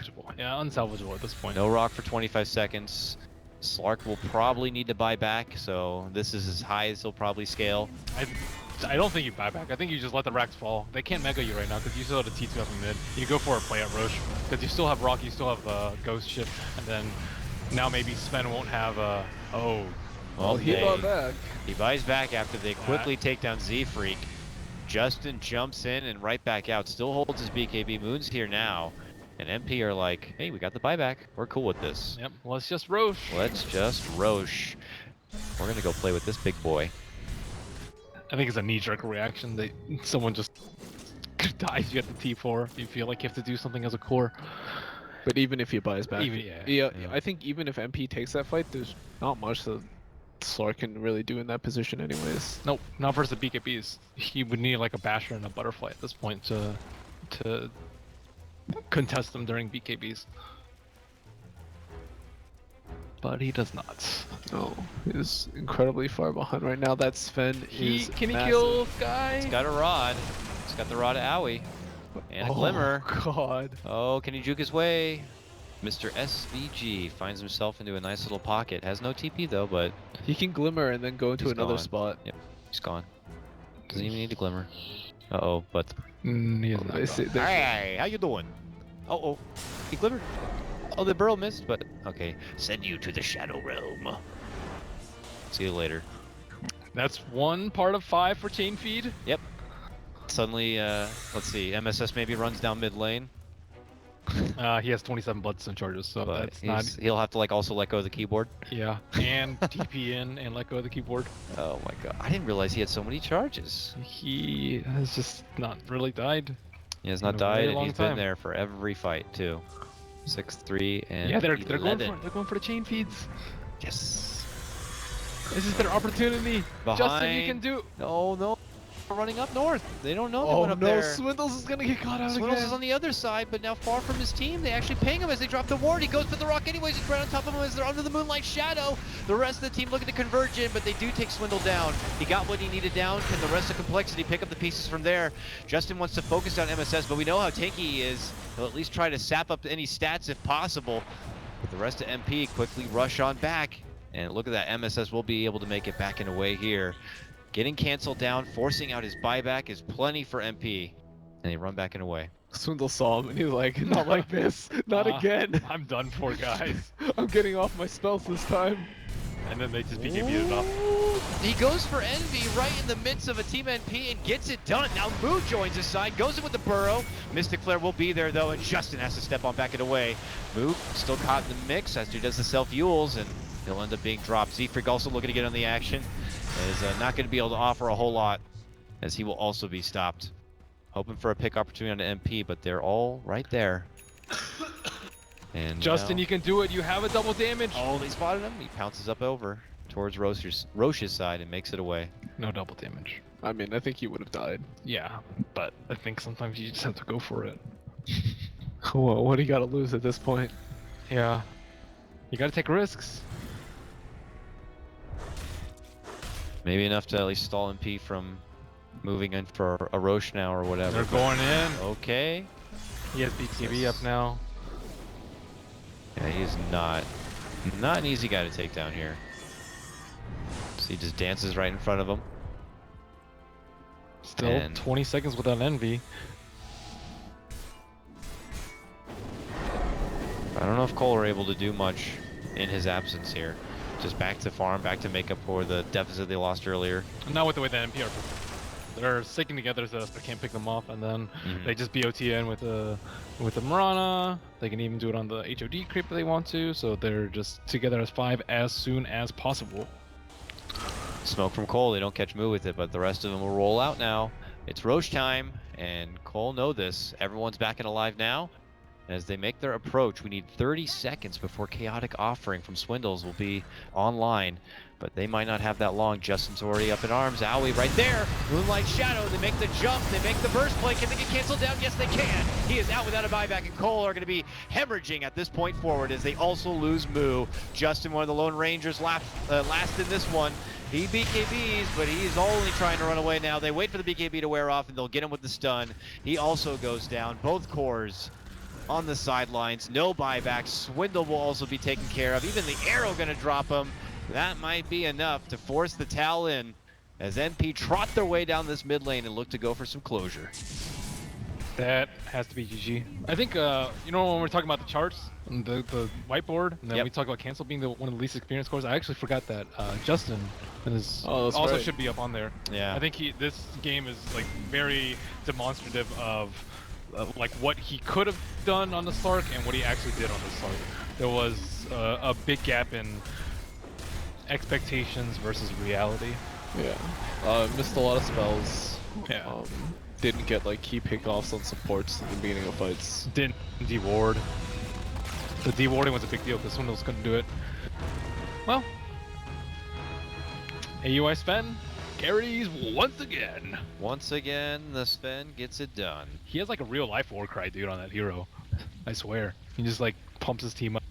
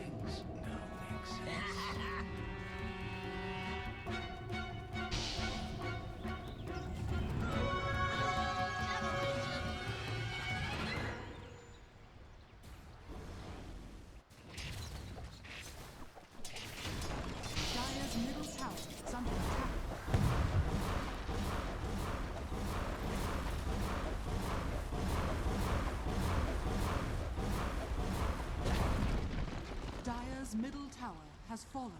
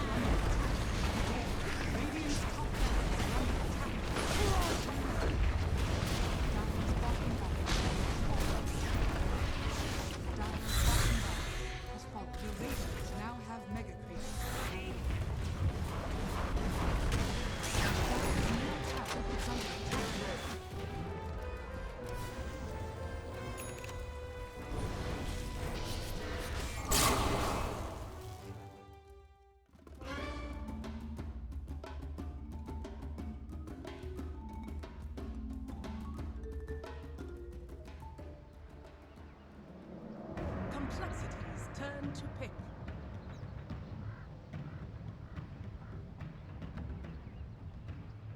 Reserve time.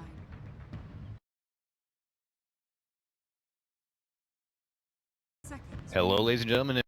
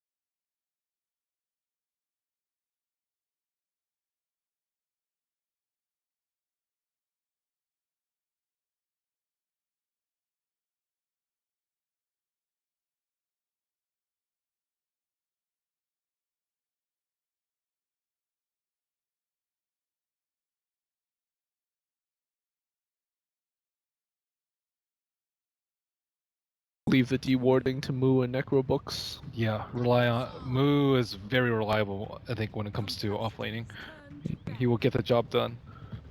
MP happy for more of a run back for themselves. They truck on forward for the Timber Saw, which they also second picked in the first game. Beastmaster doesn't change their ideas about grabbing it once more. Well, they might pick Sky this time though. Yeah, because they don't have the... Yeah, now they have the setup. Yeah, they also don't have the Sand King this time to lane against the Timber. Beastmaster does have a much rougher time against Timber Saw. I like the idea of the Sand King though. That's a Z-Freak tried and true. I remember back when coL played the sneaky Nyx Assassins in one of the older Canada Cups. I think one of the most kills by any Skywrath mage in Dota was by Z-Freak in one of those Canada Cup games. He had like 37 kills. Yep. That was an overall bloodbath that game though. That was like a 4 kill per minute kind of a game. But I'd always be down for his Earth Spirit too. Air Spirit has just totally been... I don't think I've even seen an Earth Spirit in the American Qualifier. I mean, you don't see that hero very much anymore. Now it's just the specialists pull it out, really. Yeah. Your dog fights, your crits, your Jerax, of course. Z-Frank, I think, is a specialist. He's pretty good. Yeah, at least an American specialist. Yeah, he's the best American one by a large margin. I know, I would agree with you, but they found more favor in him rolling with the Kunkka and what was the other one? Another one he always goes for. I mean, Kunkka is like, I think, much better for him. It offers catch, it is some laning presence, and he is like pretty good like team fight for a 4-position support. It's a good team fight. But what goes along with also getting Earth Spirit, it makes it that much more juicier of a pick, is if you also can go against like a mid laner you can easily take down. I don't know if Moran is that kind of mid laner with the leap and being able to sidestep. Whereas you go for like an invoker instead, it's like... A lot of those mids have sort of fallen out of favor. What you see now a lot more often are like mids that are hard to gank. Yep. With the exception of maybe like Storm or Tinker. Yeah. No, I certainly agree. And without Earth Spirit being able to kind of make an impact in the early game, and without having options to really farm, you're dependent on those kills or, you know, your first big magnetized fight to work. Otherwise, you just become pretty useless. But I don't like the Ogre ban actually from Complexity. Like Ogre, I think could have been substituted for any Tinky support, like a Sphere Breaker, for example. I think he can just run at the Warlock, and it's very difficult for them to do anything about. The Sven, I think, is fine, especially if they want a physical damage carry, like let's say Juggernaut. Or That's a great comfort pick for MP. This is forced Steven to finally play something else. He's been used to playing Ogre too long. Maybe he'll be cold playing something else. OD is going to get the ban this time by MP. And now we go back the way of Complexity in their second phase of pickups now. This time they opted to pass over going into Justin's pick. What do you think Justin's best heroes is? Justin's best heroes are? I don't know. I think it's like Lifestealer, I think is whenever you ones. have, I guess, a player like that, it's always just safe throw him on a hero like Juggernaut or something. That's I mean, there's some really good Juggernauts, but I think if Juggernaut's your best hero, that's not a good sign.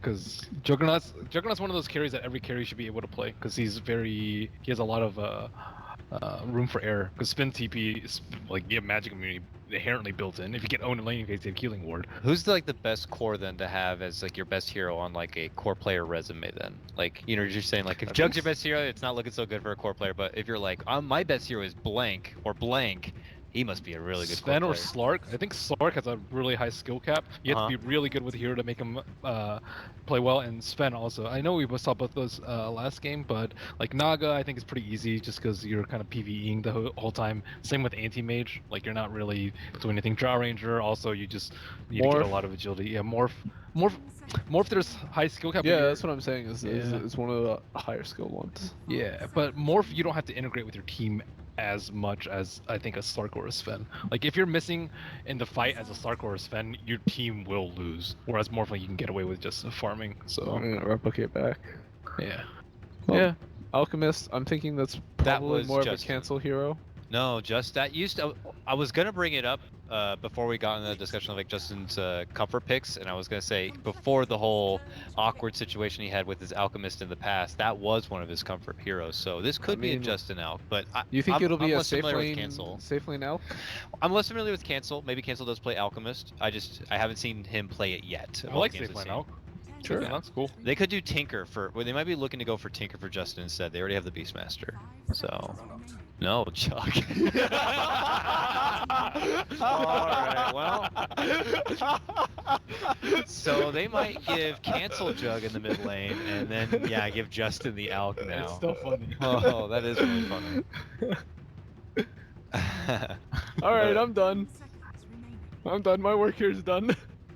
Two big melee cores now. Interesting. Nice little foreshadowing, gentlemen. Ursa comes out though from MP. Oh god. Ursa's actually so good here. Ursa's Owie Ursa. Ursa is such a good hero here. Uh-oh. Oh man. I think they're in trouble. Quick, change this Alchemist to a 4-position Z-Freak Alch right now. You have to dodge the Ursa, and you also need a good way to kite him. Like, Beastmaster is not good enough, I don't think, to kite an Ursa. Like, SD, I think, is way better, because he has 2 spells, like, the boars, like, whatever. And I guess SD has synergy with Alchemist and Juggernaut. That's true. Yeah, but you're not setting up for anything, though. Then you have, like, Warlock, SD supports. I don't know if that's that good. You could Lich, actually. Lich might be okay. Dear God.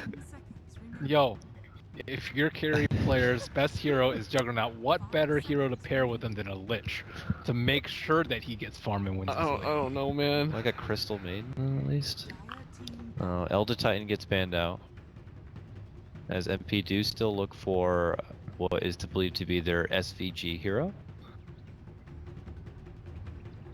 And back to MP now. So you see the Alch, you see the Jug. You instantly believe it's going to be a Z-Freak hero left.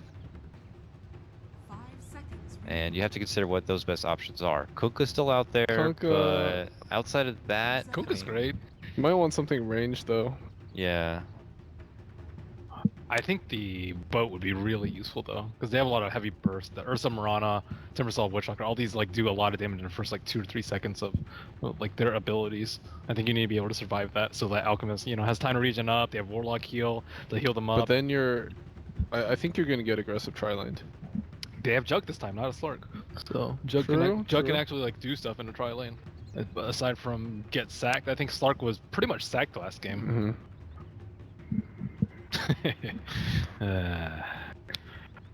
Any options for Complexity to just go greedy jungle or something? Okay, so maybe they're thinking of 4-position Alchemist? Oh yeah, it could be 4-position Z-Freak Beast. Or yeah, or 4 Beast. And then they I don't know. Dual lanes? I don't know. I don't know, man. What were you saying, Dakota? I don't know. I was like, if Z-Freak is I can play Alk, I'm like, and I haven't seen Oh, much Greedy else. Like, Greedy, like Enigma or something like. I'd be totally down for Enigma. I mean, then you're like Wombo Combo City between Warlock and you have last pick, so who knows? Team MP, I think, means slightly stronger team fight. Maybe like, I don't know. Disruptor, maybe. Disruptor. What's Silencer? Silencer, also think is bleh. Like you drop a rock on them. Lord. They get Sphere Breaker, who kind of fills the void of the Ogre. Yeah, looks like, that's why I don't like the Ogre ban. It's like you're not gonna ban both of them, and you already banned the Sven, so like the Bloodlust on Ursa is like whatever. He already has tons of XP anyway. Bloodlust on Mirana is also whatever. Yeah. So so Spirit Breaker like fits way better in their draft. Okay, who's playing what? Justin right away onto the jug, guys. Z-Freak's playing the Alchemist, it looks like. 4-position Alk.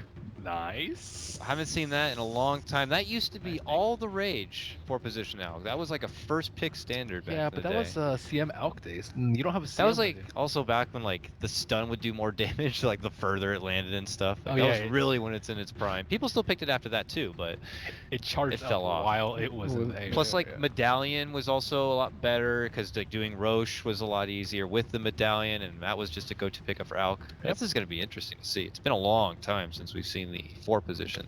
Does he go jungle? We know Z-Freak to be a big jungler. Is there Iron Talon jungling Alk? I have no idea what he does here. Terrible because it sounds like Z-Freak though. You want greed at level 1 though before the bounty runs. Oh, you're right. So he's I feel like he's either gonna get stun or spray. Like I'm thinking about what does spray do? Like is he just gonna go to the safe lane and spray the zone him back? Right, that sounds so stupid. Stink all over the lane. Yeah. Certainly can't imagine this was their attention when they initially picked up the Alk. Like level 1? If he gets level 1 stun, what's the? I don't know, man. I think they just have a lot of AoE spells. I think the like Infernal, Fatal Bonds, Upheaval, Acid Spray. Like you can't actually. There's not actually really a good place to stay in the fight. You're just gonna have to get hit by AoE. Not that makes Alk like a great pick here, but I think I don't know. I'm not sure. Just say it, Marlene. Say it sucks. I don't think it sucks. I think maybe he wants a hero that scales better, because I think last game they were like, did you see how aggressively they played in the 10 to 25 minute phase? Maybe they didn't want to go late. Maybe the real plan here is that Justin gets sacked and then Z-Freak eventually gets greedy. That's actually what I'm thinking. I'm like, they don't want to feel pressure to end the game early, or at least be forced in the team fights. They want a way out. And I think the Alchemist, yeah, they can run with him because that's generally what Z-Freak does, but they can also transition him out, you know, kind of like a Naga style, where you do stuff early, you transition out if things look like it's gonna be, you're gonna be in for a long game. It's just a shame. We used to see like a lot of like Wraith King in 4th position, and if that was their intention from the get-go to get something like an Alk in that 4th position, you'd think. Who do you think's gonna win? Those options would be a bit heavier, but. NP. In Z-Freak we believe, and Justin has a better hero probably. What does your heart tell you, Ben Wu? I think that Ursa's gonna crush here, but I think Ursa's gonna crush. I think the Spirit Breaker is gonna be a big problem for the Warlock, and maybe even the Puck. It's gonna be annoying for the Puck at least. I think Moo's gonna have even a better game than last game. Yes. I think that Juggernaut's also gonna have a better game than last game, and I also think Warlock's gonna have a better game than last game. Well, here's the question. Do you think Juggernaut having a better game than the last game is going to make that? Oh, he's got the he's got the new set. What? Oh, he does. I'll wait. I'll wait after. Oh, come on, man. Yo, there's 50 seconds. High ground advantage. Team collision happening here with Thievin out in front. He charges into the rest of the team while Justin ditches out the Blade Fury. The Fatal Bonds, though, flies out, and that instantly forces MP backing away, and they look to make chase. Orb on forward, they spotted out Envy. They're going to hit him with most of what they got. Z-Freak had the acid spray, so he's waiting if he can even dish out another. They need another attack on Envy. He's pinging frantically for it. Envy, he's looking to go for the acid spray drop. He's going to get it there with the orb. It's going to be good enough. Cancel.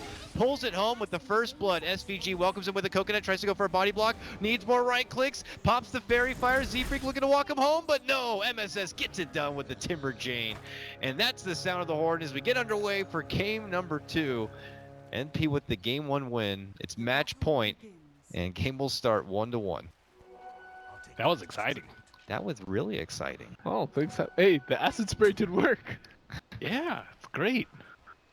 Acid spray, fatal bonds together. That was pretty gnarly. MP were like, whoa, whoa, whoa. We don't like that. We ran back in a way and. Ooh, and Chase was Swindle on. Melons wins the D-Ward battle on the bottom lane. Hmm. I pick Complexity to win. I have more faith in their lineup. I think they know their mistakes from last game and will correct them. And Z-Freak can carry this game. All right. Before even 1 minute, Charlie, Ben is sold. That Complexity have this one in the bag. Are you siding with them on this, or are you still picking MP? Still picking MP here, mid lane. Oh my goodness! Can't Soul go? He goes down. The shot goes through. Envy gets it done. I need another minute on my prediction. Okay. Ben, please. Justin bullied back here. Cool skin or not. No respect coming in from Owie, as he knows he has the better matchup on paper and wants to take advantage of it as much as possible. And with SVG by his side and Theben as well, we're kind of running back into almost a deja vu period here. Justin is Moose doing pretty decently in this matchup on top, though. Yeah, I mean, it is also the early levels. He should do better in the early levels. He got Axe. Is that common? What the? I mean, Moo is a great offlane player. I just haven't seen this. Isn't he just gonna get tons of reactive stacks and your Axe is gonna do like zero damage? Nothing. I mean, he might just get one level. Oh yeah, that's true. Here's our. Yeah, I mean, I think that's whatever. He's just gonna get one level. Inner Beast is pretty standard, and then like level 1 coL doesn't really do anything. So Justin. Blade Fury's there. He might need to use it, and he will. Coconut be deflected off. They need another attack. They're not gonna get it. See what I mean? If you're about to die, you have the get out of jail free button. So Justin survives the first test there. We'll have to step back, and Swindles will aid him quite a bit with the assistance of the heal. Demon snags up the rune at the bottom, which is the Arcane, while Bounty's going to be left at the top.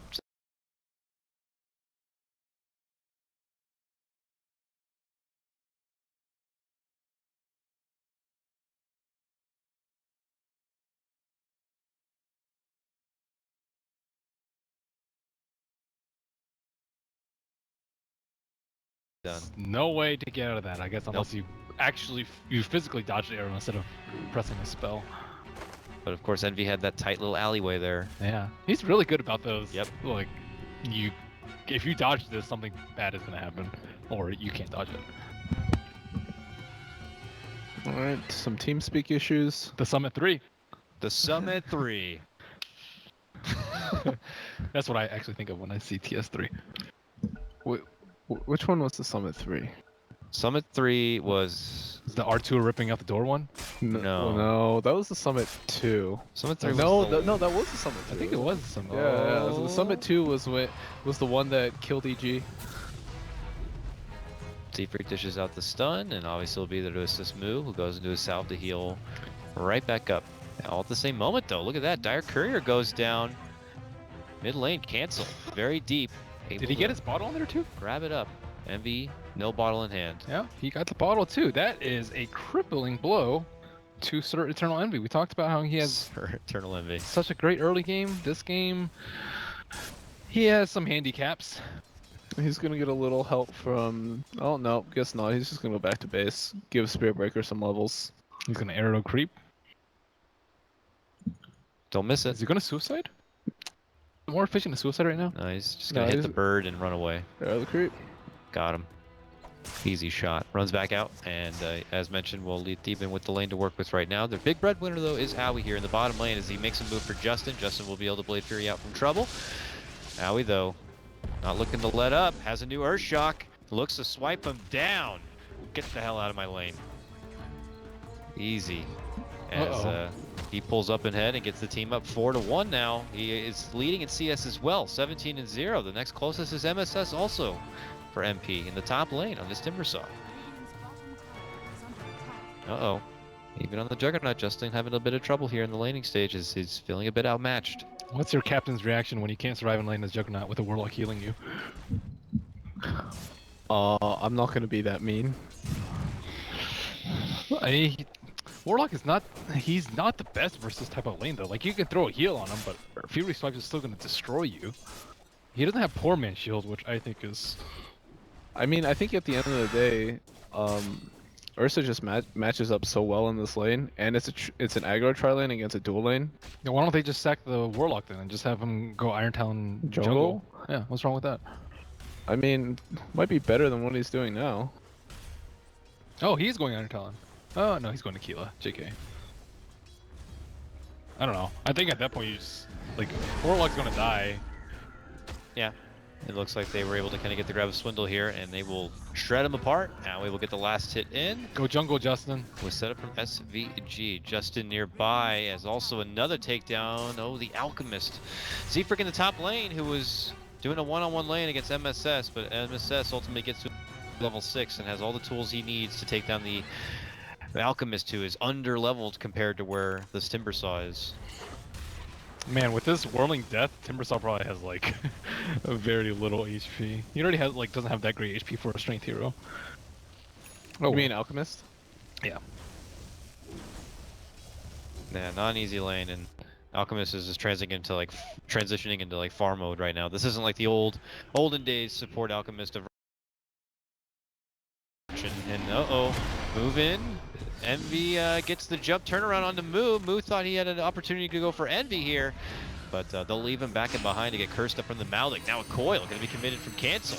Envy will gladly lip his way out into the trees, valiantly trying to go for a TP, but with Fatal Bonds and extra damage coming through, he will not be able to make it out. And Complexity get their second kill of the game, but they still trail, but at MP7. That was almost next level by Envy. He was almost in the fog in the TP, and then he would have survived. But Swindles had vision of him. It didn't actually look like he would have vision of him. He was like in that little corner right there. He's right here. Yeah. Yeah. Yeah. I don't know. Yeah. It looks like he's surrounded by trees. So. Yeah, it does. That's why I was surprised. Fortunately, no spotted. So. Timbersaw takes the tower. Yeah, MSS is pretty much taken over the early game now. He's high CS, probably highest net worth, or close to it now. One of the things is I don't understand why they dual laned him on top. You have two melee heroes who don't have any magic damage, are trying to deal with a level 2 reactive Beastmaster, and looks like he's dead. Charge in from Thievin here. Oh, a nice bash to add on top of it. MSS will gladly clean up the rest, and they will take Moo down. Moo, 5.5 here. MSS is about to be level 8. When you compare the matchup on paper there, it looks like coL across the board running into a little bit of trouble here. As the ward game continues here in the bottom, Swindles will be able to get the deny right there, but they hustle back into the lane. Meanwhile, mid lane, charge again coming in from Thievin as they try to get the jump for cancel. Cancel, jump to the high ground, will be able to make it away from trouble, and he'll be forced to take a trip back to the fountain. So I think this game oh, Justin. He still does have spin. Oh, why did he spin so late? He's backing away here. The stun will come out, but he goes right by SVG, who will easily right-click him down. He was trying to bait him. I guess, but... Trying to pull him back towards the stun of Z-Freak, I suppose, but he'd already eaten too much damage. And at that point, it was going to be too late and allowed for easy cleanup. Stun on the return, but uh-oh. Obviously, there'll be no follow-up.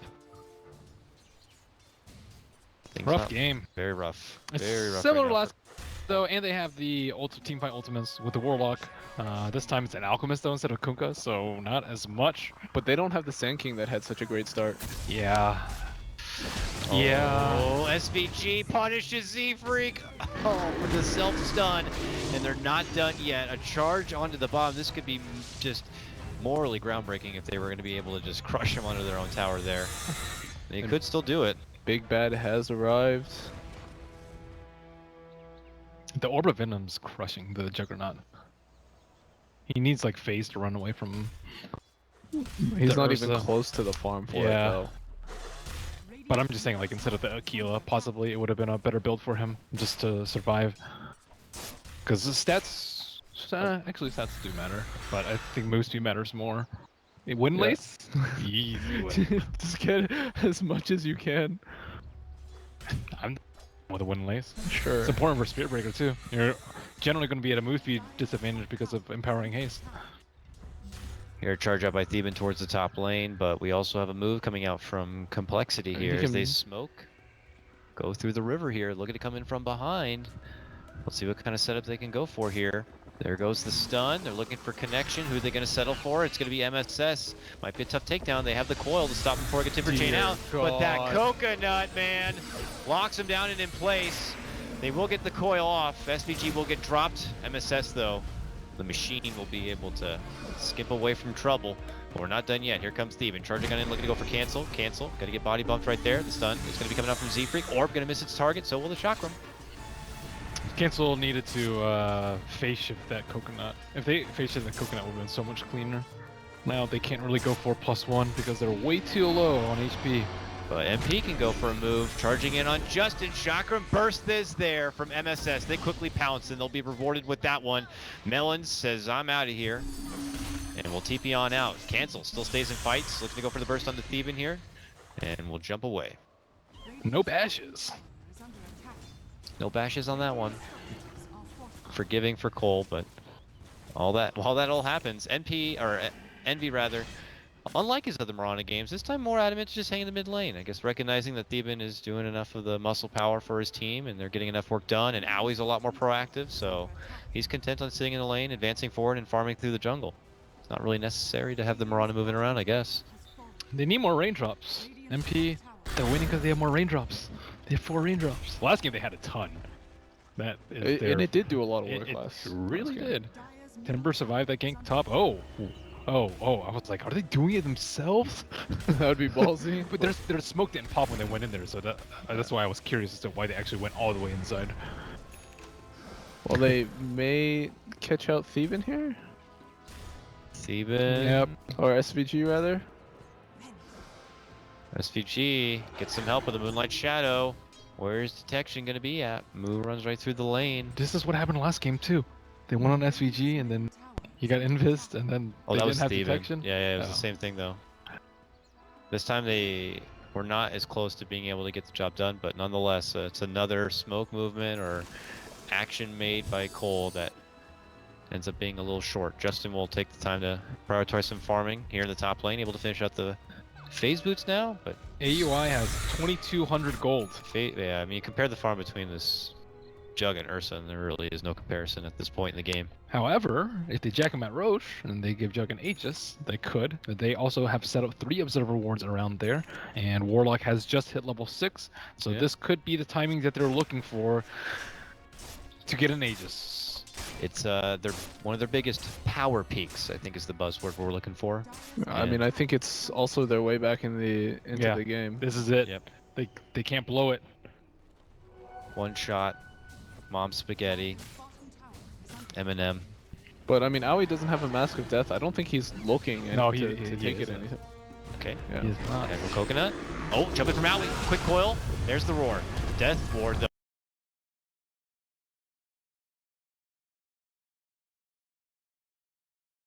Well, get some good slashes in for Z-Freak. Theban's able to get the cleanup on the back inside as Moo will get dropped. And now it's Theban here, stuck under the presence of Moo from the grave as he gets the boars to slow him on down. MV steps back, gets hit with a good stun from Z-Freak as they rush in and get the finish. Cancel with a double kill right now, but short on mana here for the follow-up. Burst comes through from MSS as he'll be able to take him down. Now Z-Freak frantic, looking to run and hide within the trees, but the machine is here. And MSS and Theban will take the rest home. Maybe a little premature by Aoi jumping in before the rest of his team was ready.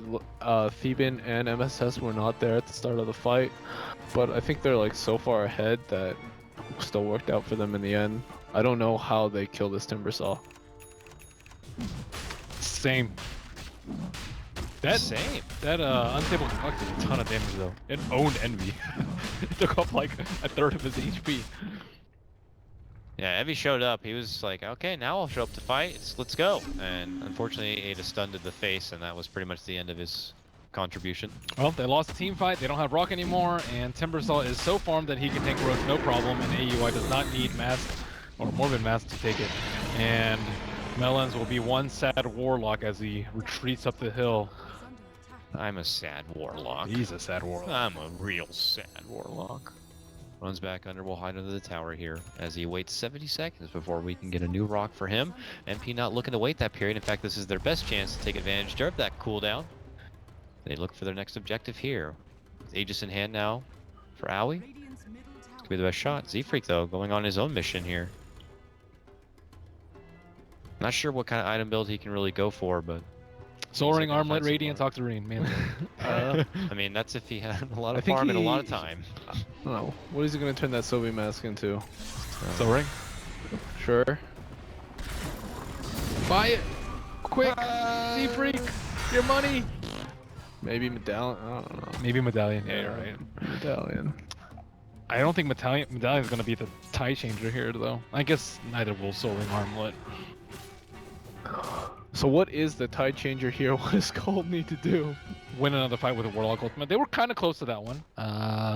They were caught off guard by the Ursa Blink Dagger, and the Juggernaut died very early on into the fight, so they didn't get that much gold out of that fight. But if it were a little slightly better executed, and if they kite the... Okay, Cancel gets jumped by Owie, going to be forced to dish out the coil just to save his own life. He gets back in a way here as Z-Freak will rendezvous with them, but MP are still in the neighborhood. MSS just comes flying on in, looking to get a jump on the Cancel, and him and Owie will get it done. Quickly burst down the little ferry, and now they'll be rewarded with another +1 as they could push in for this tier 1 tower, but the rest of coL are still hanging around, and they have that chaotic offering. Don't have Cancel though, but I guess if they wanted to go crazy, he could buy back. Timber has Bloodstone and a Plate Mail. They do not have enough damage to kill him. And they also have, on top of that, Witch Doctor heal.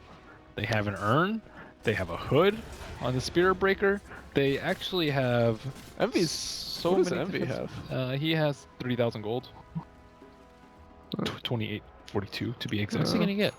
Scepter uses what he get. Yeah. He just saves up his He doesn't gold. want to get the Ogre Club first? Yo. Yo. Raindrops. Raindrops. Value raindrops. I mean, he probably expected those raindrops to expire by now, but... Or it's mana efficiency for farming. It's like better HP than an Ogre Club if it procs twice, and you can farm faster with it. So I'm actually okay with that. And a Vanguard picked up for Owie. A little tankier bear. Oh yeah, they have huge damage issues. They don't have a Veil. Like, oh, they do have a Veil. They have a Veil on Cancel. Oh, Theben finds Swindle. Nether Strike and will be able to bust him down. And MSS shreds apart his brother. Z-Freak also going to go down. Godlike. From Mojo Stormstout. Top lane, it doesn't stop yet. MSN on the action, but... oh, he TP'd to bottom. He's still getting charged. He didn't TP back to base. He's really low. Uh-oh. I don't think he'll die, though. Gets the charge in. Blade Fury's there, though, and unfortunately, the Owie Ursa is not as close. Meanwhile, SPG was able to get the finish on the mid-tier 1. Alright. Cancel. Nice deny. But they are, as you mentioned, going to be lagging a lot in the damage department. You're hoping by this point when the new rock came up after it didn't work out the first time, that for the second go-around, you were going to be having your, at least level 2 Omni Slash. You were going to be having maybe at least a level 1 book. He has it now, but another window, unfortunately, seems to be passing here. coL need to be, I imagine, looking to use this rock, though. There it is, the smoke. Let's go. Timber is in the worst position possible for complexity, though. Like, he will break the smoke from any direction that they approach mid from. And I don't think they can really kill him. Or he can just suicide and then be right back in the fight. He has instant respawn, and they won't have rock if he comes back. Oh, he's got Lotus Orb now done, so you can't even silence him. This is a problem. He might even go into like a reflected Omni Slash here. Let's see. He's running right into complexity. Let's see how tanky MSS actually is, guys. Lotus flex back the stun. They got the silence now because he doesn't have the Lotus up, and they'll Blade Fury him down. He's stunned up, and they get him taken down. That means there's going to be no suicide. That's a serious bounty handed over. They will be able to get Justin down with the Death Ward, though. Z-Freak looks to teleport away and won't be able to make it out. So will Cancel and company. They just want to get the MSS kill and try to get away, but they will lose Swindle on top of it. They lose Justin, they lose Swindle. But losing the 2 and taking down MSS... I mean, that's definitely worth it. Bloodstone charges down. That was a godlike spree. Yep. Yeah, man. That was one of the saddest Omni Slashes I've seen, though. It was on an Enraged Ursa with a Vanguard. I think he did next to 0 damage. It's okay, though. He did get MSS's streak. So that is a pretty 916 gold for him. Was it Justin who got the last hit? Yep. Got the kill? Yep, Okay. with the Blade Fury. That's one of the best things coL could ask for. Well, after we're talking about how tanky MSS could be, they're going to be forgiving and handing his life over. And now the charges will be cut down a bit. I think if he had like 10 reactive stacks for that fight, he would have lived. Yeah, but they caught him out before he was tanking creeps, so... Exactly. Building up those stacks. Yeah. Now sporting some good regen here. coL, though, not looking to hang out in the lane. Looking to maintain the vision from the high ground nearby. Ooh, Moo.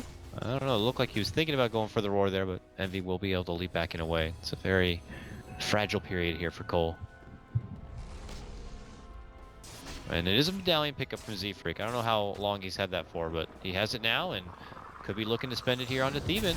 Dishes out the sun, hit him with the medallion. With the acid spray, it's a lot of minus armor. Does Justin have the damage? It's taking far too long, and now he's just going to easily assault the other support and do it in a fraction of the time here. But that was when Cancel jumps in, commits him with the coil. Z-Freak's going to be taken apart. Justin looking to make his move for Owie now. Gets some assistance with the Lotus, and that means it's going to be reflected back right onto Moo. Follow-up Coconut's going to be there with a Maldic on top of it. MSS could look to shred and finish him apart. The book trying to do its best to help get the finish on the Thieven, but it's not going to be there. Double kill for MSS. Cancel on the other side, looking to make it back in a way, but Envy chasing on in. Leaps on forward, but doesn't really have a lot of extra mana to be able to follow up, so... It looks like Cancel will be able to make it away. A hard hit for coL as they lose 4 all day. Great Lotus. Yeah, that was cool with the reflected primal roar. And Moo was suddenly stopped in his tracks. And look at this Cancel. Nice snipe. Takes down the Doctor and will grab up the gem. Ooh, that's nice. It's a nice little snag. It secures some new ruby red shoes. Roshan's up soon. They can maybe make a play with the Hawk on the Beastmaster and Roche and then a BOT on there. If Ursa's low at all. He still does not have lifesteal, so he has gone for a Vanguard into what looks to be a Dezo. Yeah, I mean, it's tanky enough. I think MSS is tanky enough. I'm surprised he didn't go for Basher. I think Basher is usually like the 3,000 gold item slot that a lot of the Ursas go for, but I mean, he's bursting people down so quickly. I don't think he really cares that much about the lockdown. It's nice versus the Jug and the Puck, however, both of which have eluded his grasp a couple of times. But yeah, it's really nice to kill people in half a second instead of 3/4. Complexity converged to the top lane, but MP are already en route. Thievin charging right on through and past Swindle here on the way. MSS looks to shred him apart. He's able to get the Chaotic offering down, but he'll die shortly after. There goes the roar from Moo. Looking to lock down Owie with the Necro Book on top of it. Can they get the finish? SVG though with the Death Ward fends them off and back it away here. Owie is going to get slashed down with the assistance coming through from Justin with a nice Omni Slash. Will help coL tip this one back their side. 3-for-2 trade, and the chase is on here. MSS and Thievin round the corner to stay safely under their tier 1. And coL will hang from the other side of the trees here. Not looking to pounce quite yet. Cancels nearby. Nice by Swindles. He got all his skulls off before he died. He got a Fatal Bond. Yeah, 3-man Fatal Bond. Stuns out. Lotus will reflect back. And now another strike onto Cancel. Cancel could be the one going down, and they'll get it. That's the gem down and quickly picked up. Justin still hanging within the side. Blade Furies and runs on back. Timber Jade in from MSS, and he cleans that one up. Double kill for him. He's up to 17 charges once again now. Z-Freak will be able to make it away, but it looked like it was going to be a cool fight there, but I guess maybe they just got a little too excited hanging around or something. MP were able to turn it back and grab that Cancel kill and the Jug takedown at the end.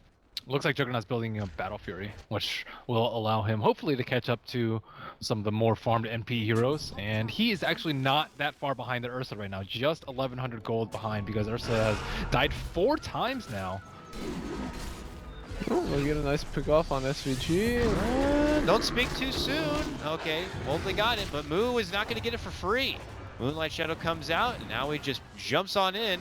Necrobook doing a little bit of work. Swindle says, slow it right there as he dishes out the upheaval, but there's going to be enough time for Envy to leap right out. And he's rushing away. coil, swing and a miss if he was hoping to get Envy. We'll have to settle with Theben. That's not going to be good enough. So he gets back out and away. And now the charge is on from NP. Below is going to be Justin, and out comes Z-Freak. coL hoping to spring a trap, but it's not going to be quick enough to save Cancel. He gets quickly swarmed on, and they'll get the Swindle follow-up too. Both going to be assaulted. The charges continue to stack here now, up to 19. And soon to be a Lincoln's also for MSS. What an arrow by Envy. I don't know if that was on purpose or not. I just threw it out, but no, it's definitely on purpose. But yeah, he just timed out when the phase shift was gonna end, and no chance. Cancel. Yeah, there's no chance of a blink there with the arrow passing through your body. That leads to a Roche and an Aegis now for MP. This one will go back to Aoi as he looks to finish out his Desolator. And even more tankiness coming out from MP as Spirit Breaker goes for a full defensive build with a Hood and a Vanguard. Maybe looking to get a Crimson Guard versus all the Beastmaster and the Summons and underfarmed Juggernaut. And as they continue to get a bit more durable and tankier and tougher, I don't see it getting easier for Complexity to chew through that armor. Necrobook's already been peaked up to its level 3 here. Z-Freak was able to finish out his Solar Crest, which helps a bit and allows him to be able to farm up into something new. What that will be, I'm not too sure, but it's got to be something to help kind of chunk through all that resilience that MP are now itemizing. Yeah, I actually don't know what he gets here. We see mech a lot, or we used to rather, but I don't think it will have an impact at the timing that he's going to be able to get it. Oh, he picks up a Deso. He should probably look to get like an Ags after. He is getting bursted in these fights. Yeah, but they're able to do the bursting this time, or at least hopeful bursting here, waiting for Cancel to come back, but they'll get him down. Quick pick on the puck for the bottom lane. And MP quickly rummage through the rest of this jungle front here and just rush right towards the mid lane. They still have the Aegis and all this momentum. Could look to take this opportunity to move on forward and get some tier 2s down. Or take a new fight. Where's Steven going here? Juggernaut. Juggernaut. Nope, they've settled for Swindle. Caught him in the river hanging nearby. He eats an arrow up the bum and he goes down. Dominating for Theben too. Man, he was only playing Ogre like each and every game, and this is one of the first times I've seen him be able to pull out the Spirit Breaker, and he makes it look even more comfortable. He's assisting another setup and charging on forward as they will take down another one. As Moo's going to get dropped. Complexity falling apart here a bit. 35-13. MP just moments away from qualifying and making it to the Boston Major. I think the end score to the last game was 13-34. NP outperforming themselves. We'll see how much more they can outperform. No. Justin is caught on top as he was trying to hide in the He has Omni Slash though. I don't think he can kill the He has Vanguard. He has Crimson Guard, not just man. Vanguard. Justin's running. Charges there. Theben's just waiting. He's like, you're not going to TP, you're not going to go anywhere. I'm just going to save this. But eventually he doesn't want to chase any further. It looks like there is Swindle Melons nearby. But Envy's here now too, so that's when they make the strike. Probably and Ursa's from behind. Timing out the charge with an arrow. There's another strike. Here comes the arrow. Blade Fury will be able to shrug it off, but oh, not enough for Melons. He just gets taken apart. Aoi now jumping in, looking to get the slash down on Justin. How hungry are they for it? Can they get it? Jump in right into a stun from Z-Freak, but on the other side, Justin will get finished off. Z-Freak also goes down. Double kill for Aoi on this one, and a tier 2 to boot. 22 charges into the pocket of MSS, and MP continue to climb up and up as they are getting ready to settle into the idea of heading out to Boston. It's looking pretty grim here for coL. I don't know what kind of high ground defense they can pull out. They still have that chaotic offering, but at this point, MP just have way too much. Ursa can kill that thing so quickly. Yeah. Maybe that's part of the reason why he got Dota too, just so he can kill the golem. Oh, Envy, cancel. Almost killing. Envy almost killing Cancel here. Meanwhile, MSS takes down Moo. Cancel was able to make it away. Just barely.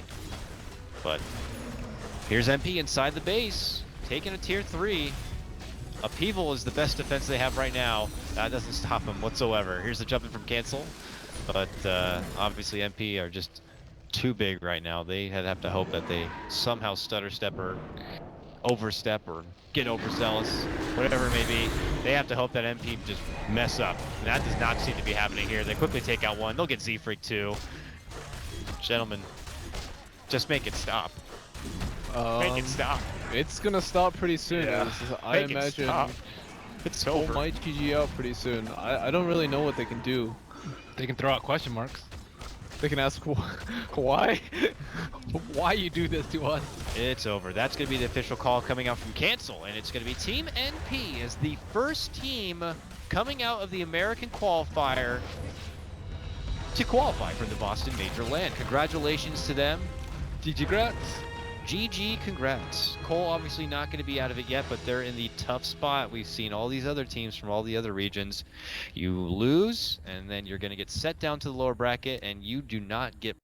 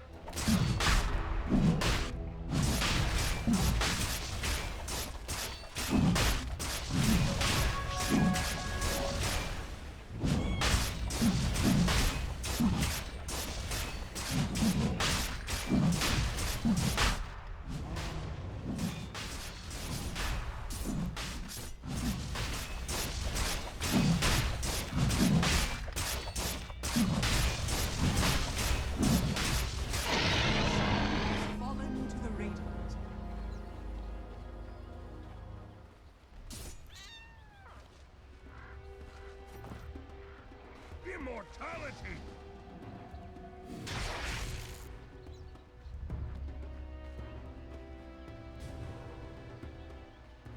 Radiant's top tower is under attack.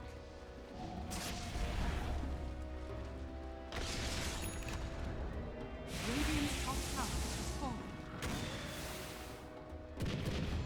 Dire's top tower is under attack.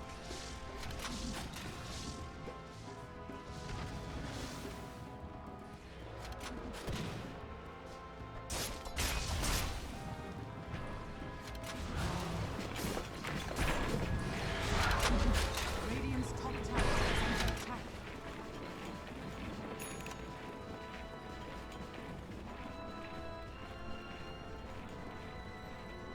Radiant's top tower is under attack.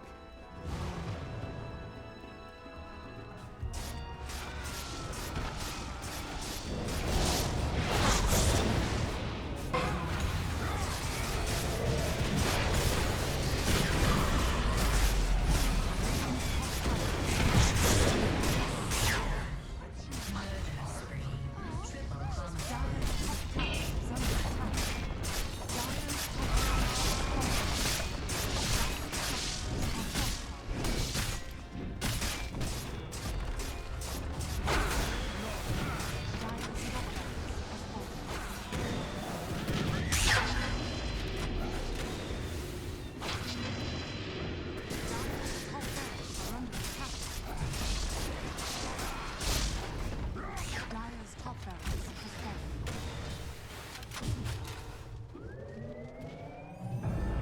Dire's bottom barracks are under attack.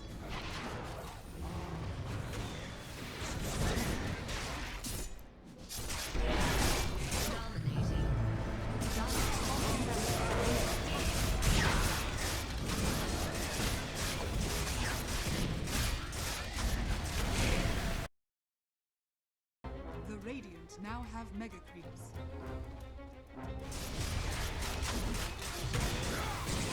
Dire's middle tower is under attack. Mega kill.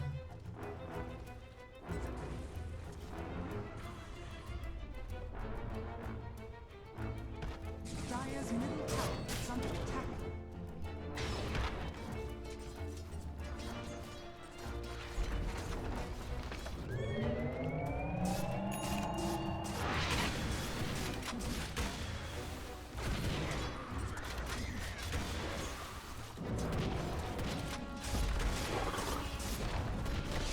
Dire's middle tower has fallen.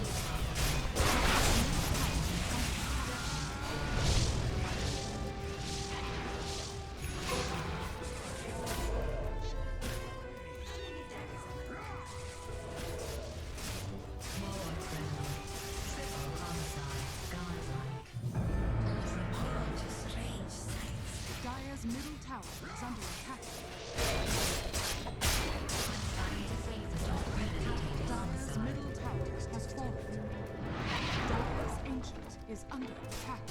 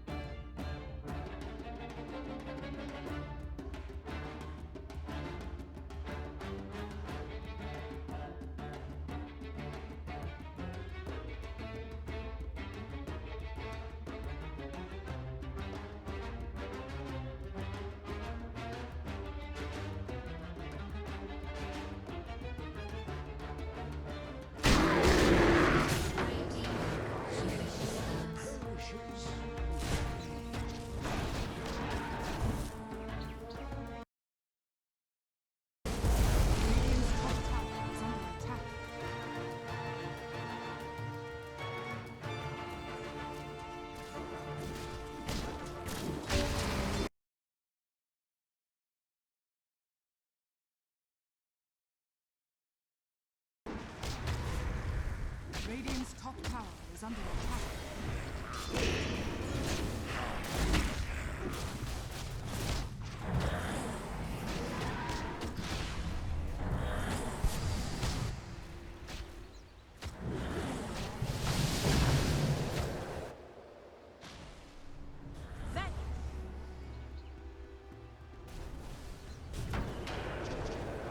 Dire's bottom tower is under attack. Dire's structures are fortified.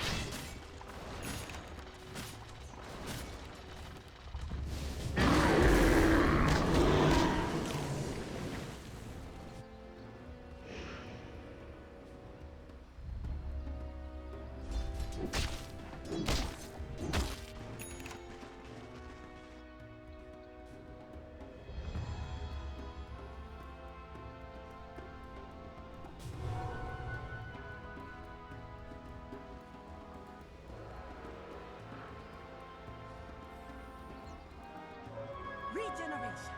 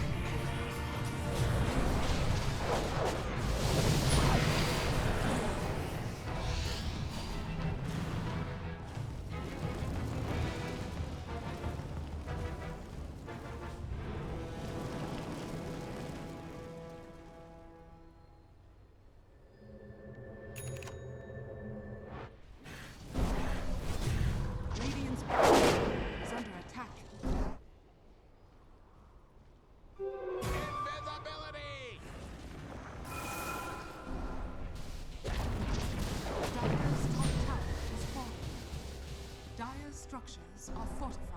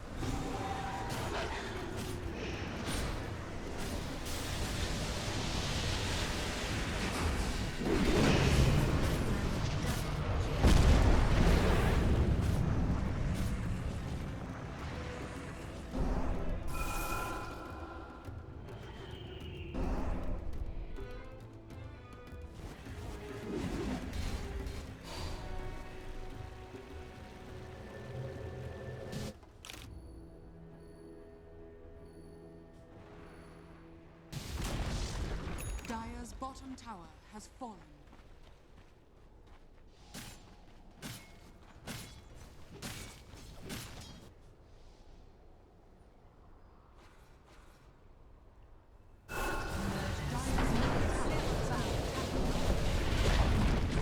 Dire's bottom tower has fallen. Dire's bottom barracks has fallen. Dire's bottom barracks are under attack. Bottom barracks has fallen. The Radiant now have mega. Dire's middle tower has fallen. Dire's middle tower is under attack. Mega kill.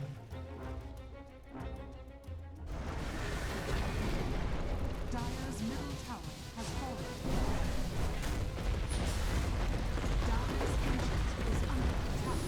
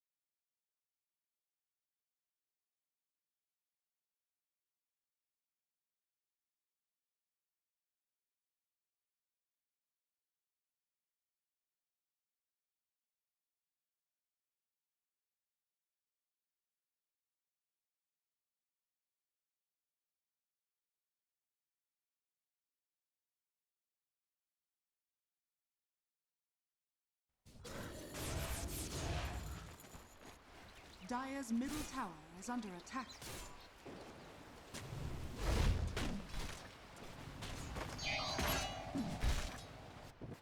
Those black dragons. It's great for their whole lane. It's gonna pull back the entire lane, and they have a lifesteal. You can just tank it, and there we go. So what, did he loop it around the tower and then try to go through here? I think so. And then Stinger met up with him. That's rough. I didn't watch the whole entire thing though, but I presume that's what happened. All right, well, that I'm sure is a mistake that Justin will not be making again. Yep. Beating up on that bear. Gonna slow down with the open wounds. See if they can get that early bounty. Oh, and no. nice deny. Melons. That's huge. That is really Great big. CS. That is really big. It's a lot of gold. And a lot of XP. Yeah. Do you get 0 EXP for summoned units denied, or do they still get half? Feels like they didn't get anything. If I mean, our silencer is still level weird. 1, so. Yeah. But the 300 gold, yeah, that's great. Not giving that away. 300 XP skilled 3 ways would have still been. He'd still be level 1 anyways. I think I checked silencer. He didn't gain that much, but I don't know. It's still really bad because yeah, you never want to lose your bear that early. Yeah. That's the problem going against open wounds and multiple slows and stuns. Now, Death Prophet is a lane dominator, right, guys? But should she actually be this far ahead of Cancel in CS? 14, 6, 7, 2. I don't know After about the this first far. blood, probably not. Yeah, he's actually doing an insanely good job. Because Death Prophet's not the best at like level 2. She becomes a lot better at level 3 when she gets 2 in Crypt Swarm. Some of the pressure that you're supposed to be able to lay down with Spirit Siphon is a little bit mitigated by having an escape mechanism like. That's what he did to get CS. I think that's why he's ahead. Yeah, most of the time I see 2 in Spirit Siphon, however. I think it's just because it's not effective versus. Yeah, the low cooldown versus leap. Or the high cooldown, I should say. Yeah. Indeed. Melons gone on in bottom lane. Looks like he was a step out of position, or several steps. Gets caught by Benjis and our silencer. This is really bad. They're gonna feed the lifestealer early phase. If he gets early phase, the bear can do nothing. The bear can do absolutely nothing, especially when Lone Druid's like will get his boots like very soon. I don't even know if he's going for boots first. He might go for Oov or something like that. But with lifestealer having this much farm, it is it's not bode well. So what we're looking at is Infamous all the lanes. Every single one of their lanes. Look at the top 3 CSs. They're all like tied at 24. Yeah, and it's not even close either with the complexity. You've got Moo sitting at 13 here compared to King Tekka's 22. It's actually TV out. Realize he's a bit out of position there with that jump forward. Good positioning by Z-Freak. They saw that he TP'd back to the T2, however, or T1. If they're watching, yeah. What they may not expect, though, is Stinger coming in from behind. Moo is kind of low here. They're going to try and pop him here with the jump in, stun, Torrent follow-up. That being said, Z-Freak is keeping him alive here. He's got a bottle charge to work with, but King Tekka is immediately turned on, just going on to Z-Freak instead of anybody else.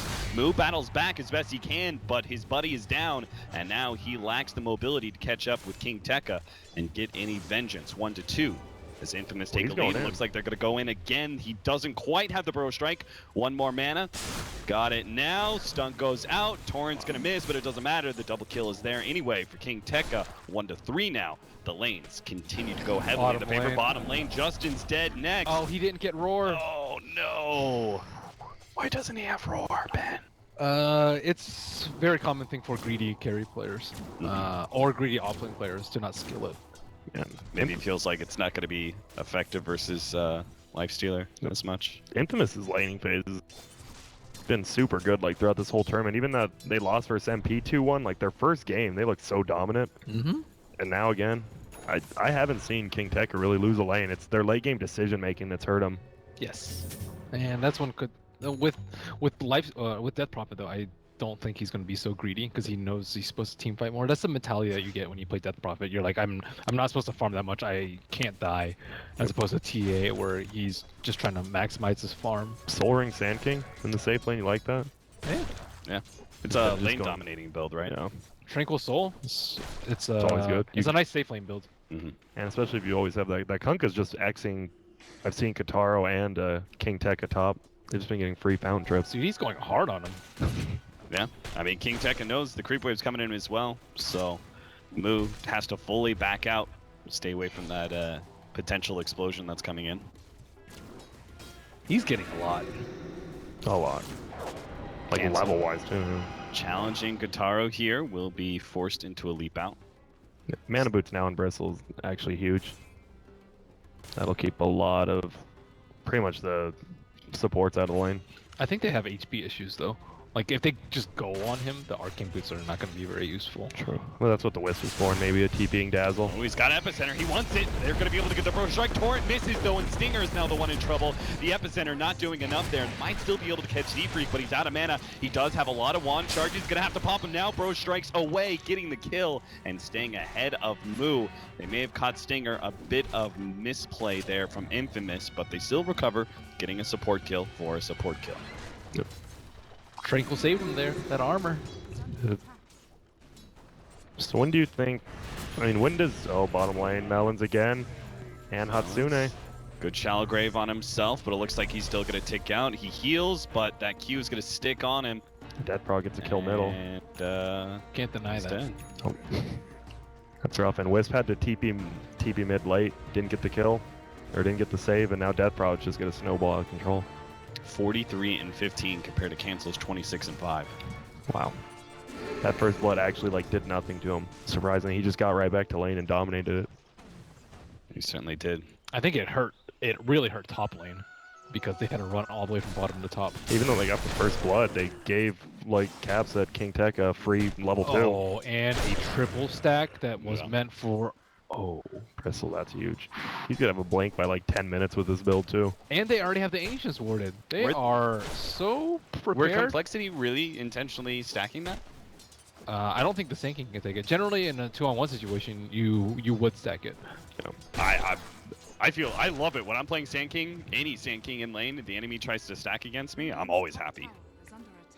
Yeah, normally they'd have more control, but they gave up a lot of kills, so they weren't able to take it themselves. But Bristle's level 7. He does have level 4 Cool Spray, so he can deal with the Ancients, but... Oh, nice counter. Oof, yeah. They know that's a huge stack, though. They can't really fight it, though. Well, yeah, they can if Silencer's level 6. They can Death definitely Prophet fight it. loves that sort of fight. If you can smoke around from behind, and then Exorcism right there, it's the dream fight. That's like your best use of your first Exorcism. Man, Benjaz is free farming too. He's done a really good job of just knowing when to farm and when to TP and fight. And this game, he can just farm. He's versus Syllabear, who had to leave. Yeah, his first real introduction into fight should be probably the Blink Dagger pickup and the Sand King, right?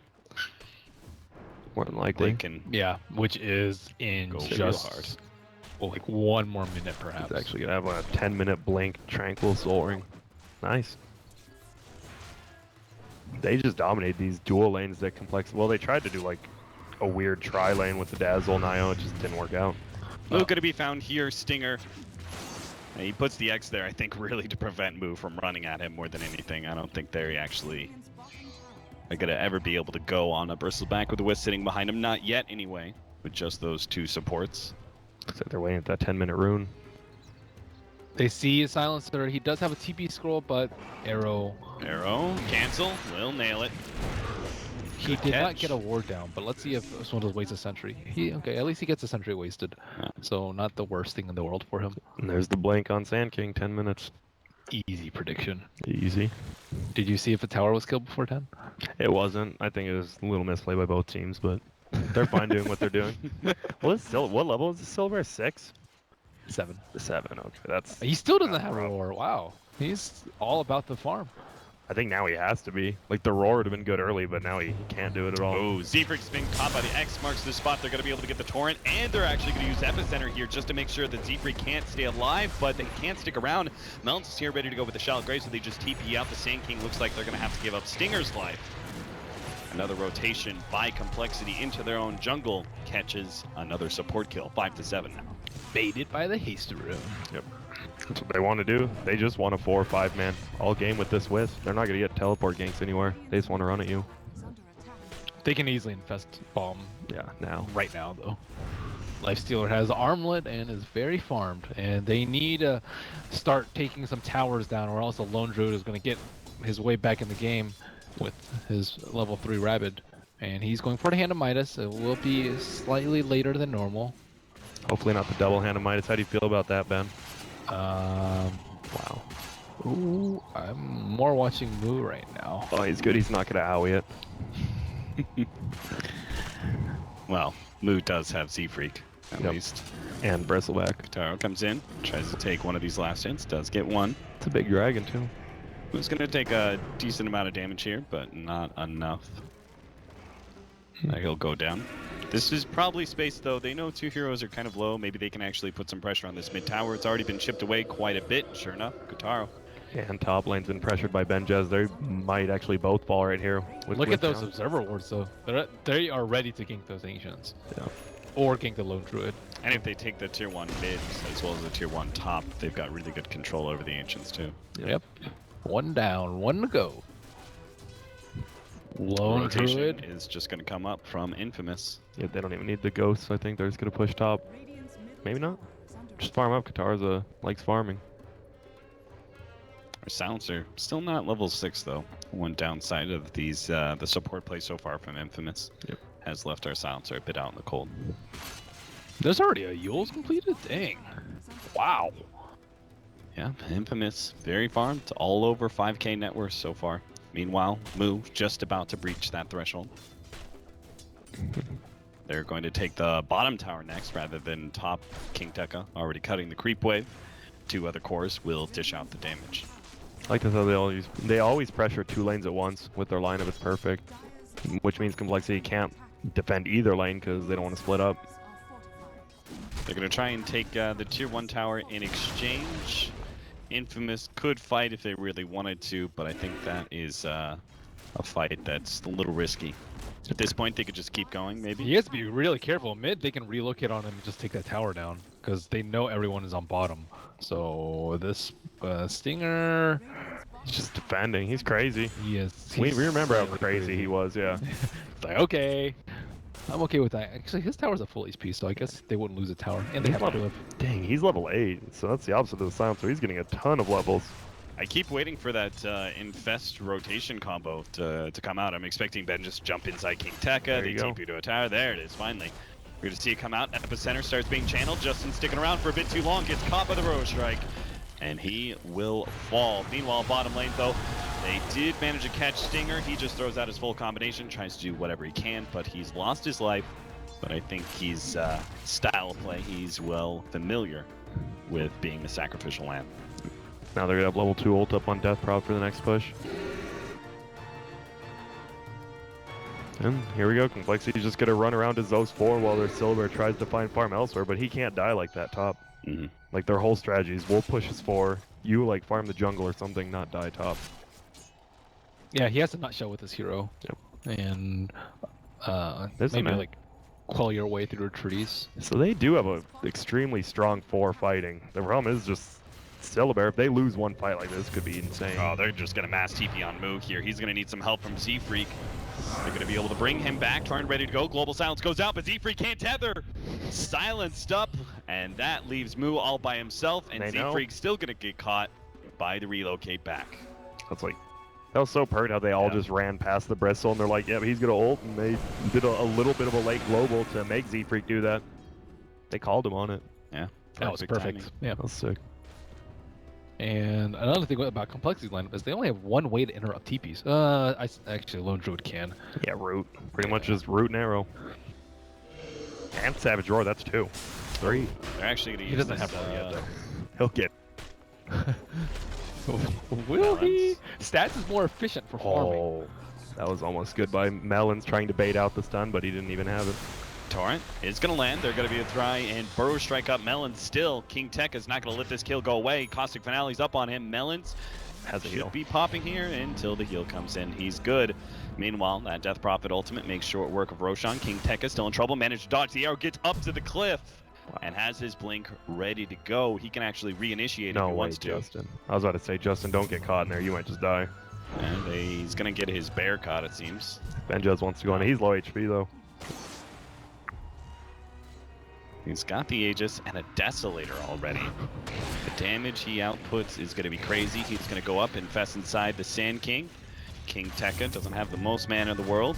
Oh, they see Whip. Starts the channel. He's ready to go with the blink forward. He's going to go for the back line, straight to Melons. They're going to make sure there's no defensive save there. Moo, he's going to be on the front lines here, dishing out the damage, but it's just not enough. All the supporting crew is gone, and Moo will eventually fall as well. It's just Justin left in this crazy team fight. He's going to be pulled right back into the torrent. That will be 4 down from Complexity. A clean win from Infamous as they do not drop a single hero. How did Katara and Benjaz get so much farm so early? They are actually so ridiculously farmed. They're just winning fights by straight up having more items in them. Why do you guys think that Complexity wanted to take that fight right there? Because when else are you going to take a fight? They know bait out Lone Druid, you just farm up your Ancients and wait for them to come up your hill. They just don't have team fight. Like I don't know when Complexity takes a fight in this game. I Looking think at their draft, they wait for them to split up and use relocate offensively. They could try, but use Moonlight defensively. I presume the communication was Global Silence is down, Death Prophet Ultimate is down. This is the best fight we could possibly get. That makes sense. But it's still not enough when Infamous have such a large net worth lead. They don't need those 2 big ultimates to win fights. Stinger's just out. Peace. Which 2 of the it was Excel and Katara went to Frankfurt Major, right? The other 3 didn't. I think Stinger might have been their coach at the time. I believe you're correct. So that'd be, those 2 know what it takes to get there, and they want to get there again. They just have so many items all around. They do. You mentioned Benjaz and Kataro, but the Sand King already has 4 step and 1,700 gold on top of that. And then the Kunkka has drums, and he was he's 0 and 4, yet still has drums. Oh my. Melons, he's done for. Torrent's got to prevent him from getting off a Shallow Grave. And he got the ward down. They might counter that. That'd be a whole wasted trip. They could just pick up a gem right now. I really don't think that the gem carrier will die. Sand King.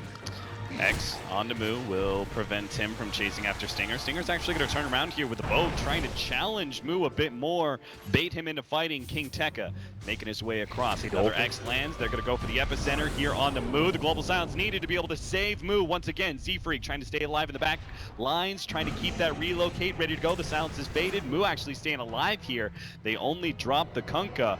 They still have KingCharlie ready to go back in. This time he's got a little surprise in him.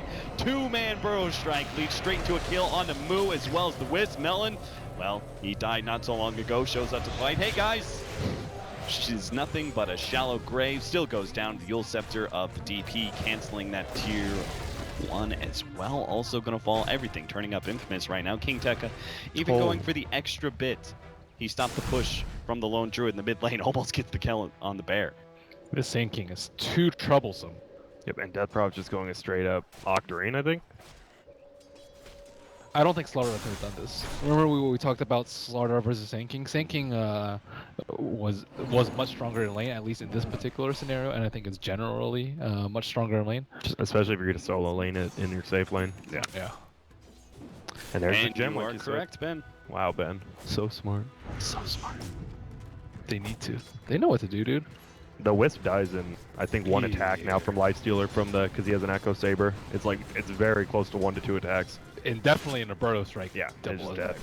It's insane. Yeah, he needs a Ghost Scepter, but I don't even know if Ghost Scepter saves him because he just takes so much damage. Man.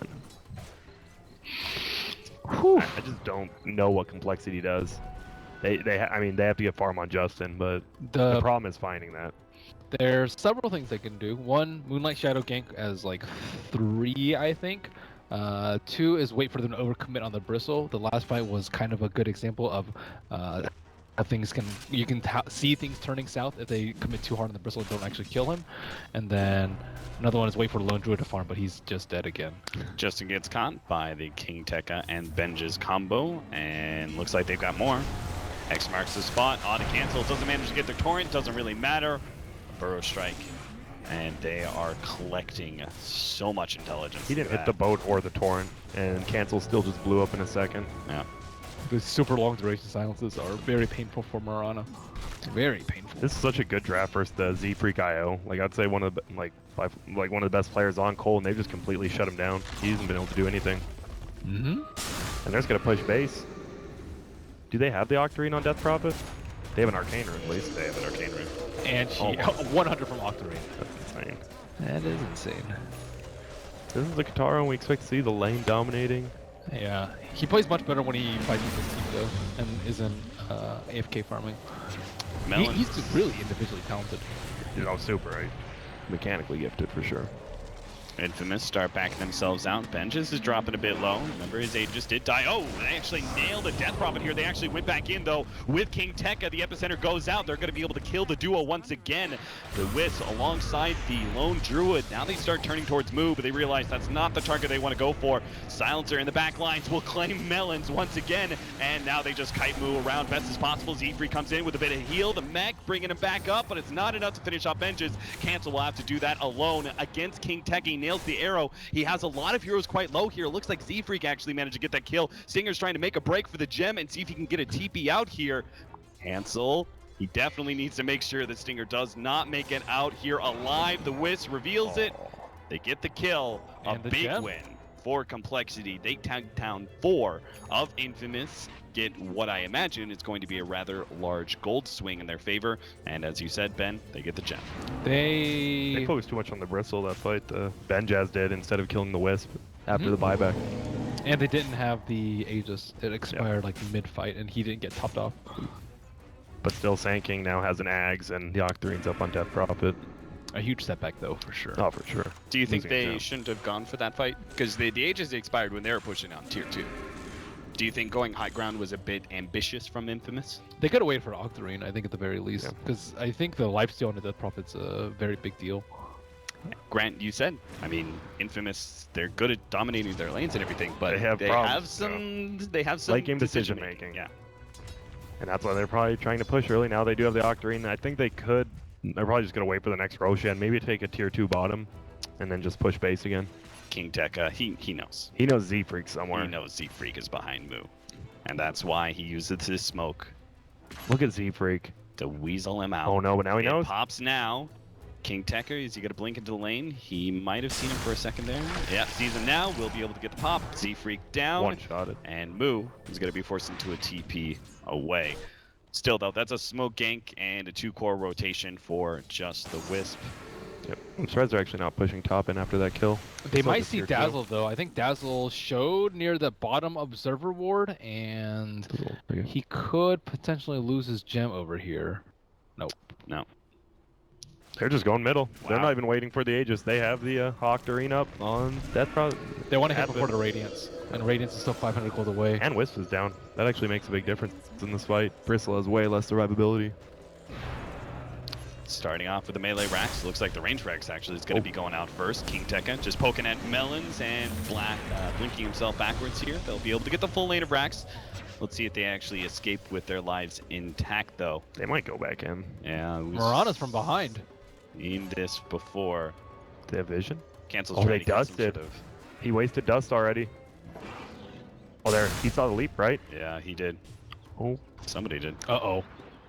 They don't have blink or stun up on KingTeka, though. Now they do. They're going to go in 2D for this one. Cancel. Doesn't have the leap away, nor the blink dagger just yet. And Complexity couldn't be there in time. The Radiance is up, and they're still going to try and catch Infamous, knowing that some big-time ultimates are down. They're going to try and catch the Silencer first, but the Torrent's going to be able to stop the progression here. Nice Burrow strike into that one as well. Benj is right on top of Moo. The short ship comes out, will manage to land onto Moo there, and now they have Death Prophet coming forward with the Spirit Siphon, slowing these heroes down. Not even Justin is looking to be able to escape away from this one. Oh, never mind. The Savage Roar actually will be able to buy some time. KingTeka, once again, being the bane of Z-Freak's existence as he keeps him entirely out of the fight, unable to tether or relocate anybody to safety. And there will be a trade-off of 1 for 4, once again, to Infamous's favor. That's probably such a good pick. They globals, and then all of them got silenced, and then they tried to save the Bristleback. Bristleback didn't actually die there in global. Everyone came in to save him, and then they got Death Prophet silenced, and then they all got massacred. It was just a good last pick. Yeah. We didn't expect it. We wanted to play something crazy aggressive that maybe go around and get kills instead of just farm and push a lane. Mm-hmm. And now they're well on their way to close out this game nice and early. That Octarine, the Octarine cooldown on this. It's crazy how Infamous was 1-3 at the first day, and they're just going in. Epicenter comes in right as Moo TPs. And He's taken a lot of damage, but is going to be able to get some serious damage back. Looks like Benja's dropping a bit low. Again, the ship lands onto 3 this time around. Z-Freak bounces back. The mech heals him up to full, but they see Melons. They're going to take him out first with the combination of the Sand King as well as the Lifestealer. Death Prophet in the middle of everyone, still lifestealing up thanks to this Octarine. Moo's going to try and challenge him, but it's too much physical damage for him to handle, and he gets taken out by the Burrow Strike. Still, Kotaro is alive. Not even Cancel can kill him, and now he's right back up to full as the Death Prophet ultimate exorcism fades, and full Infamous will take a bottom lane of Rags. They can't quite finish up this game because the tier 2 is still up at top lane, but it's kind of a given. They've got this game in the bag. Z-Freak, he's going to get caught as well. At least he gets Stinger. 700 gold. And it's something. 20,000 gold lead, 15k experience. They just look like a really good team right now. Like, super good team. They're playing perfectly. They're not making those late game decisions besides maybe that last, like, 2 fights ago. That wasn't even that poor of a It wasn't decision. that poor. It was just the fact they got hit by the arrow. Yeah. That was actually the I think worst the arrow and the Benjaz attacking a Bristleback instead of a Wisp. Yeah. Yeah. Not over yet, though. Silver's going to need about 4 more items, but...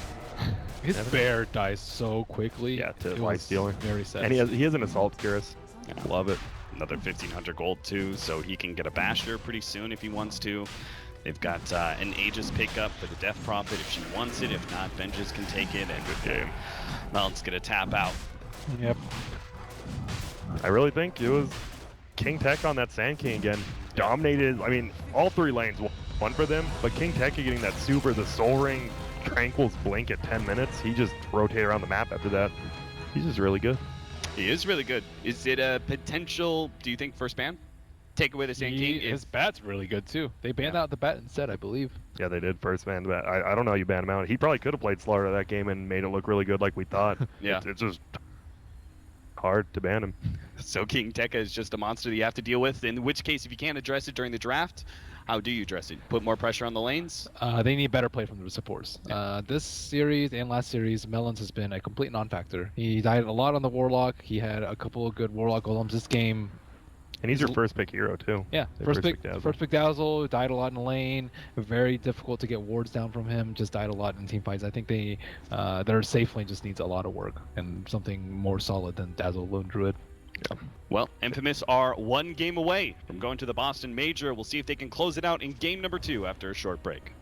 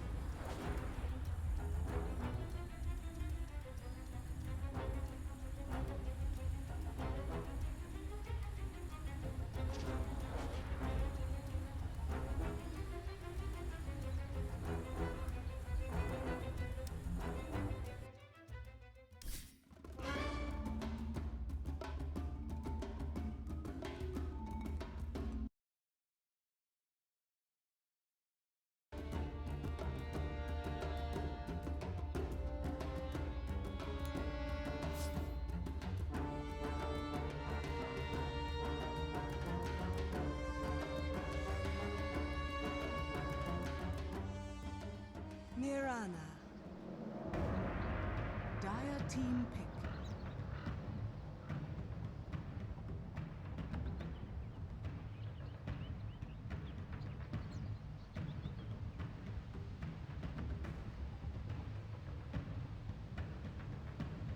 Seconds remaining.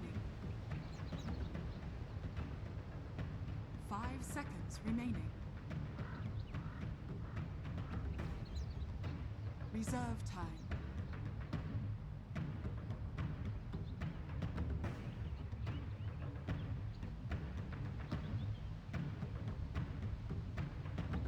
Sand King. Complexities turn to pick.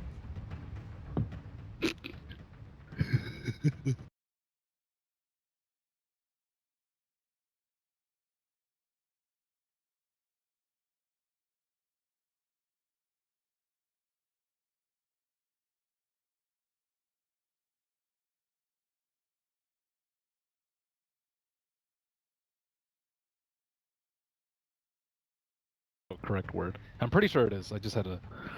Yep. Oh, look at this draft. A beating, a sound thrashing. Yeah. 2, a decisive, humiliating defeat, as in a game or contest. You have the best words, Ben Will. Drubbing? Yeah. Drubbing is a good word. Anyway, we got a draft on our hands. Mirana, first pick, Sand King, Shadow Demon for Infamous. Complexity will get the Warlock. To both teams' joy, yes? We're happy with this? As you said. Happy, joy? Yeah. Well, Complexity and FDL seem like they're running the same strategies and they're just not working, but they just keep going back to them. Well, sometimes you only have a limited pool of strategies. You like, how many strategies would you have? Like 15? I wouldn't have strategies. I'd just draft the best heroes at the time and make them meld together like the great American melting pot that America is. That was so patriotic. Thank you. Now Sand King for King Tech again, probably, so they're going to need to have a better off lane or safe lane against him. Because if your Sand King has a 10-minute blink and other items, you're usually going to lose. Like, the other team's going to lose. It's just pretty simple. They banned out the good heroes. There's the Timber and Axe. Yep. Smart drafting by Sting.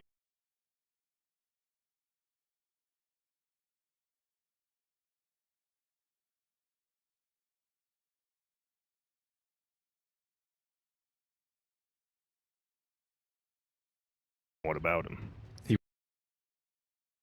Grant. True. Ace is void. So it might not even be an offlane Sand King. Might not. With the Shadow Demon setting up, the Sand King makes him a lot better as a support. I mean, one of the big problems was that Sand King had a very favorable lane matchup. Warlock kind of limits that, right? You can't run the same kind of aggro situation against him. Or can you? You can run Warlock +1. Well, he's no, saying I'm saying can you run aggro into Oh. Warlock, which is how Infamous set up a Sand King. Yeah, they did it. MP did it. MP did it. Did they win that lane? Very. Okay. Very hard. So the answer is yes, you can do it. Yes. Okay. There you go, Cap. They ran. I forget what the 3 heroes was. Witch Doctor. Witch Doctor, yeah. There was a Witch Well, Doctor. they did it twice. Oh. So one was Sven. They had Ogre. They had Spirit Breaker. They had Witch Doctor. Ooh, the app. Those mix of heroes. The Admiral. Admiral Kunkka. Grant, just Thank the you. excitement. I love Kunkka. Ooh, the Admiral. The Admiral. I love Kunkka. He's a great hero. I'm glad he's back. I mean, you do seem to have a bit of a nautical fetish. I do. Ahoy. Ahoy. And it could be mid. It still could be middle or Z-Freak. I think Z-Freak plays it amazingly. Cancel obviously does as well. But you can't really pick a middle Kunkka third. And then Infamous is like, oh, well, this will be easy. Yeah. That's why you keep it a question mark. Then they have. Yeah. Until 4th pick, then we might know better. But Infamous has to go first. I remember Kunkka was one of the when he was first like getting back into competitive. He was picked a lot versus Faceless Void. It was like a semi-chrono counter because Venge was always banned out. Oh boy. Wasn't it us 3 casted the last time Infamous played Terrorblade? Yep. When Benjaz just free farm top and split pushed and had an amazing game. Yep. We'll see if he does that again.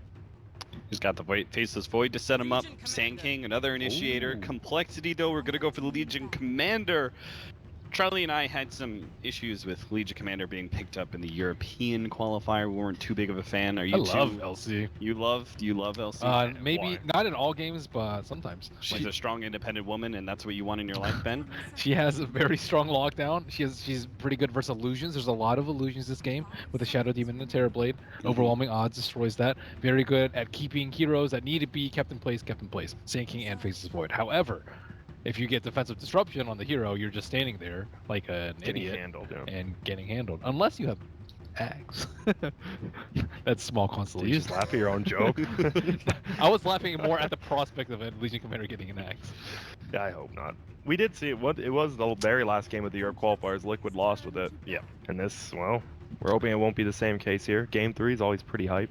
Who is it? Yonosamfan, I think, who got the Ags on Legion Commander way back in like one of the MLG tournaments. How'd that go?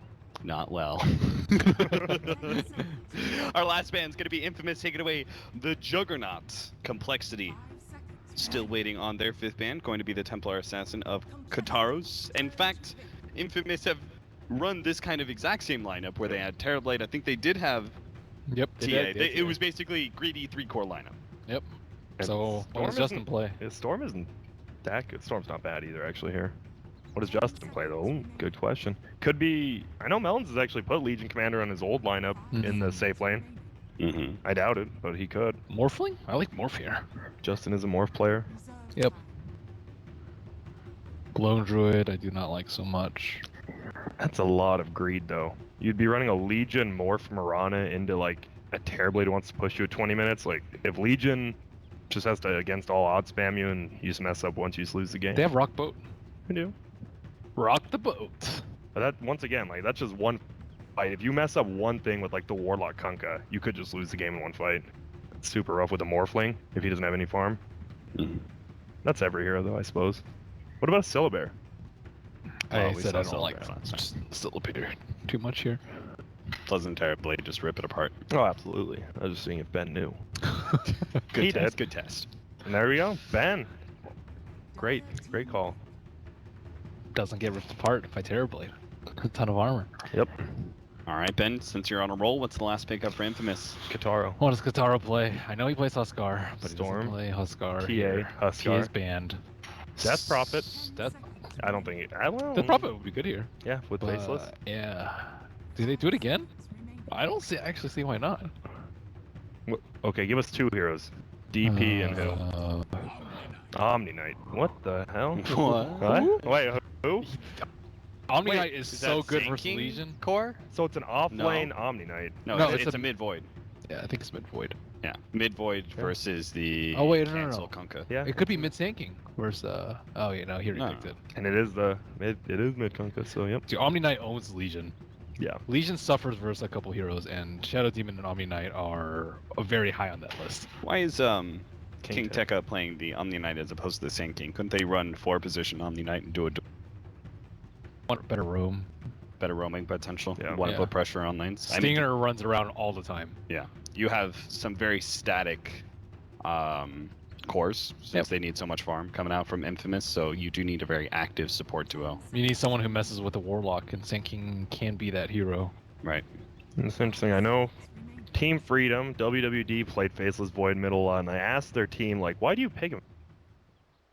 Faceless, and they're like, well, we don't know. He just always asks for it. It's not actually that good. That's what they said, so I'm actually surprised Infamous is going to run it. Maybe they've been scrimmed against Freedom a lot. Was it a secret? Secret picked up Void constantly, and it was because they were able to in every single position. Exactly. You know, so it works out. Team who places the most Observe Awards by game, and well, that's just a crapshoot. Total number of player deaths by 25 minutes. That's a crapshoot. We'll say 16 to 25. Let's put 16 to 25 as well. There could be more, actually. There was, what, 13 to 33 or something last game? Yeah, but Infamous have some more stationary cores this time around. That is true. Well, they're just... Oh, they're doing this again. They've done this 5-man run through middle rotate. They're gonna rotate up. Who is the highest magic damage? Sand King again? Oh wait, Sand King's a support this time. Still could be, though. Not... Well, because Zebra's support, too. Hey, Kunkka does a good amount of magic damage. Uh-oh. Well, more things been found. Spotted. He could block him out. Oh, he does not. He has morph. This could be disastrous. Yeah, this is real bad. Disastrous. Stinger just blocked him. So Stinger blocks him in. They're going to get a really good hit coming out from Moo. He might be able to get a counter kill as that's going to see the Shatter Demon go down. Ben just goes ahead and pops his Metamorphosis, seeing this fight is going to fully break out. Melon's going to be second death here for Complexity. A nice two-man torrent lands onto Infamous, but Complexity cannot kill any of these heroes. Not anymore. First blood and a second kill going to Infamous for the loss of their Shatter Demon, and they're going to battle over this bounty rune. Cancel's going to man mode for it. The arrow actually lands on the Benches. Moo might just be able to get this kill. He gets healed up, but the torrent still lands, and there goes Benches down. Stinger, he may fall as well. Pops a little bit of Fairy Fire action, not able to stay alive. At least the faces Void gets the counter kill onto Cancel. 3-3 now. The fight continues to break out. King Tekka is going to make his way up. And look at looks the Shadow like Demon. Kataro will take over his mid lane. Yeah. And here comes Shadow Demon with the 2 extra experience coming out of the bounty rune since it's been sitting there for a little while. Wow. That is an interesting fight. That's one of my happiest things about playing support in that sort of brawl fight. Oh wait, there's a bounty rune. Oh wait. So Infamous running a aggro tri-lane here. Yep. They like to do it with their Terrorblade. Well, not all the time though. They switch it up a lot. They don't really like. This is a team that doesn't run the same strats that often together. Well, was it you that told me that Justin just tilts easily? Yes. Yeah. He's in the like the Awar Ritsu club of tilting very easily. Very high skill cap, very easy tilt cap. Yeah. And they would have actually liked to be just have this easy matchup versus the Omni Knight, a hero that's not going to pressure you overly, whereas this tri-lane would definitely pressure a Morphling. That's a core you want to pressure in the laning phase, right? Yep. Is it time to swap lanes? Are they gonna throw maybe Shadow Demon or someone else up there? Get the swapperoonie. Z-Freak looking for the chicken snipe. Is he going? He's got it. Yep. Leap forward. That's it. It's big. Got it. That's huge.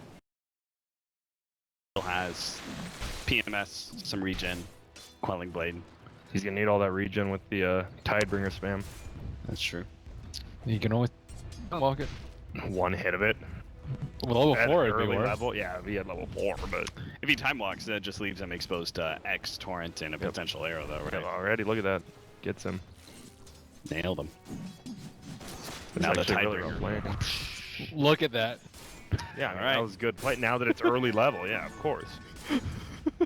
All right, Ben's losing it. No, that's what you do when you don't have your chicken. If you had your chicken, you could do it. Yeah. So pretty much, it's going differently in lanes this time for Infamous. Infamous probably only gonna win bottom lane. Whoa! Oh, never mind. Huh? Apparently he's gonna win top lane as well. It's King Tekka. Come on, that wasn't supposed to happen. That's not on me, guys. The Omni Knight. Omni Knight's not supposed to kill him. Dude, he's about to... Oh my goodness. What the hell? All right. Hey, bottom lane, they also had action. Missed that one too. Double Moo goes Stinger. down as Legion Commander. A double damage Stinger. Oh my. He actually solo killed. Is he gonna get melons? What? That is flabbergasting. There's no way that should be possible. Is Justin on tilt? You don't die as a Morphling to an Omni Knight.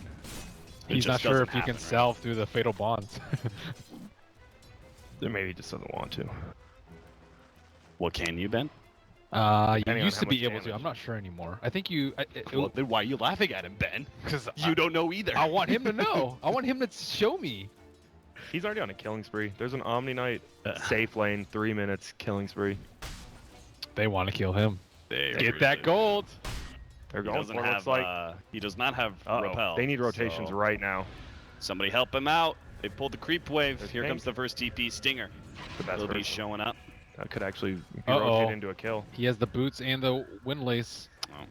I think his Omni Knight didn't have enough mana for a heal. They couldn't do anything. Meanwhile, Katara almost drops here in the mid lane. Combination from Cancel brings him pretty low. He needs some regen. He's only going to have one shared tango to work off of.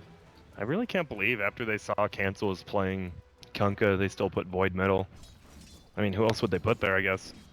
Just a really good Kunkka mid game.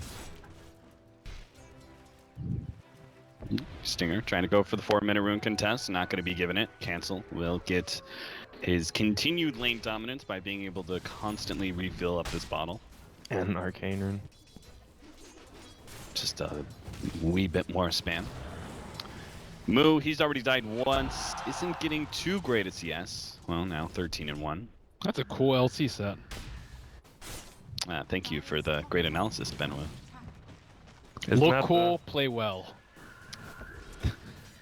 Is that a thing? The Ben Wu stats. Oh, we have this? Manning up again, Melons. He actually thinks he can get this kill. The arrow's gonna come out though. KingTeka backs up at the right time, but he may be dead anyway. The last couple right clicks will come in, and he'll die to the Fatal Bonds instead. So, KingTeka feeds away that killing spree. Yeah. Yeah. Z-Freak has... I don't know what you guys are doing behind my back right now, but... Nothing, we're watching the game, and yeah, I want, you know me, I'm a CS watcher, and Moo's done a good job of CSing under Ben Jazz's thing, and they're gonna try to maybe kill him middle. Arrow, nice time walk away. The torrent bottom misses. lane. Cancel, getting that one all wrong. Moo is gonna be gone on here. Looks like he's done for. Has the bit of a heal, just gets out the nuke, tries to go for the Shadow Demon kill. KingTeka will heal him right back up to full. We still have this Arcane Rune up for cancel. Is that a tower gonna be pushed? And the all they have is is still siege. around. Yeah, he's gonna go for it this time. X torrent. Let's see if he actually gets it this time. Oh God, cancel. I think maybe he's not the only one on tilt. I feel like even at that point, you just go for your own torrent. You don't go for the arrow.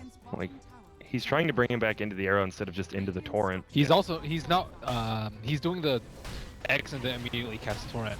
Yeah. A lot of the times you wait for the torrent. You like do like a 3-second pullback so he can't time the time walk perfectly. Shadow Demon stuck in the trees though, but Z-Freak already hit by the Burrow Strike, maybe forced into a leap out, slowed down by Benches, doesn't even get the leap away. He's dead to Fatal Bombs. Yeah, he's definitely done so. But they get a 1-for-1 in a fight they didn't fully expect. Looks like Cancel's gonna try and cut his way across here.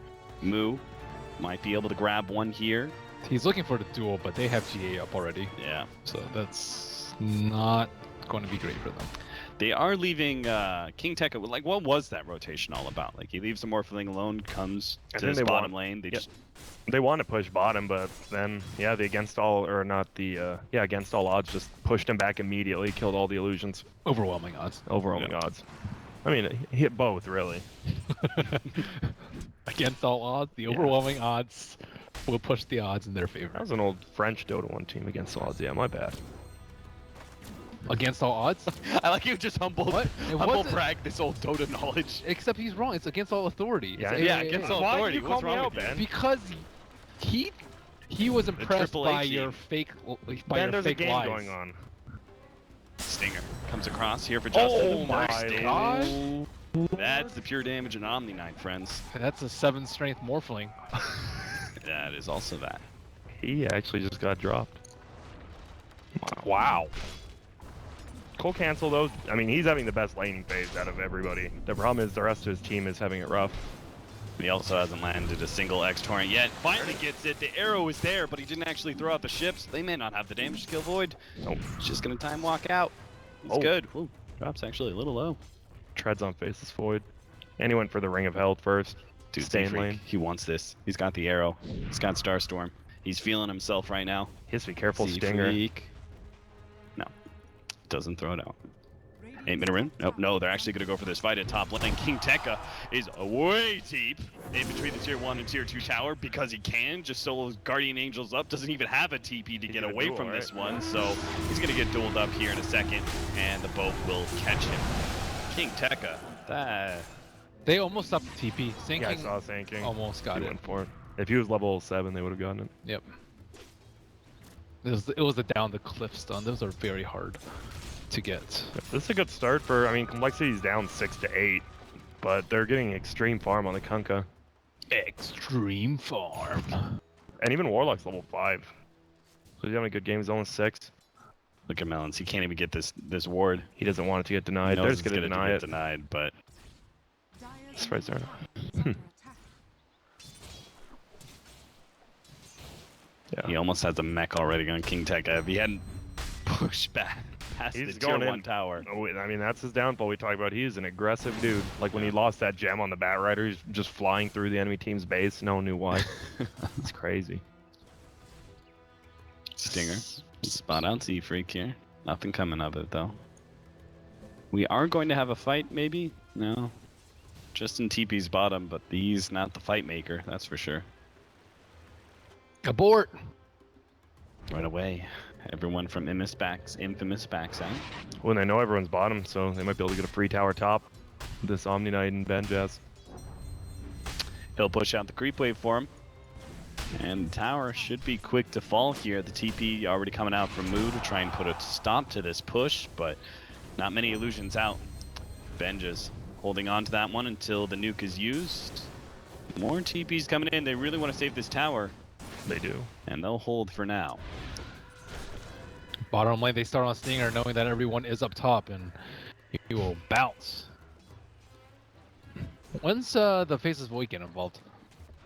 I don't know. He went for the Ring of Health early, so is this going to be a Battlefield or Lincoln's Void? I'm sure it's a Lincoln's, right? I think Lincoln's against good here. X. Yeah. Oh, they smoked? I mean, they really should be bringing these supports into the mid lane. Make use of this Chronosphere. That was quick fingers by just, Cancel. Yeah. He was so fast with that. And he might be able to get the turnaround kill They can here. The twirl. X into the Torrent arrow. Gonna be saved by the disruption, but Moo is still here. He's ready to go with the duel. He pops a little bit of mana, gets the duel out. Stinger will die. The extra damage going to Moo to kick things off for him. Still, it looks like the top lane tower may be dying because of that Glyph. interaction. So close to being up. Oh, it's up. It's the last second. That's actually huge. It literally came out with 1 second. Moo nukes him. Can Moo get the deny? Arrow comes out, nails King Tekka. Maybe they can get more than just a deny. Never mind. They really don't have the nukes. Pop the buckler. That's King free Tekka. armor, man. Actually, Yeah, it not costs being 10 mana. It costs a decent chunk, yeah. 10. 10. 10. Way to forgive King Tekka for his plays. No, the mana efficiency is more important. Genius. He has his Mac now, though.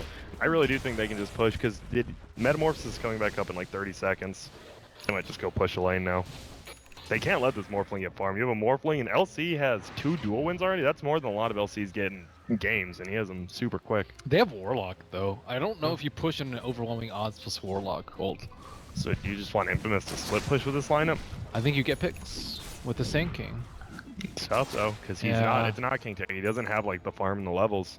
Or you get picks with the Chronosphere once it's up again. Maybe that's why they're trying to set Stinger up with a solo lane for now. Yep. See if he can get that Blink Dagger a bit quicker. They can't waste Chrono like they did Mill. He was trying to use it so it stopped the tower and anyone TPing in. Instead, he just completely whipped it. Yeah. Moo's farming so far up. He also is very close to his Blink Dagger, so it might actually be Complexity looking to make the moves on Infamous before they even gather up and see multiple heroes TPing down bottom. Moo's gonna have his Blink Dagger here if he takes this tower. Nobody from Infamous is rotating just yet. They're trying to take the bottom tower instead. They know Melons is behind this one. Why are they going? Oh, that was just so Morphling can't get down here and they can push maybe. They know he's down there. Start the die. Blind Burrow Strike? No. I can't believe they didn't go for that dive a bit harder. Yeah, just wanted to trade towers. Yeah. I mean, if they knew Melons was level 6, I guess it's a bit risky to overly commit. They might just go for a tier 2 but I think Complexity will be ready for that, especially they see Benja shows himself in lane. Yeah. Melons pings it out. This could be a disaster for Infamous, though. They don't know the Blink Dagger's up, and they don't have a ward behind the tower yet. Actually, he's going to place it right now. Oh, it will scout out the Blink. Wow, that is a lifesaver. So he's going to go on him? Certainly is. Moo does get hit by the disruption, but he blinked back a bit too far for Stinger to go in, and Melons is ready to go with that ult if necessary. But it's looking like a Metamorphosis that really won't be able to get a whole lot done. Complexity push out with the Moonlight Shadow. Backing away, down. They get the sentry down. We'll be able to slow down Melons. It's big if they can actually get this kill, but he managed to stop it, and there goes the ultimate. Great play by Moo, waking up the Warlock off of that stun from Stinger. And that ultimate will turn everything around. Moo is now able to get the jump in here. Shadow Demon being the target here, but the heals turn things around. Moo has to get out of here, but the Chronosphere is right there. Kataro will go for the kill on Moo, while Z-Freak is left to the hurting pain of Benjas. He's putting out a serious damage right now with that Metamorphosis cancel. Turn around, getting as much damage as possible. Melons looks like he's going to be gone on by Kataro and should be dead here, but Cancel's playing quite the game right now with Benjas getting these constant pricks at. With the Tidebringer jump forward, Justin is able to get a bit more damage, but couldn't quite hit the waveform, but there it is! Tidebringer comes out right at the perfect time, takes out Benches, and Justin has no problem taking up Stinger's epicenter at the time. Cancel now making a clean escape, or maybe not. He's kind of baiting around Kataro. I can't believe he's trying to do this right now. He's got very little to mana work with. He actually gets the X out now, Doesn't get the and bash. he'll be okay, but Rather ballsy of him to taunt the full HP Void like that. The rest of Complexity are gonna funnel right back into this Radiant jungle and see if they can continue to catch Infamous, who seem reluctant to back out. Finally, they will start jumping themselves away, it looks like. Great fight for Complexity there, and it all comes off the back of Moo starting the press the attack onto the Warlock when he gets initiated on. Yeah, you can see why they last picked that Omni Knight as a core, though. It completely like nullified the duel with the heal and the mech, and they just picked up everyone on the backside. If Terrorblade lived there, that would have been a super good fight for Infamous. Cancel played very well. Cancel just outplayed the fight. He was really quick with the boat right after the LC purged the Warlock, and then the constant Tidebringers to kill the Terrorblade was massive. Yeah, the fact that he just, like, when he was turning down here and doing it, and Terrorblade was full HP, I was like, man, you're crazy. You know, you think you're actually going to get enough damage over time to do that, but he did. Smoke gank coming again. It's hard to smoke gank as a Legion commander against this Omni Knight with farm, though. They know where he is. Yeah, unless you get him.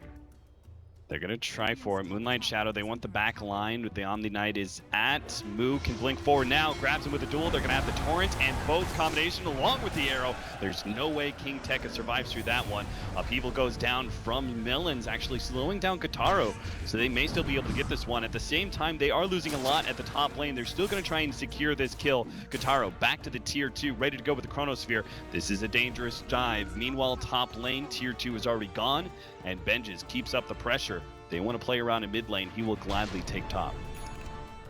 There we go. The one target they have to get, they get in the Omni Knight. That was just good warding by Melon's mid under the smoke. And he has a Lincoln's now. Wow. Actually surprised he got that. Not the item, I meant that quick.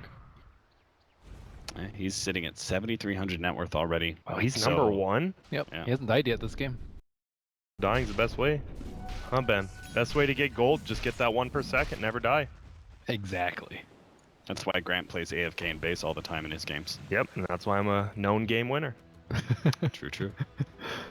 And a Blink Dagger almost on Sanking, so I think Infamous is starting to get their items, so Complexity had that good fight, but you're against a Terrorblade, and you have those long cooldown ultimates in the rock. Pretty much just that one. The Blade Mail is on its way for Moo. He just needs a bit more gold to be able to farm that one up. Our Morphling is suffering a bit more. Still working towards that Lincoln's. Z-Freak's building into the Aghanims, as per usual, for a Mirana. And that just leaves Cancel, who completed the Armlet after that Terrorblade fight, and building a bit more now. Has the drums as well. I think Justin just underestimated the amount of damage that heal does in the laning phase. We saw that stun heal just instantly kill him. Yeah. He died like twice to that. That set him back super far. Stinger has that Blink Dagger now. So Infamous's timings all ready to go. Complexity are trying to go on. All right, they're going to lead with the Torrent. They're going to manage to pop that Lincoln's with the X and follow up with the duel, holding the Faceless Void in place. Looks like Moo may be caught here. Disruption goes down. Keeping the Blink Dagger at bay here. King Techie catching up, the first slowing him down, but now Melons goes ahead and drops the Golem, turning things around with the Upheaval as well. It's going to actually have our Shatter Demon having some issues getting away from this Golem. Stinger will go ahead and keep that Golem in place. Shatter Demon bounces back. Still, though, a big kill there on the Faceless Void. Top of the net worth, as we mentioned. They're still going to be able to manage to land the arrow onto King Tekka. And a big hit coming out from Cancel. Takes out the Shatter Demon. They've already got the Omni Knight dead as well. And Stinger is struggling to be able to catch Cancel. He is so good on this Kunkka. Benjes is left trying to get asunder, but they are guiding him around beautifully. A full wipe. Infamous gone. And Complexity push forward a huge lead now in this game number 2, looking to tie things up in this best-of-3 series. I mean, what a godly initiation on the Faceless Void. Yep. Whoa, Kataro. He's coming back. Full of fire, just comes in by himself, trying to fight this one out. Does have the Chronosphere and will catch Z-Freak. He's getting some heal, but doesn't seem like it's going to be enough. He dies mid-lead. Still, though, they're going to be able to get the Torrent. He's got Lincoln's up. Lincoln's now popped. Another duel ready to go with the shift coming in. Too much burst damage. Stinger is a bit too late with a Burrow Strike as he tried to TP in as soon as possible. And now it is just one by one. Complexity running over heroes. Managed to get the Shadow Demon. Look for Stinger on the side. As he's hiding himself away in the trees, he'll be okay, but Complexity will easily take this tier 2. Infamous not only got wiped, they gave a little extra back to Complexity there, 17-12, 20 minutes in, and look at that huge gold exchange between these two teams. And what were they doing after they lost that fight? They just kept throwing bodies at him one by one. Not sure. They thought they could turn the fight. They still had a lot of cooldowns up, but the arrows have been destroying the Omni Knight. Like, he still had his hood, he still had his mech, and I think he still had GA up, so they could have turned the fight around. But he just died, and then after that, everyone just turned tail and run. I think they could have taken the fight had he not been stun locked. Yeah. Well, here they go on Moo, maybe. Yeah, they only have that big nuke out from the Omni Knight. Brings Moo down to about half health, but no one else from Infamous is ready to go to follow this one out. Benjis is currently trying to get his way back into the lead by farming up that Radiant jungle, but currently it's canceled, top of the board at almost 10,000 net worth. And Morphling, Justin's Morphling, that was suffering for so long, it's actually now sitting at 9,000, head of the two cores of Infamous. And they have a reserve reward on these heroes on top. Benjaz looks to be in trouble. Shadow Demon will manage to get the counter ward down and slow things down. Looks like he's still going to die no matter what. They couldn't get the duel off though, but maybe they can save it for King Tekka. He's trying to run himself away with a repel right now, but he doesn't really have much mobility. Kataro doesn't have a Chronosphere, but Complexity are still scared to pursue that fight. They don't have Mirana for this fight, so this could actually be bad. They had vision on the backside to know that they're coming in. Moo? Bro struck up. Now the Chronosphere goes down, only clipping on Moo there. Melons does have a chaotic offering to throw down, but it's a bit too late to be able to save Moo's life. Still, maybe they can win this fight. Stinger comes in, Bro strike out onto Melon, stopping that upheaval, and Kataro will manage to clean up at least that one kill. But still, Justin's in the middle of things. He's happened to drop him pretty low there. Benjis throwing so much physical damage, he has to start morphing into strength there. Good torrents cancel. Once again, trying to go in and out of this team fight. Pecking away at Benjis' HP. He's sitting at 600, gets a heal thanks to the Omni Knight.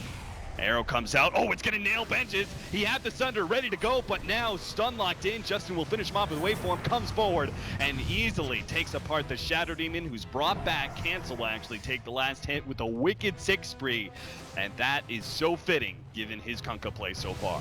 Cancel is having the game of his life. Wicked sick Kunkka indeed. Agreed.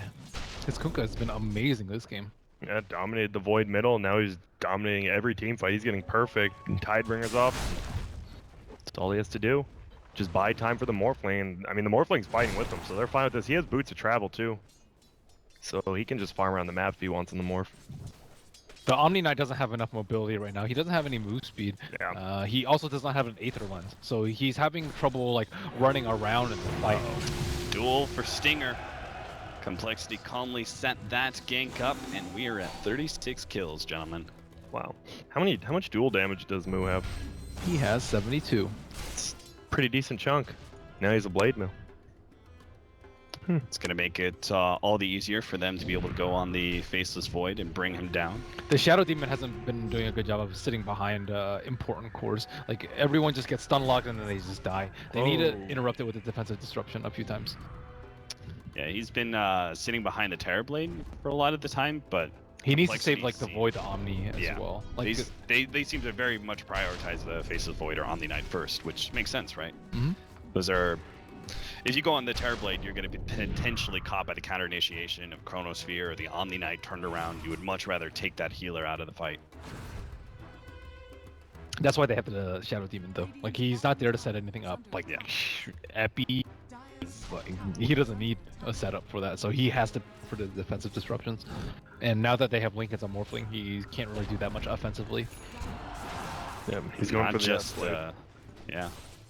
not just Lincoln's, boots of travel and an Ethereal Blade coming in for him quite soon. Manta is up for Benjis. This might just make Moo happier though. That overwhelming odds. Pretty Infamous are looking kind of left out here. Yeah, Complexity just, they're probably going to play a little bit safer. They know they're still versus a Manta Terrorblade now. They can't lose a fight. Oh, it's pretty hard for them to, but they have Daedalus now. Yeah. I think and a star. Even without a crit, a Tidebringer and an overwhelming odds should be able to kill most of the illusions, if not all of them. Yeah, they just can't lose a fight, so they're just going to play it safe. And then they'll just take a huge advantage. And the Aghanims is up on Z-Freak on the bottom. They can't kill the Morphling, however, for the split push. So they are going to get out-farmed even if they play defensively. So I think, yeah, they're going to make a move right now, it seems. Whoa, arrow hits. Oh. King Tekka. Maybe this will be an accidental bait or not, Complexity. I think they know about this smoke. They group up. Oh, they're going to go for a smoke of their own. They may just run into Kotaro here. Smokes start popping here. And Moo is going to be able to make the jump into the Omni Knight. Omni Knight in serious trouble. He had the rappel out, but he's still just going to be right-click down. The X marks the spot, is out there onto the Void. He will manage to time walk himself away from that ship, but he's still taking too much damage. One more second till another time walk, but an X is holding him in place. He tries to defuse a blade off something. The X goes down, missing the torrent, so the time walk is successful up the cliff. Stinger will stall up Moo as he tries to blink forward, catching the time walking Void, but he's going to be caught here, looks like by Justin. Kotaro trying to juke things out, but cancels right there with another X. This time the torrent will land and move. Finish them off with the overwhelming odds. Infamous have been quick to disband from that mid lane engagement. They're trying to push out bottom and top lane at the same time, knowing that the way that started, with the Omni Knight being the first one out, that's never a fight that will go well. That was a weird decision by them to not smoke with the Omni Knight or have the Shadow Demon sitting behind them. Again, a dual target. They have a failsafe for any of the heroes that gets gone on. However, they have not been able to use them. And Legion Commander goes for the value Dragon Lance. Don't know how much value it is, but good stats. Good stats? Oh, they might. Oh no. Got him. King Tekka. Dead once again, a whopping 100 damage for Moo's Legion Commander. One thing I think about it, the Omni Knight might, like, it might not suit his playstyle. Like, he's so aggressive, he did so well in lane, and then, like, he's always showing. I think that's just the type of player he is. He's like an initiator and a fighter, not a defensive, sit behind people sort of player. Wasn't quite the combo they wanted, I don't think. The Burst Strike comes in first, the Perch hits second. They're still managed to get Justin here inside the Chronosphere, and they're going to throw everything they have to be able to kill Justin. The arrow nails Stinger, but not before he can get the Burrow Strike and Epicenter damage out onto Justin's Morphling. He does go down, a big pickup too. Vengeance will take the 574 gold for that killing spree. And they should be able to get mid tower if they want, or they might go for Roche. Roche is way more for Roche. He had Ghost Hunter up, but maybe not anticipating that Chrono would come out for him. It could have got diffused too. That is also true. That is also true. And Mech for Melons. Big difference from our Dazzle from last game. He's only died 3 times in this game. He's had really good chaotic offerings, turning fights around. Some strong upheavals as well. They are struggling on this Roche. It's because they can't stun lock him to death. Because normally he would just die in a SK Impale, but because they have the Legion Commander sitting behind, as well as like the Kuka boat, he's not actually dying, and you do not want to Chrono him, really. So what you're saying is you need a defensive hero for Swindles' defensive hero? Yeah. Everyone protects each other, just like Infamous. They have like SD to protect the Omni, Omni to protect SD, Omni to protect the Void, but the Complexity are just playing it way better. Yeah. Part of the problem being Shattered even not recognizing the priority that Complexity are putting on targets right now. Well, the problem is if he shows through, he just dies. Like Morphling can just kill him really easily. He can be at like or Legion. Yeah, even Murata can kill him. Half HP from a Kunkka Tidebringer. Like there's a lot of things that can go wrong for the Shadow Demon. And I think you're right about the Omni Knight. Like he dominated his lane, but he wants to push. He's one of those guys who wants to keep up the pressure, and Omni Knight doesn't keep up the pressure. He's like the opposite of that. Moves going Hurricane Pike. He's going to try and pop the Lincolns of the Void solo. That's a good idea. Yeah.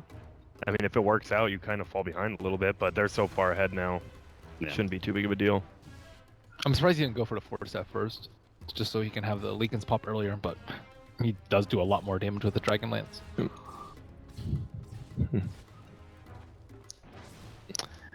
28 minutes in, 25-15. Complexity currently holding a 7,500 gold lead, a 10,000 experience lead as well.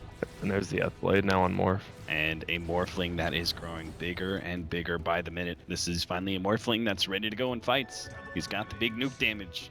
They need to win this fight with the Aegis and the DD. I think this is a good time for them to fight, especially because Complexity are pushing so aggressively. Yeah, they might show on one or two of their supports, which would be very disastrous for them. Could be.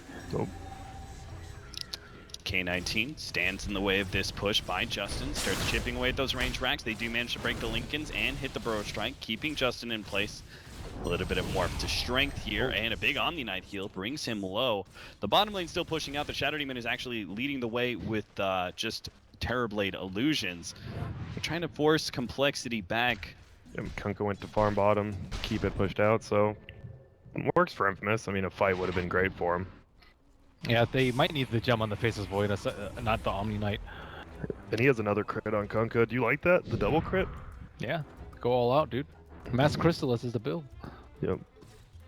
If he gets the one shot on Venges, or really any of these heroes. It's the best for damage. Occasionally you'll see Heart too, just because you want to tank a little bit, but this game I don't actually think he needs to tank that much. Freak has a haste. Stinger can't quite get the Burrow Strike on him.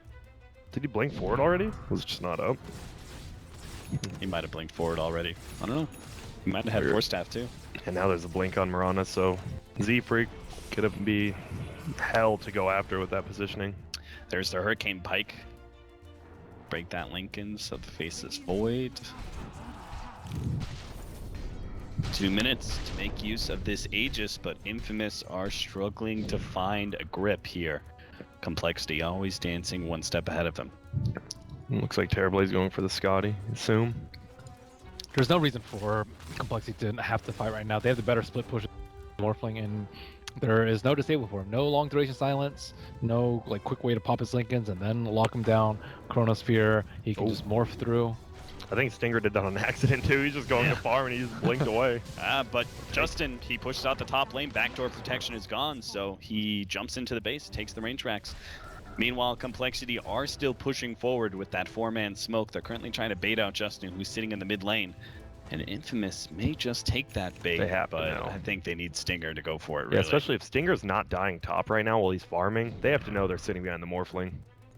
And there's the full-out Scotty from our Terrorblade. So he's still keeping pace with the Morphling, despite this being a losing game for him.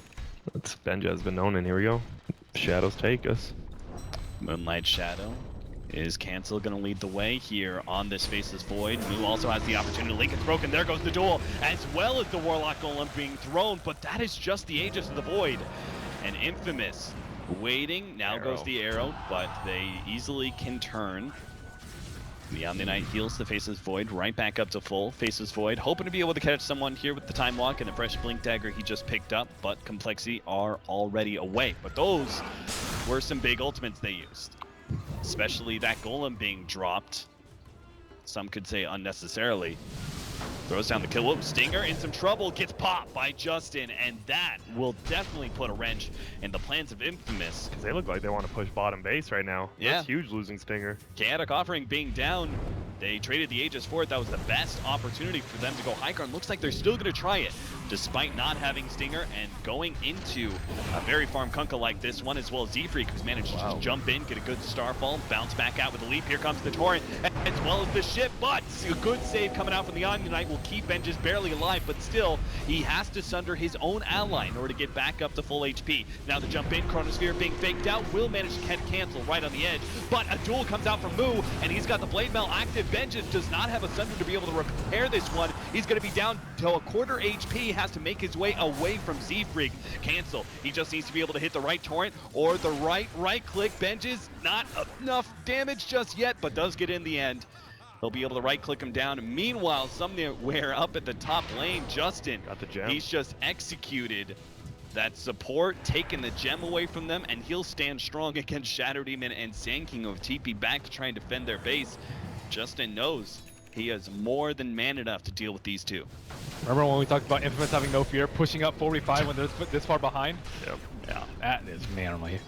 And Justin, he needs some ally help. Oh, an arrow comes in, nailing Stinger mid-epicenter as he forced that forward to try and catch Justin. They knew he was out of mana. They thought this was a great opportunity for a kill, but instead, they're going to lose two of their heroes. And I think that just might be the game. They have a buyback on 2, but still. That was a worthy effort. Inside your base. I like that push from them, though. They had to do something risky. They had the Aegis still. Sorry, they didn't have the Aegis, but they had to do it. Yeah, they didn't just give up. They actually, they're like, well, we might as well go for it. I think if that Sand King was still alive, it could have made a bigger difference. That was a good pickup. Or if they had, if someone else got caught in the chrono. He only got one. They barely brought him down, too.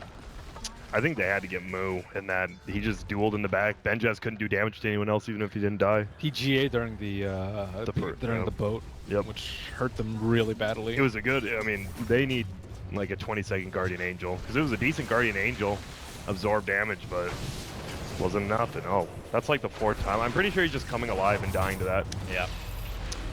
Ben just trying to fight this one out as best as possible, but Stinger, he gets a burrow strike, but that's still not enough. Moo pushes Ben just back away from Melons, and that's it. Good game. Wow. The mid void also did not work well for them. They like tried to bait him out a lot, and then he just died every single time. Yeah, and the Kunga just destroyed him in lane. I think laning phase is like Infamous' bread and butter, and if they lose the lane like that, Kakara should be out laning you. Like he needs to for them to win, I think. King Tech is still out lane, top lane, but like you said, the defensive just isn't. Doesn't seem to be his style. He needed to be the Sand King. He could have made a big difference that game, probably. So obviously, bit of drafting when it comes to maybe you need to get King Tekka, a very aggressive style hero that can be on map constantly, not the defensive Omni Knight. What about complexity? What changed in their draft that looked a lot better for them? Kunkka was great. He won his middle lane, I think. Canceled. He had a good matchup though. Yeah, exactly. I think Swindle's lane did not do that poorly. He didn't die that much in the lane. Did he die? I don't think he died. I don't think he did. But he got his level 6, I think 8-9 minutes in, which is way better, and then he didn't have that many deaths. There was that huge 6-death brawl on the top lane, and Justin died, but despite having the few deaths in the Morph lane early, Cancel played extremely well. Moo played out of his mind. Good item choices. Good decision making all around from complexity. Yeah. So complexity managed to even up the series. We have a game 3 coming up. Who is going to be our final team from the Americas going to the Boston Major? We'll find out after a short break.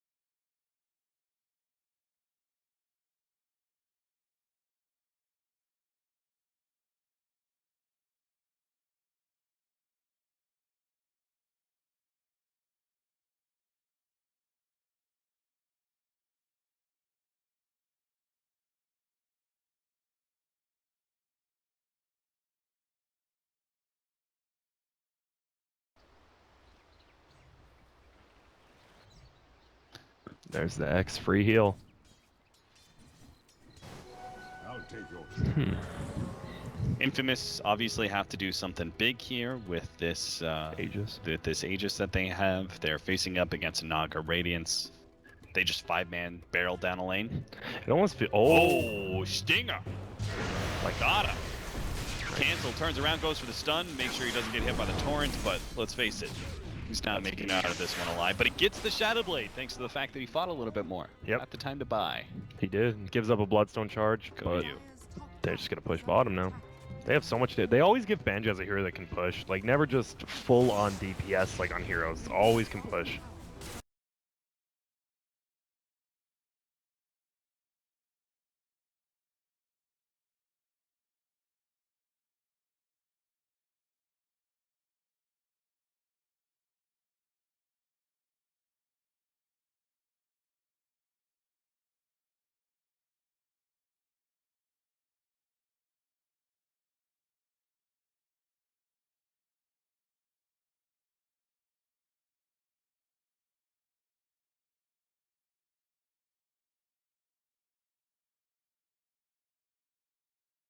Get slept into an epicenter right now. Exactly. Why are they not leaving? He's still not. He's just pushing. He's crazy. They are crazy, dude. I could see. They're this legitimate going crazy. Very poorly. Actually, face his boys out of the fight.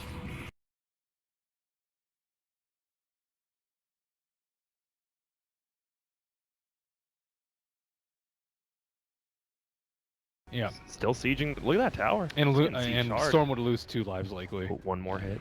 2 hits. They're still staying. They have an Observer Ward behind them. Complexity does. Ooh, and I like it. Eyeing out all of Infamous's moves. Super smart X if they do go on her. Well, what's our Shadow Demon doing? Anybody I don't know? I don't know. Anybody got the info on that one? They're going in now. Jump in on the Stinger. They know it's a 4 versus 5. The pullback, they want to cancel. Benches. Sleep. Gets hit by an arrow. And that's going to be a completely wasted ultimate. Nice 2-man throw strike out from Moo. The combo straight up there with the ultimate being dropped by the Warlock. He managed to land a couple there. Sets up the arrow, or Dragonite stun. Now they'll be able to get Storm Spirit a second time around with a Burrow Strike arrow. And Infamous will lose 4. It didn't even require the sleep. It just required Shadow Demon losing his mind. They're actually just crazy. They are crazy. I don't... You could tell that was going to go so poorly for them. Like, their sieging was good, and then Shadow Demon's, like, Cap said he's just on their doorstep with 50 HP. I didn't even see how he got that low. And I think he was pretending to be an illusion. Why? I think to he bait was something out, and then they just called it his bluff. I don't know. I think more likely he was controlling his illusions and didn't realize he was also controlling his hero. That sounds more likely. Yeah. I mean, they're still farmed. That was terrible. That was terrible, but it's not the worst. Out as an illusion, Ben.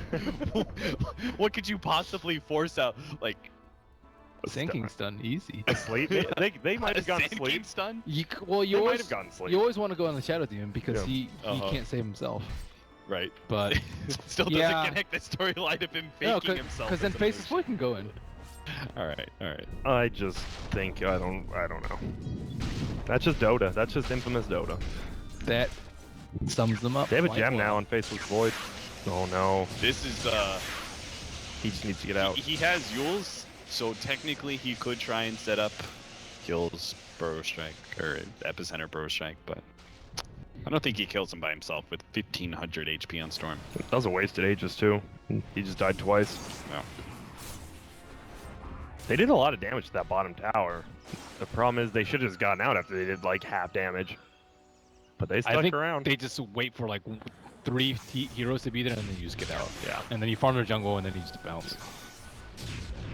And this is why their super aggro playstyle's gotten them this far though. They're not gonna quit it now, that's for sure. Never back down, Grant. Yep, exactly. That's why I picked him. Fighting mentality. And just farm BKB now, right? Or Butterfly. I mean, Butterfly's not terrible. That's pretty bad. Butterfly. It's pretty damn bad Butterfly here. BKB. I think BKB Butterfly. I think Butterfly's so bad early, you just get caught out by one Sand King stun, you're dead. Don't get caught out. You send your illusions in.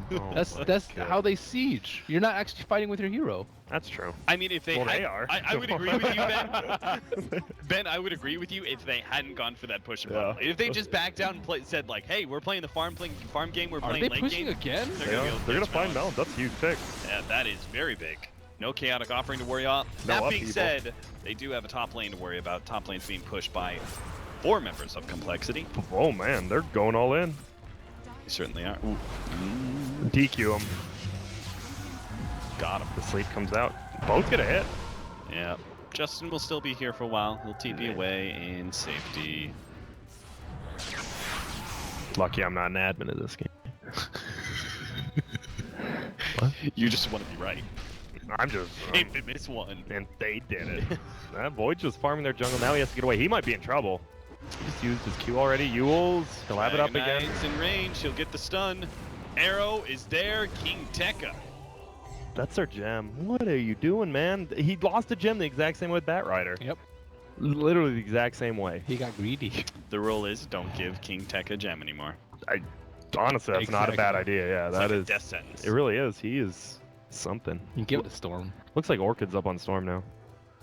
I believe he bought it out. So if Infamous decided, all right, we're gonna go late game against a Naga Siren, do you think they could win out? It's just a Naga Siren. Stop dying. If they stop doing that, because now they have nothing against the Murano ult. They just gave that up. They definitely can. Luna's like one of the best heroes. Obviously, Kunkka will eventually scale up, and Shadow Demon Poison's great. And they have the Midas. Disruption. Yeah, the Midas Disruption. They definitely can. It's just going to be all about these sleeps and rocks. Complexity has the bigger team fight ults, even with Chrono and Luna. Midas off cooldown. Zip zap. All the way back. I don't know what. He actually might die because of that misplay. He really is. He's going to be stunned up. Arrow goes down. Benj is desperately trying to save this team fight. Throws out the ultimate. Cancel will be dying because of it. He managed to get the stun out on King Tekka. King Tekka jumps forward. Managed to catch Melons here. Melons will also be dying. What a masterful bait by the Storm Spirit. He's faking like he totally screwed everything up. I think King Tekka should have kept chasing somebody there. He didn't have to turn on Melons. They would have got another person. Moo's just chilling. What's the Storm did, right? He got X'd and he got brought back, but he didn't think he did, so he went behind him eventually, but it was actually in front of him after the X. Yeah, he just died. He meant to zip back somewhere, right? Yeah. Happen at the same time as X pullback. Oh, and he is going Butterfly. He is. Yeah. So if they Or plan on Astral going Blade. late game, right? Butterfly is a better option because you want the later game BKB. Yep. There it is. Man, Benjez is a farming god. They're going for the Roche. They can easily take this. They know Rock is currently not up. Just screw BKB, dude. Honestly, I'm just kidding, dude. No, you gotta get Ben BKB. hates BKB with something. No, you have to get BKB. Okay, I'm thinking about this. You Maybe have to get don't. BKB next. Remember when people talk about BKB being a game-losing item if you get it too early? It's a very true statement. If you get it too early, you're gonna fall way too far behind a Naga. Look at his net worth compared to Naga. It's almost neck and neck versus a Radiance, BOT, Octarine, Naga. Almost Octarine. He really is good at finding farm, and he's always at team fights. Like he was just at that team fight. He's a really good player. He was up there pushing their base too. Yeah, love it. Why? I'm still going back to that fight bot. I'm like, why are they in their base? There's some in a good way. I love watching them play. It's like they had this dual plan in their mind. They're like, we're gonna go late game, but we're also gonna push uphill right now. They'll like, never know. We're versus upheaval Sand King. They'll never know. We're gonna go Butterfly and Luna, but let's fight right now. You know. They're aggressive, crazy. Their brain says one thing, their heart says another. Isn't that a song by like Aerosmith? Dream on, Cran. Indeed. I don't know what's going on. I needed an apple juice. There's the Octarine now. So, I mean, Naga's pretty much hit. Once Manta comes out, peak split pushing. That's it. 6 Bloodstone charges. For Katara, that's not bad. Like, with how suicidal he is, that's not bad. Like, for That's Katara. above average. Yeah. He has Orchid now, so... I don't Didn't think... you say you thought he was going to have a good game? No, I said... Remember, you said there's no in-between. He's having a very in-between game. It's not bad or good. He's 1-5-7. He's had bad and good moments. Yeah, but he has his Orchid now. He'll never find a pick off unless it's on split pushing Potom, because they do not play alone at all. This is in between. Are they just pushing base again? They have Aegis. They don't have BKB on Luna. They don't have a creep wave. They don't have BKBs. It might have stopped cooldown. You better use it. Cha-ching! They blocked the camp. That is so... Where my money at? They're just gonna siege. Oh, they're sieging bottom. Clever oh, buggers. They're gonna get it. They're gonna get it too. Nice. Tears Shadow Demon's rich. Now the Luna's glaive spam has begun. Oh, they're just going in. Oh, Jesus. Oh, why are they not scared of the sleep initiation? Oh my goodness. They realize if that sleep it's one sleep's wrong and they lose a fight, don't they just lose the game against his Luna? How do you? It's very easy how do you to mess up pull the off. sleep? Yeah. Wait, top lane? You sleep, you channel Epi. You channel Epi, you got Chaotic Offering immediately after the sleep. I'm surprised you guys aren't playing, apparently. You have an arrow? I mean, we tried, Grant, but we didn't make it, did we? A good effort, though. Thanks, buddy. You're welcome. I really... They're committing a big ultimate. They have Octarine now, you're right. I don't know why they're scared. Devil's advocate. I'm not sure. I'm trying to find reasoning. I want to know why. If they actually lose a fight with Naga using sleep somehow, the Luna literally takes their entire base. That's why. They have buyback by now. But he doesn't have sleep. You can still spam illusions. She doesn't have lifesteal. She doesn't have. She also doesn't have Aegis. She's not going to be able to withstand 2 rounds of Naga if for some reason the first one goes poorly. And they also have mass stuns. They're just going in again, just so you know. Okay, they should sleep initiate. He is right there. They are ready. They're playing it safe. They are so safe. Look at Kataro. He's pushing in mid, smart. The glaives. Oh, the glaives have begun. Man, dealing with Luna pushes after your tier 3 is gone is so obnoxious. Oh, he's just going in. What? He doesn't even have Aegis. All right, even Grant is questioning Infamous right now. Let her fly away. They're staying. And I mean, at the same time, Complexity is refusing to initiate. Moo just tried to. I just took Orchids off, I assume. They're still going, dude. He X'd them. They are ready. They want to end the game right now. They're counting on Justin blowing the sleep combo, or his teammates maybe casting their spells prematurely, or accidentally canceling Epi. I think this should easily go Complexity's way if they initiate correctly. Oh, they're going in, but the Chronosphere is here. Now the boat Torrent combination with Vengeance out, but he's not quite in range with that ult. The Song of Siren will stop Vengeance from being able to get in range, but he will manage to get a lot of damage onto these barracks. That's definitely going to be gone. Complexity still have the chance to fight this one out. They're going to be able to get the Storm Spirit for one. Stinger's going to be up next. Storm Spirit back up in a second here as the Aegis completes. He now has Burrow Strike straight into an epicenter, but there's no follow-up stuns. He's bouncing around, jumps away. He's out. Kataro's away. Vengeance is not, though. The Glaives bouncing on a Z-Freak. He will manage to at least get that Dragonite. Can't quite get the melee racks though. That'll stay alive. Infamous will lose 3 there. 4 actually. And that is a over 2,500 gold swing and about a 3,000 experience bump up to Complexity. And that's healable damage on the melee racks. It actually is a big difference. Yeah. If it survives. And he's going. Z-Freak, he knows he's out of mana. He goes for the arrow. Not quite there. They're crazy. We can't say it enough because they actually are just playing completely carefree. Bonkers. They're going Totally. nuts and bananas. Well, the best part of that though, if they do take that bottom racks, the Luna Glaives have already killed like all the huts around it. Those creeps just get a free pass to the tier 4. It's a little thing, but look at the Luna still. You have this network. weird obsession with irreparable damage. Well, it's By big. the way, do you know this? See, if they took the melee racks there, Uh-huh. the ranged racks would not heal, but they did it the wrong way. Okay, it's a big difference. I know, but you're gonna be like, now the huts aren't there, and then the creeps are gonna go for it, and they're gonna get damage on the tier 4. Is Ben agree with me here? That's pretty good? Yeah. Yeah. Yeah, I'm just I saying, hate you guys. you seem to be weirdly obsessed with it. Unhealable, it's big. It's a min-max kind of thing. I've These watched your stats stream keep- before, Grant. You're like, Oh, 20 damage on the tier 3 irreparable. It is unhealable. Unhealable. Yes. I don't know what irreparable means. I'm gonna go with unhealable. Unhealable. Lincoln's on Storm. That's gonna be a big one. That's gonna stop the initial Sand King stun out of Aegis if they go for it again. They finally have the BKB on Luna, so I don't think it's good here though. Well, no, it's good. I mean, if they sleep and she just gets netted while she's BKB'd, that's like with how they've been playing. That's super game losing. She's already at towers though. She just stands there and right clicks. There's always going to be stuff on her. Yeah. There's always going to be melee heroes. It doesn't matter if she's standing still or not. Well, I mean, but they'll be 5-on-1 under the sleep. If they get the sleep off on everyone and she's BKB'd, she always pops it after. She always pops it after the sleep. Well, she should. She should. Yeah. Unless you want to just die. Are they going to initiate on Luna? They will lead with the Burrow Strike here. Stinger's going to try and respond. Already gets the boat out. Vengeance will immediately pop his BKB, and they'll kill the Chaotic Offering Golem that Melons has just offered up. They might go Vengeance back in. The 150, jump in. Moo is going to be caught here, but there is the Song of Siren, offering a moment of respite here.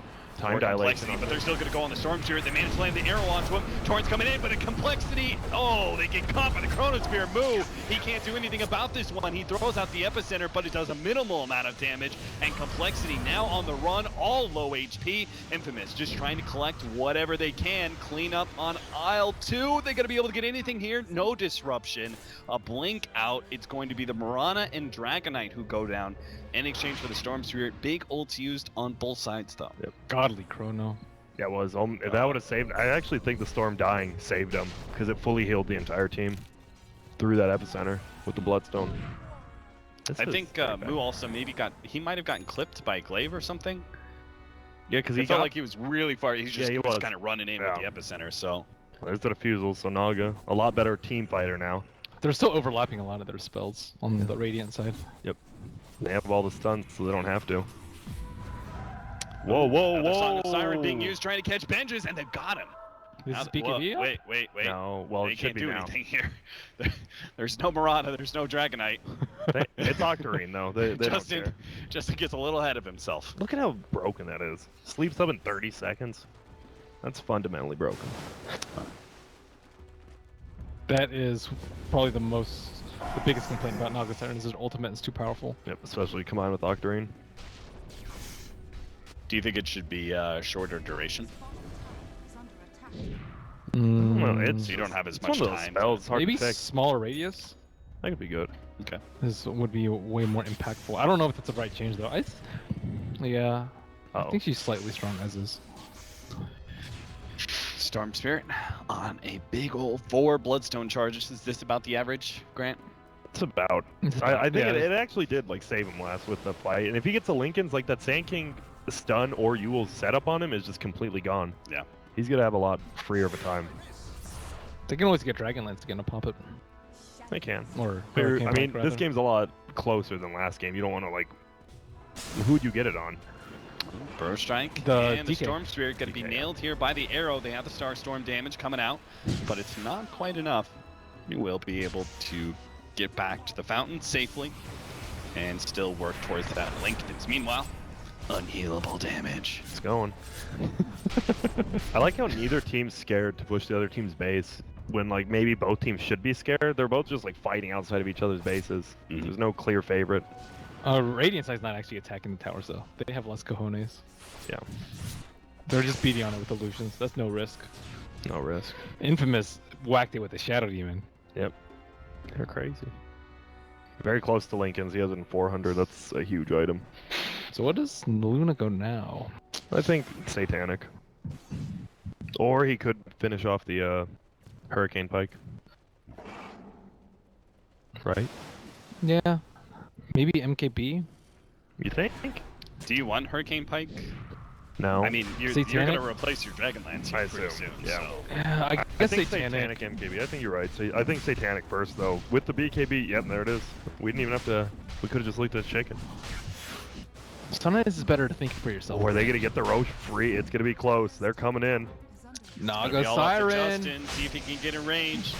He has to BKB. I think the Luna has to preemptively do it. Dude, Naga's way too he's far. trying to scout with the illusions instead of just man mode in. Cheese. They're not. Oh, he picked them both up. All right. Katara's ready to go. He's got both. Saves it. That could have got denied by the Naga easily. Yeah. Top lane, unhealable damage. That is a lot on the ranged racks. Unhealable. Unhealable. So are you like the biggest fan of Tree? Yeah, I'm a big component of him. He's good. And the Game old changer. And the old Omni Knight with healing GA. Anymore. They changed that. What about Frost Armor on Lich? Would you just get the Ags on Omni Knight and just pop it every single time it's off cooldown? Octarine Ags, yeah. I think I saw it in a game actually. Octarine Ags Refresher? Unhealable no more. it's insane. What about, are you a fan of the infinitely scaling heroes? Like too? what? Oh, like Pudge and Silencer? Silencer? No, that was a Dota 1 thing. I think everyone was a fan of those. Like, if it goes super late game, I have a Syllabare with 12 items. And your bear just dies in one hit. Yep. No.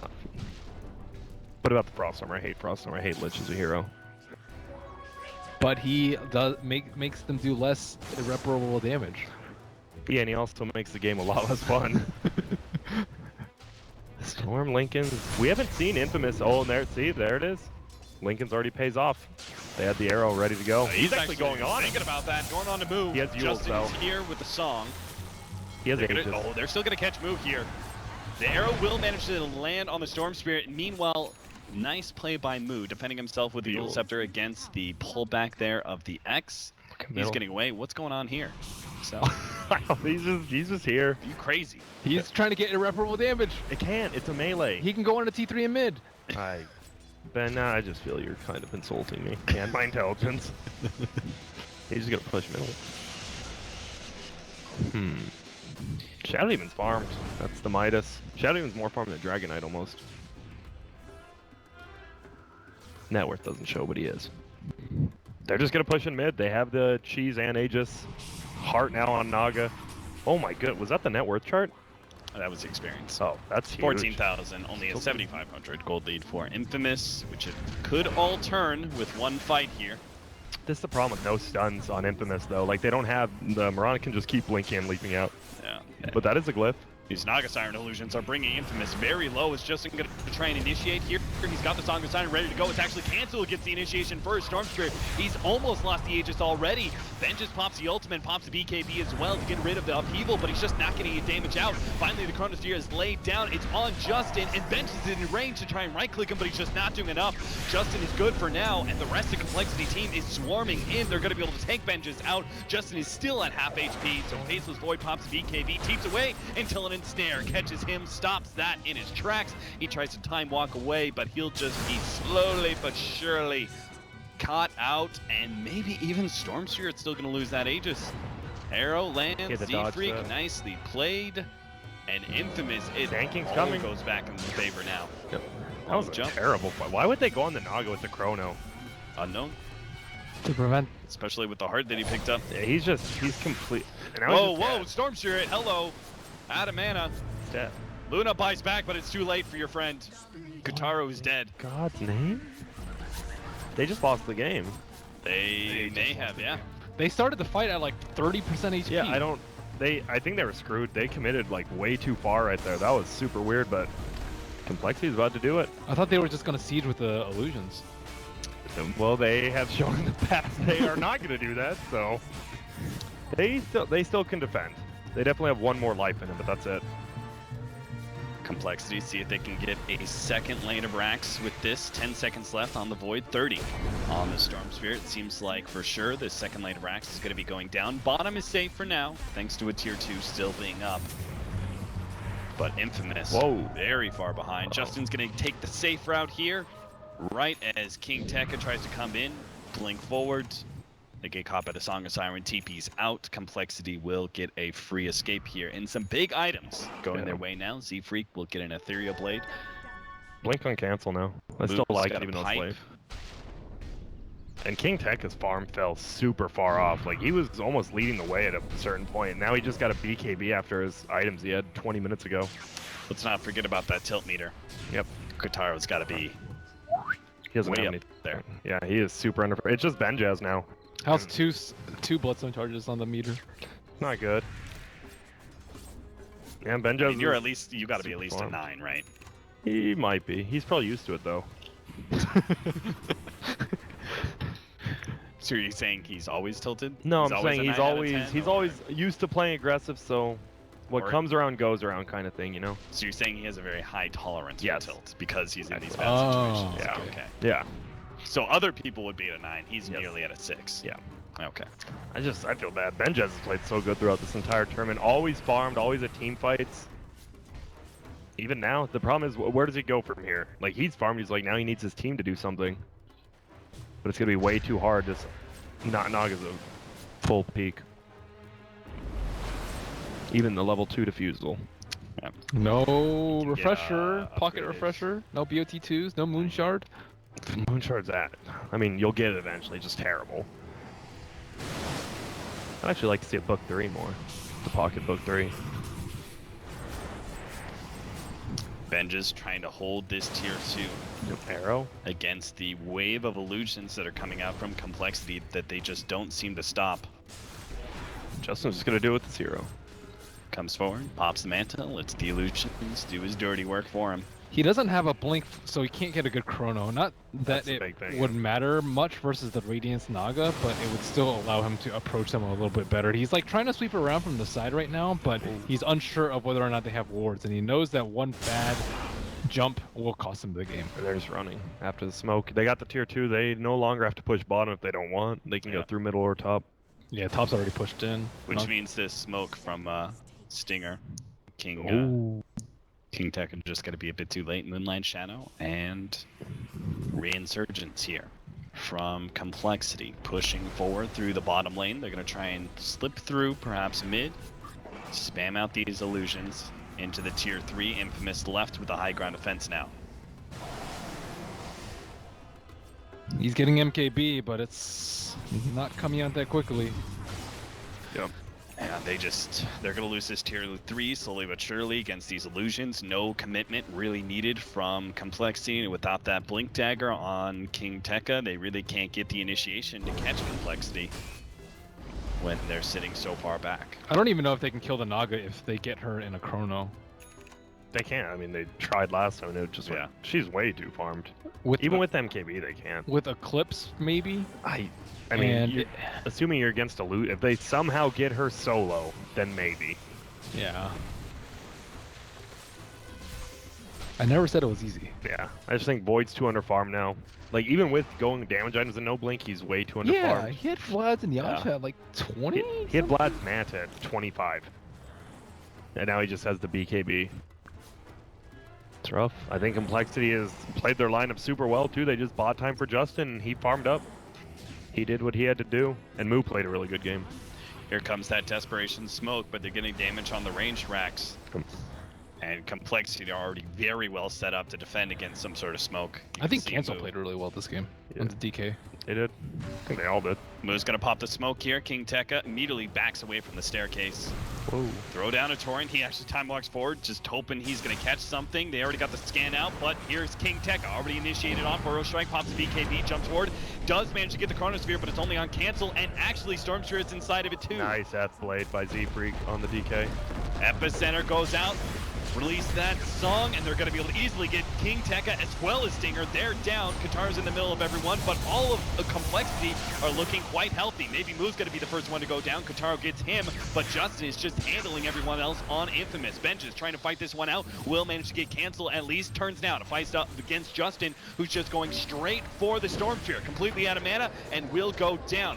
Benches is turned on to Z-Freak instead. Justin still in the front of everyone here, and is daring anybody from Infamous to fight him. Stinger is going to go down for the illusions that chase, and Justin now left with the decision man fight against Benches or not, turns around and just ensnares Benches and runs himself away. Meanwhile, Kataro, not sure what he's up to as he jumps into the mid lane, is going to be able to catch Moo here, pulls him back a little bit, but they don't have the counter vision. Now Benches, he goes down as Z-Freak comes in with a big magic damage out from the Ethereal Blade. He's down for 90 seconds, and Kataro, last man alive, no buyback on anybody. And he commits suicide, giving Complexity the win here in this game number 3. Congratulations to Complexity for being the second American team to go through to the qualifiers. Yeah, that was Z-Freak that last fight. He played on the DK to save him the chrono, and then great song. Kataro bought back and just zipped all the way to him, and he just leaped away and dodged him, and then got a kill on Benjez. Complexity just. Good job, Ben. I had faith in complexity. Yeah, good job, Complexity. I didn't say I didn't have faith. I just said Infamous had the 5149. Yep, and unfortunately, Infamous. The aggressive play by them. Yes, it's fun to watch. You're a fan of it. It's fun to watch. Strategically, though, did it cost them the game? Yeah, absolutely. Absolutely. I also think that complexity could have won a lot harder, though. I think if AUI were on the Naga, they would have won in. How long was this? They would have jumped on. They would have aggressively slept every single time. Yeah, if they had pushed bottom like that, they would have just been punished immediately. Like, because they have the rock. I mean, it's easy to sleep in the rock, but Complexity won a little defensive, and now they have time. Yeah. When's the Boston Major? 2 months? It's a while, right? A little over a month from So they have time. And I like how Complexity went back to the TI6 draft. Like, they got the DK. No one saw the DK coming, and it really worked out. Yeah, it was really good. Cancel's sick on the mid heroes, the mid melee heroes. And it's bottom. It's bottom's great too. Yeah, okay. He's the greatest player of all time, Ben. He's a really good player, though. Ow. His Kunko was really good. Yeah, it was. And his DK. Greatest. Oh, we're losing. All right, well, congratulations, Team NP, as well as Complexity. Those are going to be 2 teams out of the Americas region going to the Boston Major. Hope you guys enjoyed our coverage of the Americas qualifier. We are going to have the Chinese qualifier coming up as well. That's going to be the last one left, so be sure to stick around on our channel. But for now, thanks for watching.